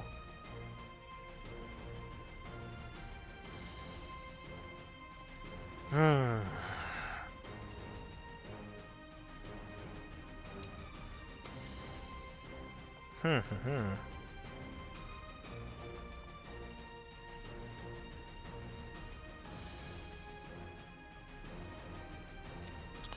Alright, we're going to pay 1 here. We're going to put Snowboard Scout down. When Snowboard Scout comes into play, place 1 progress on, choose a location and just choose any location. And then put a progress on it. So I'm going to put a progress on this location, since it's there. It's an active location, but still. I can do it. Yeah. That's it. Have all that money and nothing to do with it. We're going to quest. Quest. So that's 6 coming out. 6 coming in. Here we go. We've got the Misty Goblins. So they're just 2 threat. Their thing is more like when they attack. It goes off the active location. But that is 2, 4, 5. So I'm still beating it by 1. I can check a card if I want to. I will not. So just going to go there. Engagements. I'm going to optionally engage him for fun, even though he's coming to me anyways. Just want to say that I was the one in control there.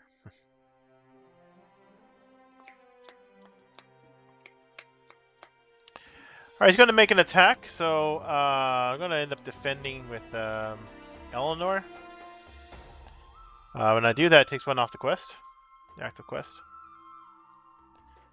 The attack's coming through.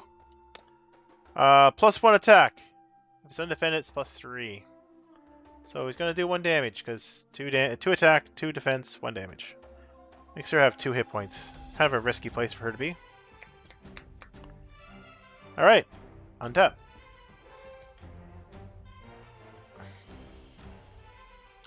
Everybody gets a resource, so I've got lots of resources now. I just need the right cards to make this work. 1, 2, 3, and then 2 more for my Stew to Gondor. Look at the resources. Draw the magic card.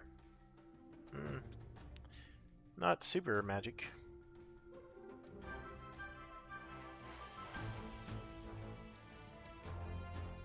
Don't forget to go up a threat. Good call. Let's see. I've got lots of resources here.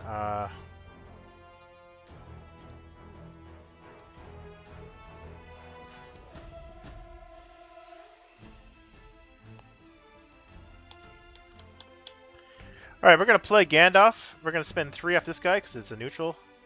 2 off her. I'm going to choose to do 4 damage to somebody. So I'm going to do 4 damage to this guy. Boom. 4 damage to him. Look at him go.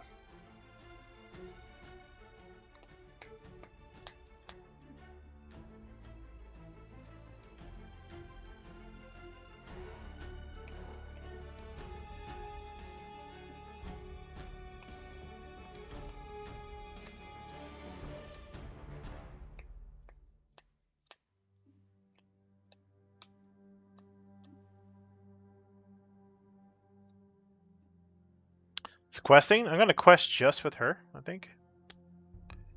This could be bad. I'm going to quest just with her.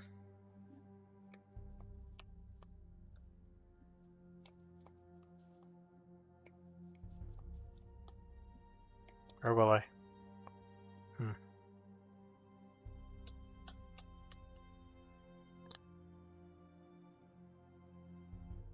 Maybe I'll do that. Yeah, I'll do that. So I'm going to questing for 8, which is heckin' a lot. So we got a location. It's not a big deal. It's just a chance stream. If it's the active location, I can't draw cards. 2 threat, 2 quest points. So in this case here, we've got 2, 4, 5. 6, 7, 8, so I beat it by 3. I could chuck a card and make it one more. I will not chuck a card. So we're going to put 3 on the active location.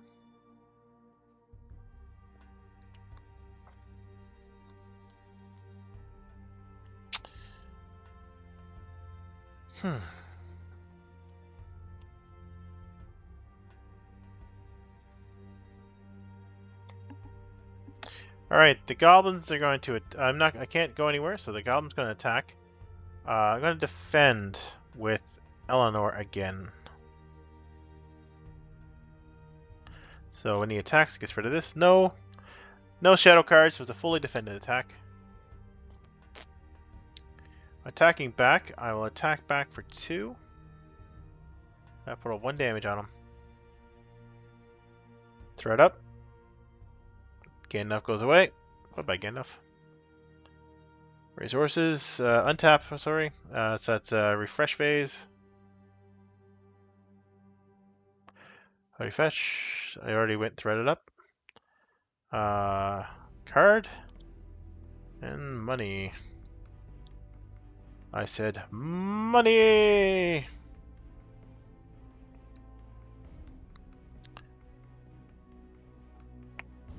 Oh, shoot.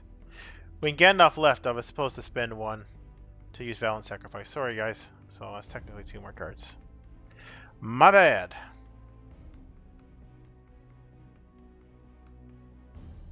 Okay.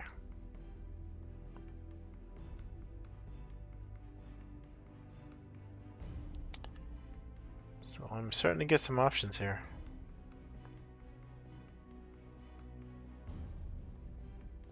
Alright, spending 3 off glowing.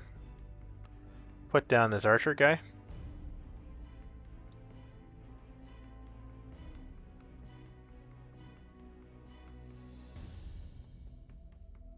Spend 1 off her. I'm going to put Power of Earth.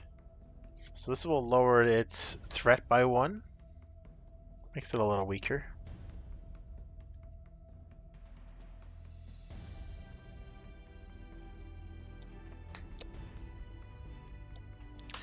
And I'm going to spend the rest.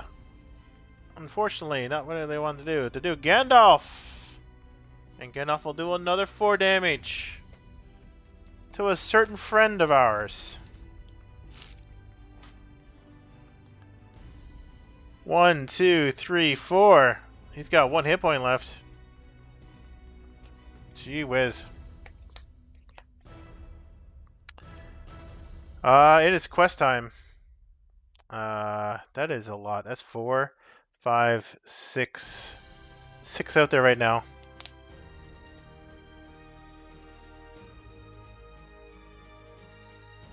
Hmm.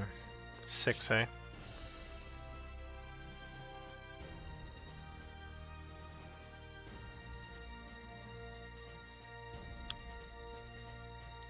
Wait, no. 2, 3, 4. There's only 4 out there. I'm gonna quest for 4. See what happens here. Alright, so we've got ourselves another enemy. It is Chieftain Urthok. He's a 2 threat, 3 attack, 3 defense, 6 hit points. When he attacks, he gets a resource. For every resource, he gets 2 attack. Forced after the rack attacks, place 1 resource on him. I already mentioned that. Victory 4. So that is 2, 3, 4, 5, 6. I'm losing by 2.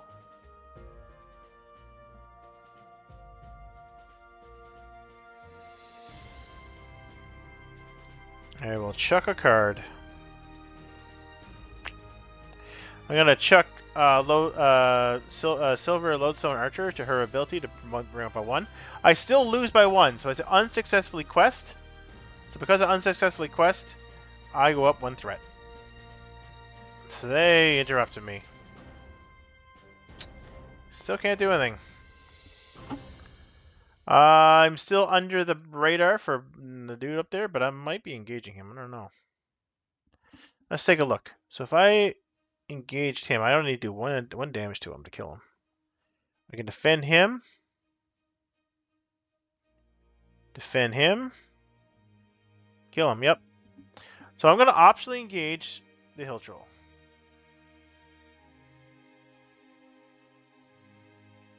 No one else have the option engage. I'm still at 29. So in that case, look at all the damage on Hill Troll. Holy shit. So if he gets a shadow card, he gets a shadow card.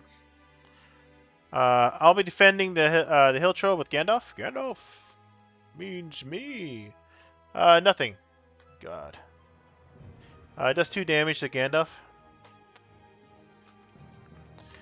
All that damage. Look at all that damage, my friends. My damage.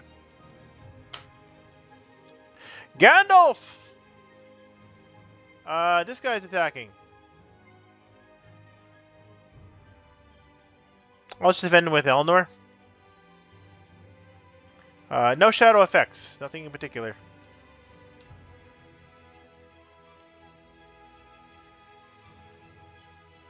Attack backs. I'm gonna attack the Hill Troll for 4. So he has 3 defense. That'll put 1 damage on him. That's all I need. He's dead. When he dies, because he has a victory on him, he goes to the victory display, meaning he will not be returning. There is another one in the deck, but this one will not be returning. That goes away too, because of his attack. Nothing I can do now. He can't attack back. Gandalf gets discarded. Goodbye, Gandalf. And we go up to 30!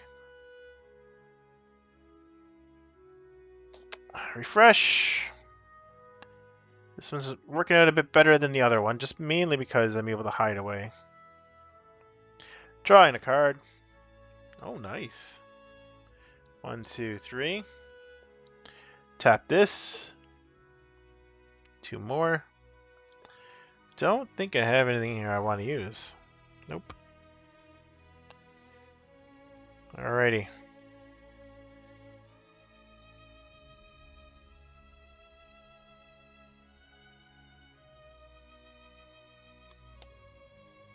Well, not a whole lot happening here. I know that I can't let my threat get too out of whack, so I'm going to go ahead and quest for 6.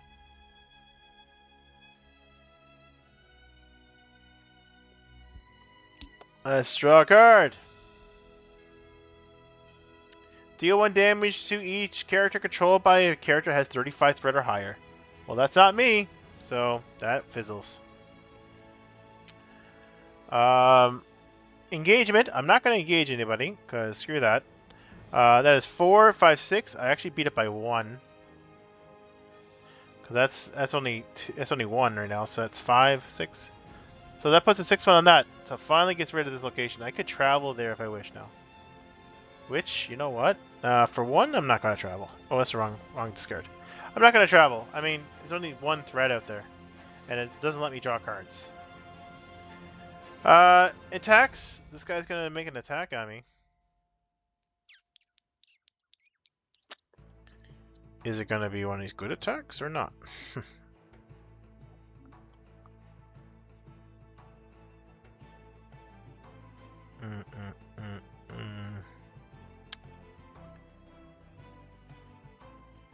Yep. I think I'm going to do this. So I'm going to chump block here. See what happens. Nothing. That would have been fine to take it non-defended. He'll chump block. He'll die. Attack backs. I'm going to be attacking back for 3.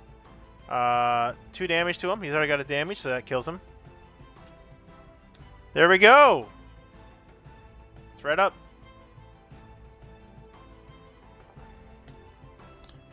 Looking better already. Looking better already with this new deck here. Draw a card. That would have been fine to have earlier, but still a good card. 1, and then use this for another one. He's gonna get so rich. Look at the money on him. He's piling up here.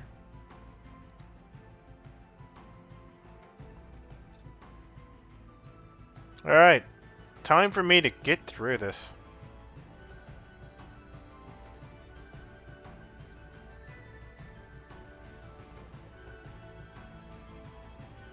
We're going to spend 4 resources of glowing. Faramir is in play. Shit. I need card draw.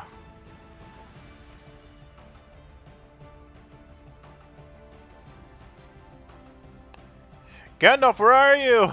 I've used so many Gandalfs. Don't think he's gonna come to save me now.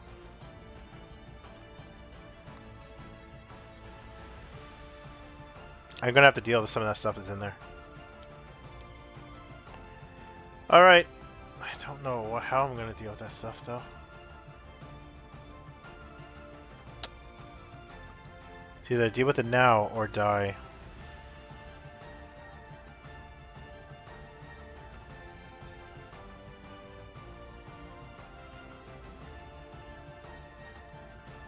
Well, I got some time. Alright. 4, 5, 6. Ah, despair. Remove 4 progress from the current quest card. If there's no if there are fewer than 4, remove all. So there's none. So just remove it all. That's fine. So that's 4, 5, 6. So that is technically 1 over. So I'm gonna chuck a card and put 2 on the current quest. Haha.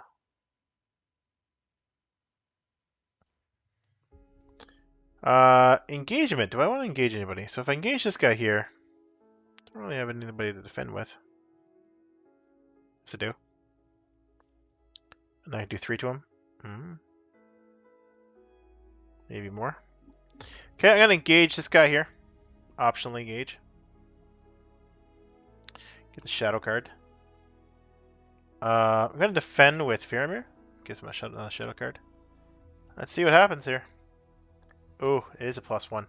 +1 attack, +2 if I have 35 or higher. So just 1. It says 4 to him, so that's 2 damage to Faramir. Still alive though. Attack back's time. So I'm able to do 2 damage to him. Boom. He's at the staging area at least. Alright. Let us go up. 1 extra threat. Let's stand everybody back up. Come on, something! Come on, something! Give me something. Give me a card. Give me something that I can use. Okay, that'll do it. That'll do it. That'll help. That will help. Sucks what's gonna happen, but it's gonna help. Oh, God. Alrighty. Quest time.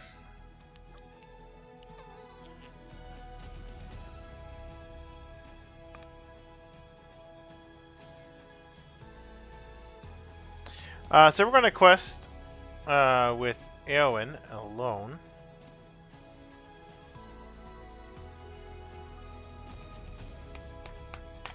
Alright, see what we got. Boom! Oh, another enemy. Oh, crap. I gotta deal with him, too. So, it's wargs. So, they got 20 engagement cost, 2 threats. They have 3 attack, 1 defense, 3 hit points. And if they're dealt a shadow card without any effects, they return to the stage area. They're super annoying. So, that is 2, 3, so that's 4, 5. So, I can chuck a card. Or I can tap him for the +1 on that. What do I want to do? I want to kill this guy. That's what I want to do.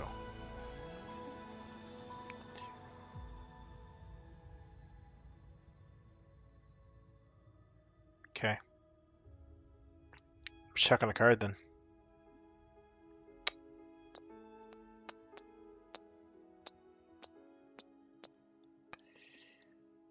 Eek. I'm chucking my Dwarven Tomb for +1. Which would mean I just even off, I think, yeah. Yeah. Engagement happens, or do I move? No, I'm gonna engage. So engagement happens, that wargs are gonna engage me regardless. So let's give them all a shadow card here.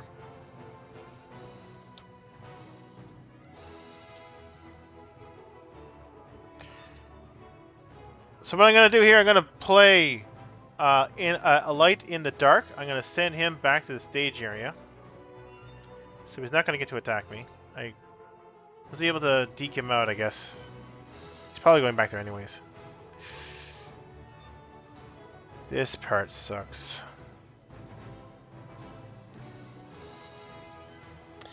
I'm gonna defend it with Faramir. No, wait. Do I? Yes. Do I? No. I can defend with him. He's gonna get...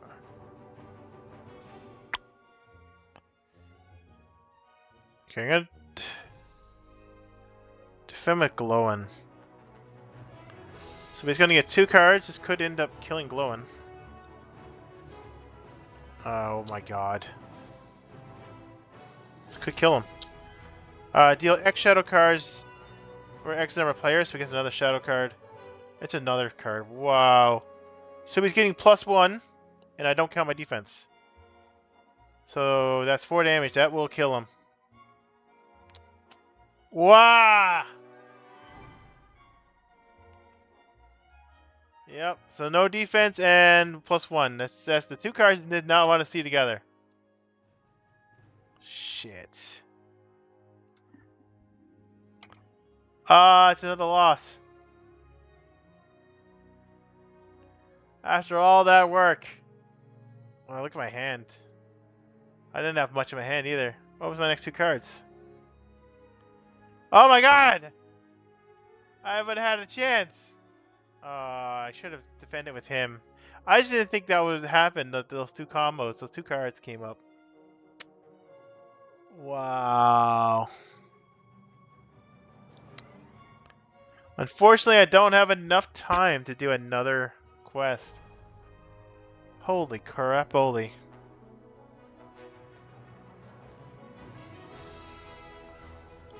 The victory music is definitely not what I want to hear right now.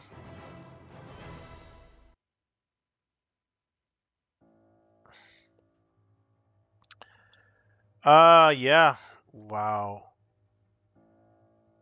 Even if that was just +1, I would have been fine. But not counting defense, that killed me.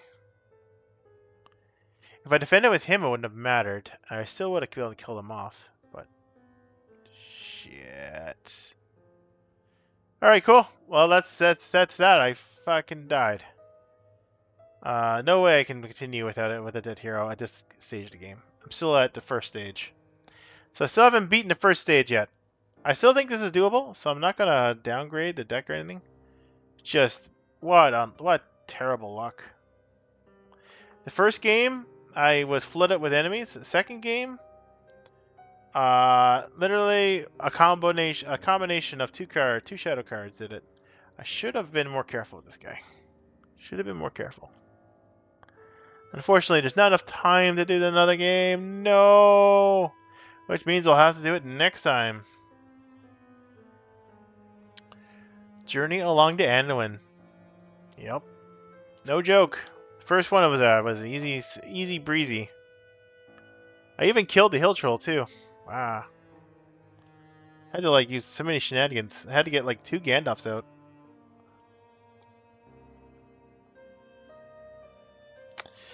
Well, that's it.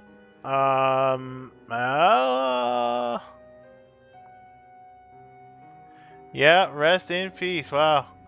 I cannot believe oh shit.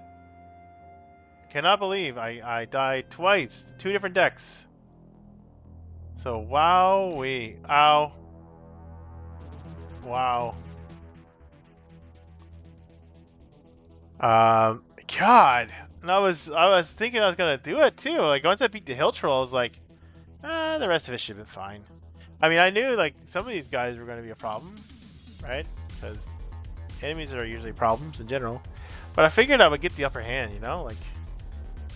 Over time, I would eventually, I don't know. Yeah, didn't get it though.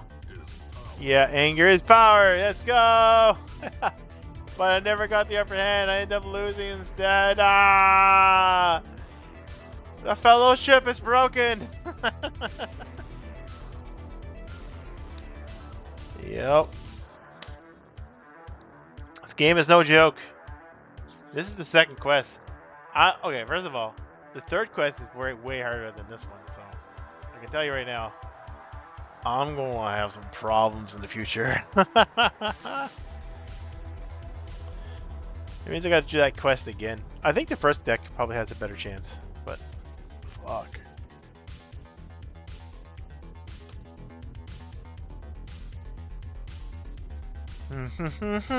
My eyes are blinded by the lights. It's so blinding and my eyes hurt. Ow. Oh god. Yeah. So I don't know how entertaining that was, watching me flip-flop cards around and losing. But god damn it, sometimes it's just like... Sorry, I lost twice. I lost with one deck and I lost with the other. The first one I got overwhelmed with enemies. There was like literally no way to come back. I tried, and eventually one of my heroes died, and I was like, "Yep, that's it for me." The second time, I was on a roll. I had the Hill Troll beaten with the other deck, with the one McGlowan in it. So I was like, "Oh my god, I'm on a roll. I'm gonna do this." And then I fought the dude who has 2 shadow cards, and the 2 shadow cards that came up was plus like I blocked with one of my heroes, assuming like I'll be fine. Plus damage, which is like plus 1 damage, whatever, and don't count the defender's defense. And I couldn't include the defense, therefore my character died. Straight up. So I had the option of defending with an ally, and I chose not to because I thought the chances of it happening are very low. And sure enough, the low chance is exactly what the deck pulled from the fucking shadow deck, and I lost my hero, and that was the end of that. So neither time did I get past stage 1 of the quest, and this has 3 stages, so did not get through even the first stage.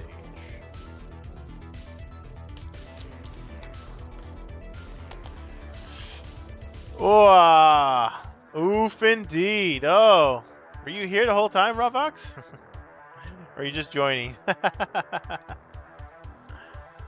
Yeah. Yeah, that's what happens sometimes. That's the fucking shit. This game. No, I woke up late and had to take care of certain things. I keep missing you. It's okay. It's all right. I mean, the thing is, yesterday, it wasn't my ISP apparently. It was Twitch. Twitch had issues in the morning. Seems like every time that I go to the stream, Twitch decides to crap out. Luckily, today was one of those days, because yesterday I was very frustrated. Poor Ravox keeps missing its king, which I don't have my crown on. Wow, that's fucked up. I'm just a mouser now. I'm just a regular mouse. What the fuck? Where's my crown gone? Who's got my crown? Who you took my crown? No, it's one of you, you fucking sneakies. You sneaky people out there stealing my crown. Claim it as your own. It's not yours, give it back.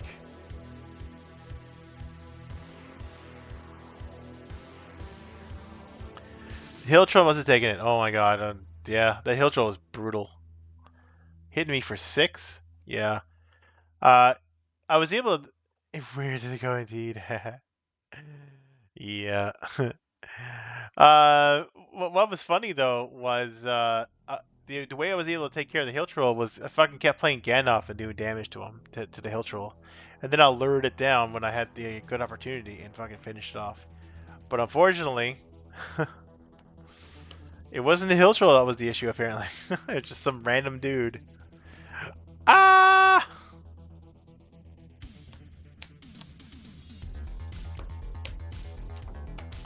Which means I gotta do it again. That's okay. I've only got, how many more times to do this?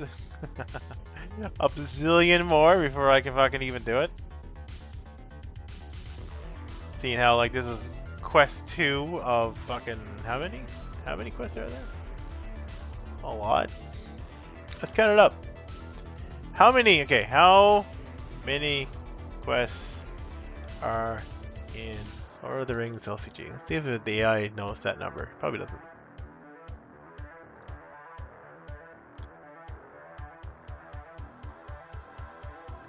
tire set.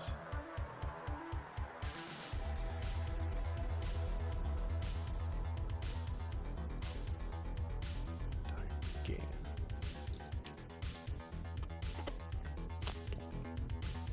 Yeah. Over 100 it says. Over 100. That's still a lot, but doesn't give me the exact number. Okay, it's over 100. So I mean, I'm on 2 of 100 over 100. So I'm having problems at number 2. So just to remind people like what I'm doing, I'll switch it over here. People are not just like wondering like. So I'm doing the Lord of the Rings progression series. Okay, cool. Well, oh my God, what the heck? What the heck? Ah! What did you do? What the crap? Did you gifted what the heck? You gifted 10? Oh my God, Rovox. Oh my God. Thank you so much. Oh my Lord. I don't even know what to say. That's crazy.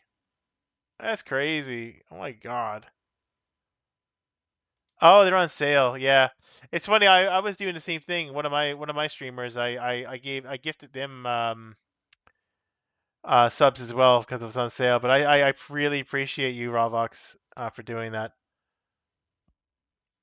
And I'm sure some people enjoy it too. Now they don't have to worry about commercials as much. For the few people that watch me, but Decos is here. What the heck? What was Deco doing here?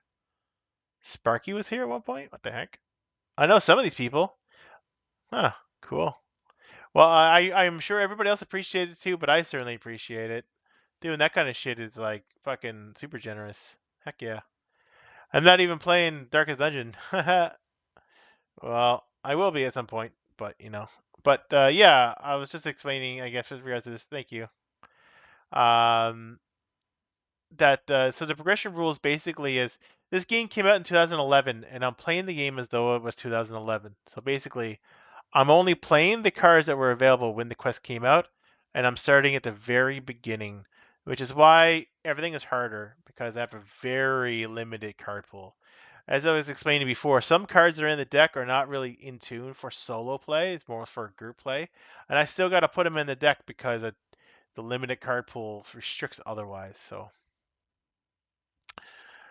but wow, yeah, right. Rawvox is like super awesome.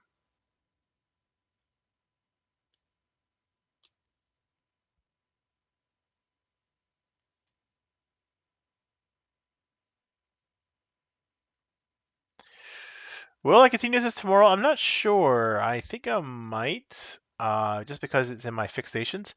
And I'll probably get back to Darkest Dungeon on Monday. And then play this for a little bit just to get this out of my system. And then Monday, go back to Darkest Dungeon. I got on late. I missed the card game. I will have to watch the VOD. Sure thing. Um, I will say that I passed the first quest, which you've already seen, Kanagi. With a different deck, though. So different strategies.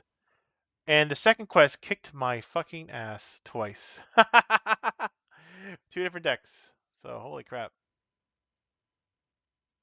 Oh we.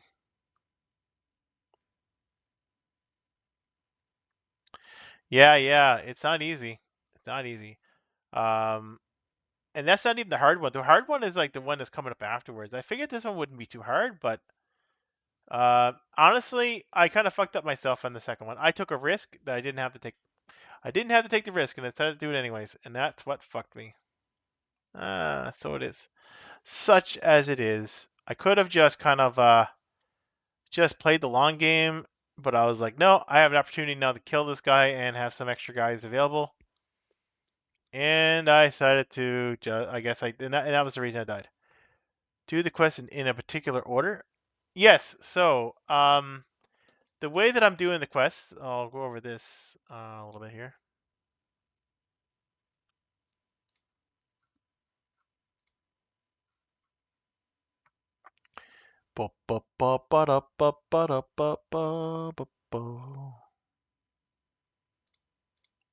Make sure everything's taken care of here first.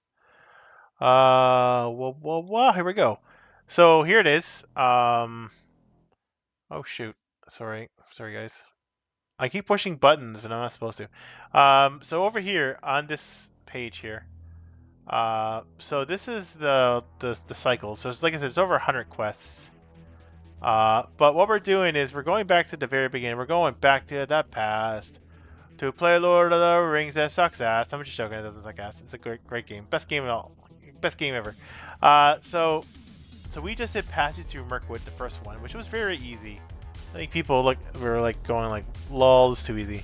As you can see, the difficulty for that one is only 1. So that's like super duper easy. Hype train. I've been hyped. Oh, got something new. Oh my god, anime face or whatever.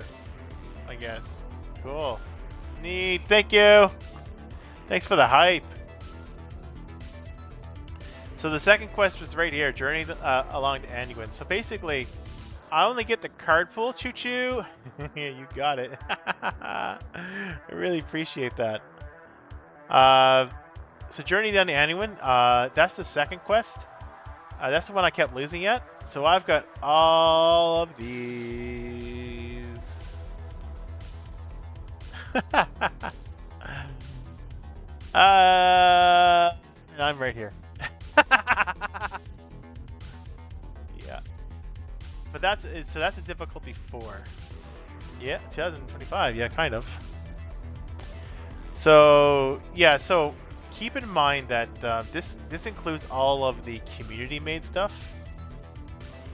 So this is print on demand community made for Gen Con. So every con there is a every Gen Con they bring an adventure pack. So most of the people are official. Like I got all the official ones, but I don't have all of the creator content at once. This is Carp of the Rings guys. They're the ones who do it.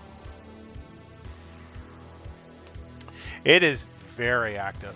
The game is still being created and sold. It's just not, the new content is no longer coming from Fantasy Flight anymore. It's coming from a group called Cardboard of the Rings, COTR. They're the ones that are creating the new content for Lord of the Rings. There's also another one too that's doing it, but these guys are like they've been around since the beginning. Even said that that Stuart Gondor sucks, like, which is like the funniest thing in the world. It's like that's the most broken card there is. But yeah, there's new stuff. 2004, 2003, yeah. 2002, 2001, yeah, still coming out with stuff, even though it's all community stuff that's coming out now. They do repacks, so what happens now is that the Fantasy Flight will now repack stuff. So, like all this is repacks. So they basically well not this stuff, but this stuff down here I should say. So they're reselling their old stuff because this is basically their I guess not really like it's kind of like their steady income when they need to just keep Lord of the Rings in a print just because it sells out all the time. This game is a heck of a good game. A heck of a good game. And you can play it on Tabletop Simulator if you have it for free using the Lord of the Rings in the workshop for the complete collection. So you can play everything. You can do exactly what I'm doing here today on Tabletop Sim. Supports up to 4 players. It's okay. Supports up to 4 players, except for 2 occasions. So there are 2 quests. There is one here. Let's see here if I can find it here.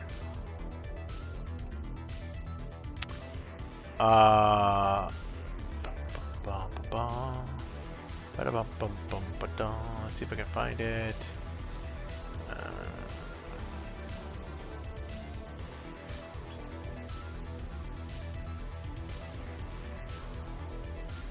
Okay, so if you're playing a campaign or whatever, Mount Doom and the Black Gate opens, they can be played simultaneously. So if you have 8 players or whatever, or if you got 6 players, whatever you want to do, you can have 4 players play the Black Gate simultaneously as the other players play Mount Doom. So basically, the Black Gate opens is the army basically defending off the and attacking the like Mordor's front gates, and for every turn they survive, allows the ring bearer to put the ring in the volcano or in Mount Doom. So basically, if these guys fail, the game is over. If these guys fail, the game's over. But it can support up to 8 people when you play these two together. So that's technically an 8-player scenario, but you could do them separately as well. But this is like if you want a thematic, you can play this 8-player. There's another one too, and that one is a 12-player scenario.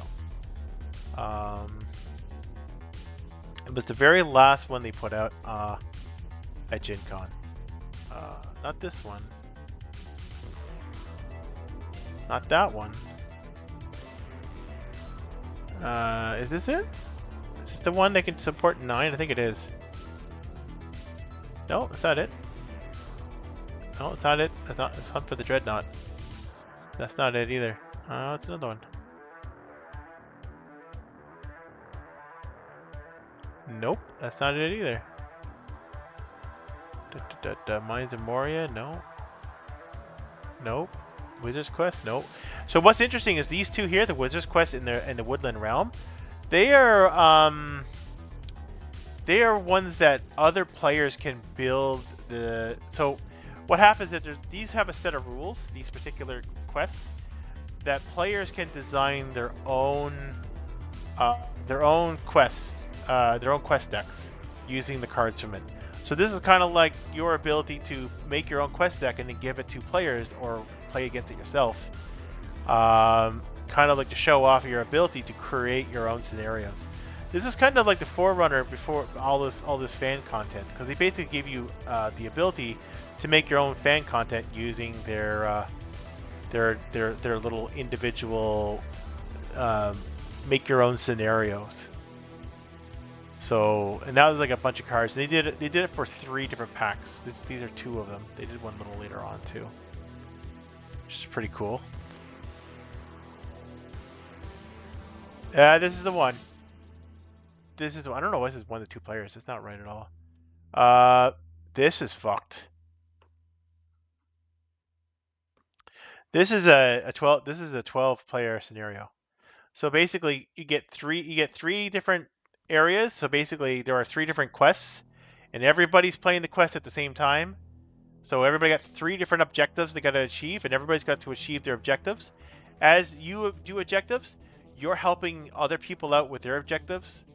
And an enemy, a ring wraith, will bounce around between each table and just fuck up their day.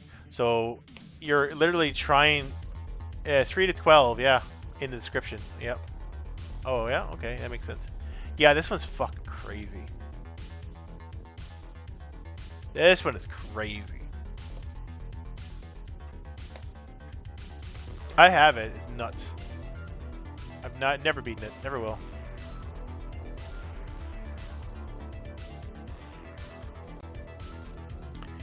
And if you take a look at the difficulty, so here's all the difficulties here.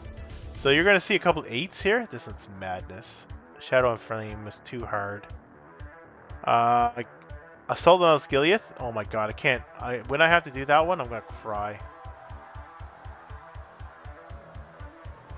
Let's see, what other ones here? I got difficulties here. Difficulty 8, Agmar Awakens. That one's not bad. Not bad for solo, I don't think. The Dread Realm sucks. Black Serpent, that one sucks. That one's way later though. Look at all the 8s here. Ugh. Oh god. This one. What is this? Vengeance of Mordor? I don't remember this at all.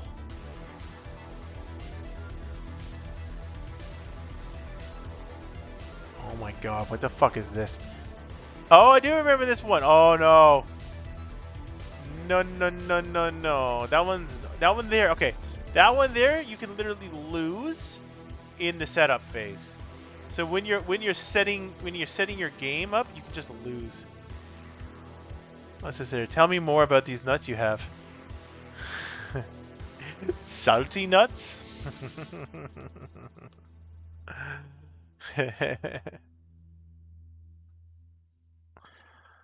uh, so funny. Yeah, well, that one's the worst, I guess. Yeah, you know what? This is 9. This is fan made, hey? Okay. Well, you know what? I can't wait to get further down here, but one of these days I will complete all of these. So I will let you know that when I played this using when I was playing this on Rolling Intentions, and I was doing the progression series, which by the way I never had the entire. I guess I had the entire collection up to that point, but now I have the entire collection, and there's probably not going to be more added unless it's fan made. I stopped right here. Right here. Not because it was too hard. I just I got burnt out. Right here. So this is where I stopped, and I was doing it for probably a couple months at that point. So I got from here down to here, burnt out, and then I still haven't completed all of this. Yeah. So I'm not going to be doing the nightmares. So you can just scratch those off. Those are not going to be done.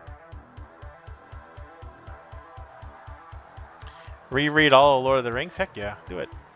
Do it. This game is fun. It makes you wanna play, makes you wanna read, makes you wanna breathe. Lord of the Rings. Where did it go indeed? Oh yeah, wait, never mind. I'm looking at something else here. Okay, something's lagging. Well, I hope everybody had fun, even the people who showed up late. At least we got to chat Lord of the Rings a little bit here. If you like what you see, please give me a follow. I'll be trying to put some of this stuff on my page so people can watch that. The lore story is so good. Now you've done it, Vikaroth. Where will I find the time to read such a big story? Just do audiobooks. That's what I did because I'm terrible at reading though.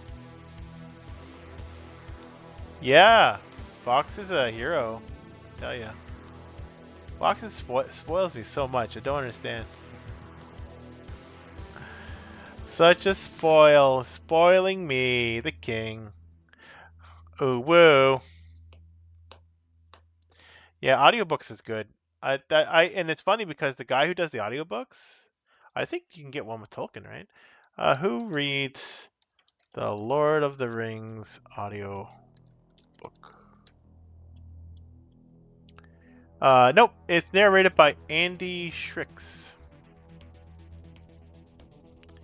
And he sings the songs and everything. He does the full-on thing. He does and it sounds like a typical really old man, a really old British man, telling a story. It's ASMR in your head. You can hear him go. Get the whole like, the jaw, the sloppy jawness. I can't read. Neither can I really.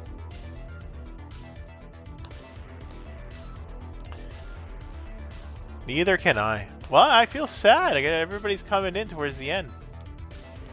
Everybody's coming in just as I'm leaving. Boy, sad story. Now I understand that, like, first of all, I wasn't supposed to be on today, but yesterday was an impossible day. It would not allow me to play anything. Tomorrow, more Lord of the Rings probably. I've tried to get past at least this. I've been there. I just took a fucking nap. Sleepy boy. Or sleepy girl. Sleepy thing. And then what? Let's see. After that, I don't know. Well, Kanagi, that's fine. Just next week, Tuesday. Just make sure you're not sleeping in. Yes, continuation of Darkest Dungeon role-playing game will be next Tuesday in the morning when everybody's asleep.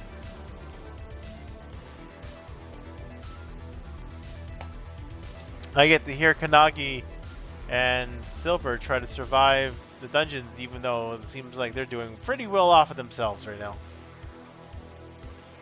Being like, having zero problems. I'm sure nothing bad will happen. Yes, keep that motivation. Keep that.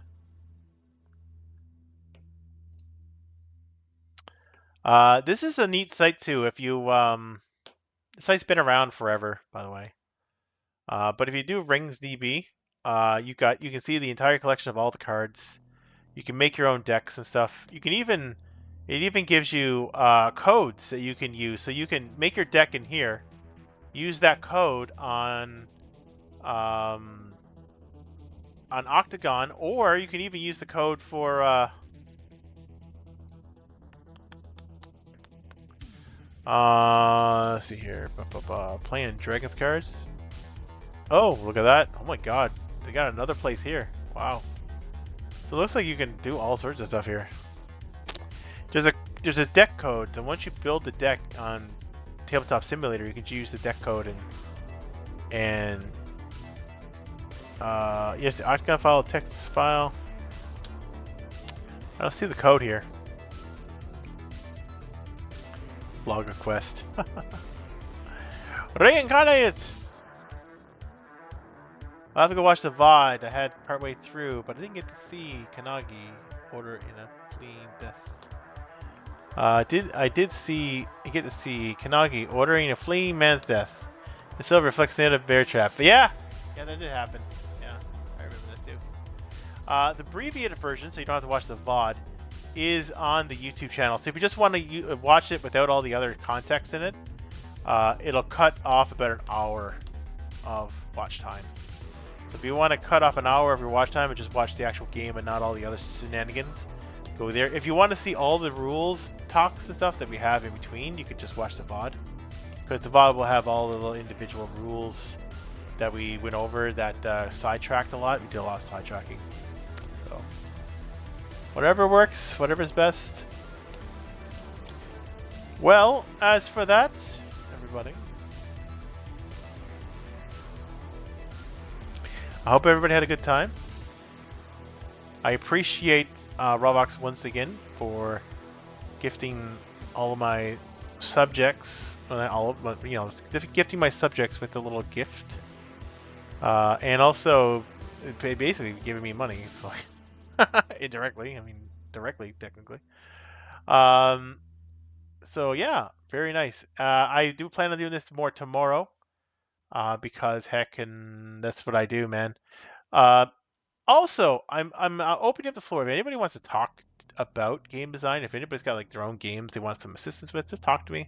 If you guys just want to talk about random shit about games you would like, board games or retro games or arcade games even, that can come up. When I'm playing the game, like it's not all in. You can certainly chat to me while I'm playing. As you begin learning the game, you're probably going to start making suggestions to me if you guys end up getting involved in that much. So, I know I took a turn from being a variety streamer to this. I am still going to be kind of a variety streamer, but just not in the same sense. I'll be doing mostly tabletop stuff because that's kind of where I focus on. It's my expertise. It's always been. Video games have never been my expertise. But I'm certainly going to try my best to keep things interesting for everybody, so I'm not just boring the shit out of you. Yeah, me too. I'm excited to see where it goes. Thank you, everybody, once again. I see in your tabletop stuff, learned a lot, really. Okay. Well, I do have a lot we can talk about. I can tell you right now.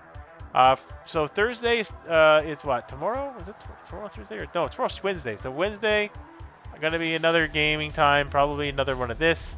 Friday is a stream together. I don't know if I can coax somebody in to play card games with me on Friday, or maybe even a video game or something like that. That'll be like the variety portion of it.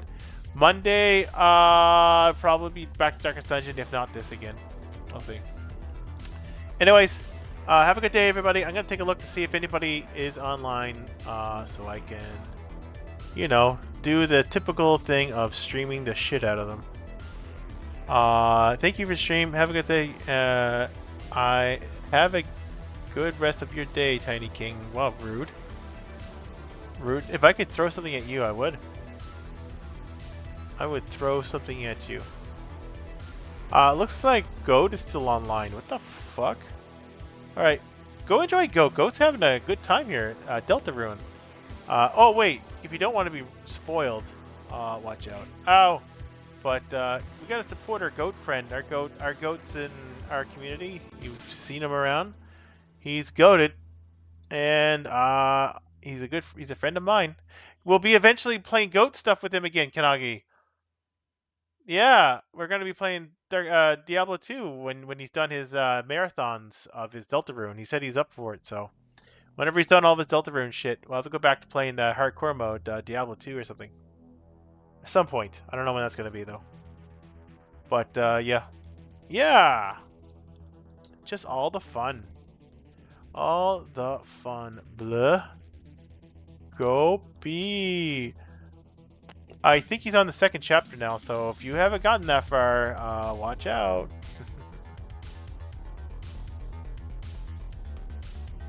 Got Blag OP. Blag OP. Alright, let's see. Mouse message. Let's see. Kanagi? Should we bully Kanagi somewhere?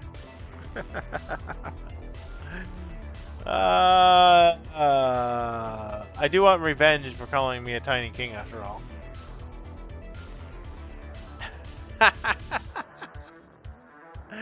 So rude. Alright, we'll make the mouse message. Let's see. No, make a nice message for your raid. Okay, I have a nice message, okay. I need to drop then. So far behind a Deltarune. Yep, no, drop if you got to drop. I understand, you don't want to be spoiled. Alright. I'll raid and run because spoilers. Yep, that's fair. Alright, go look, let's do a message of Deltarune sucks. Let's go. No, don't do that. A nice message. Let's see. I can't think of nice things. I mean, nice. We're gonna say go. Yeah, we're just gonna say go P. Go P. Say that. Mouse raid, glow pokey. Enjoy, everybody. Take care.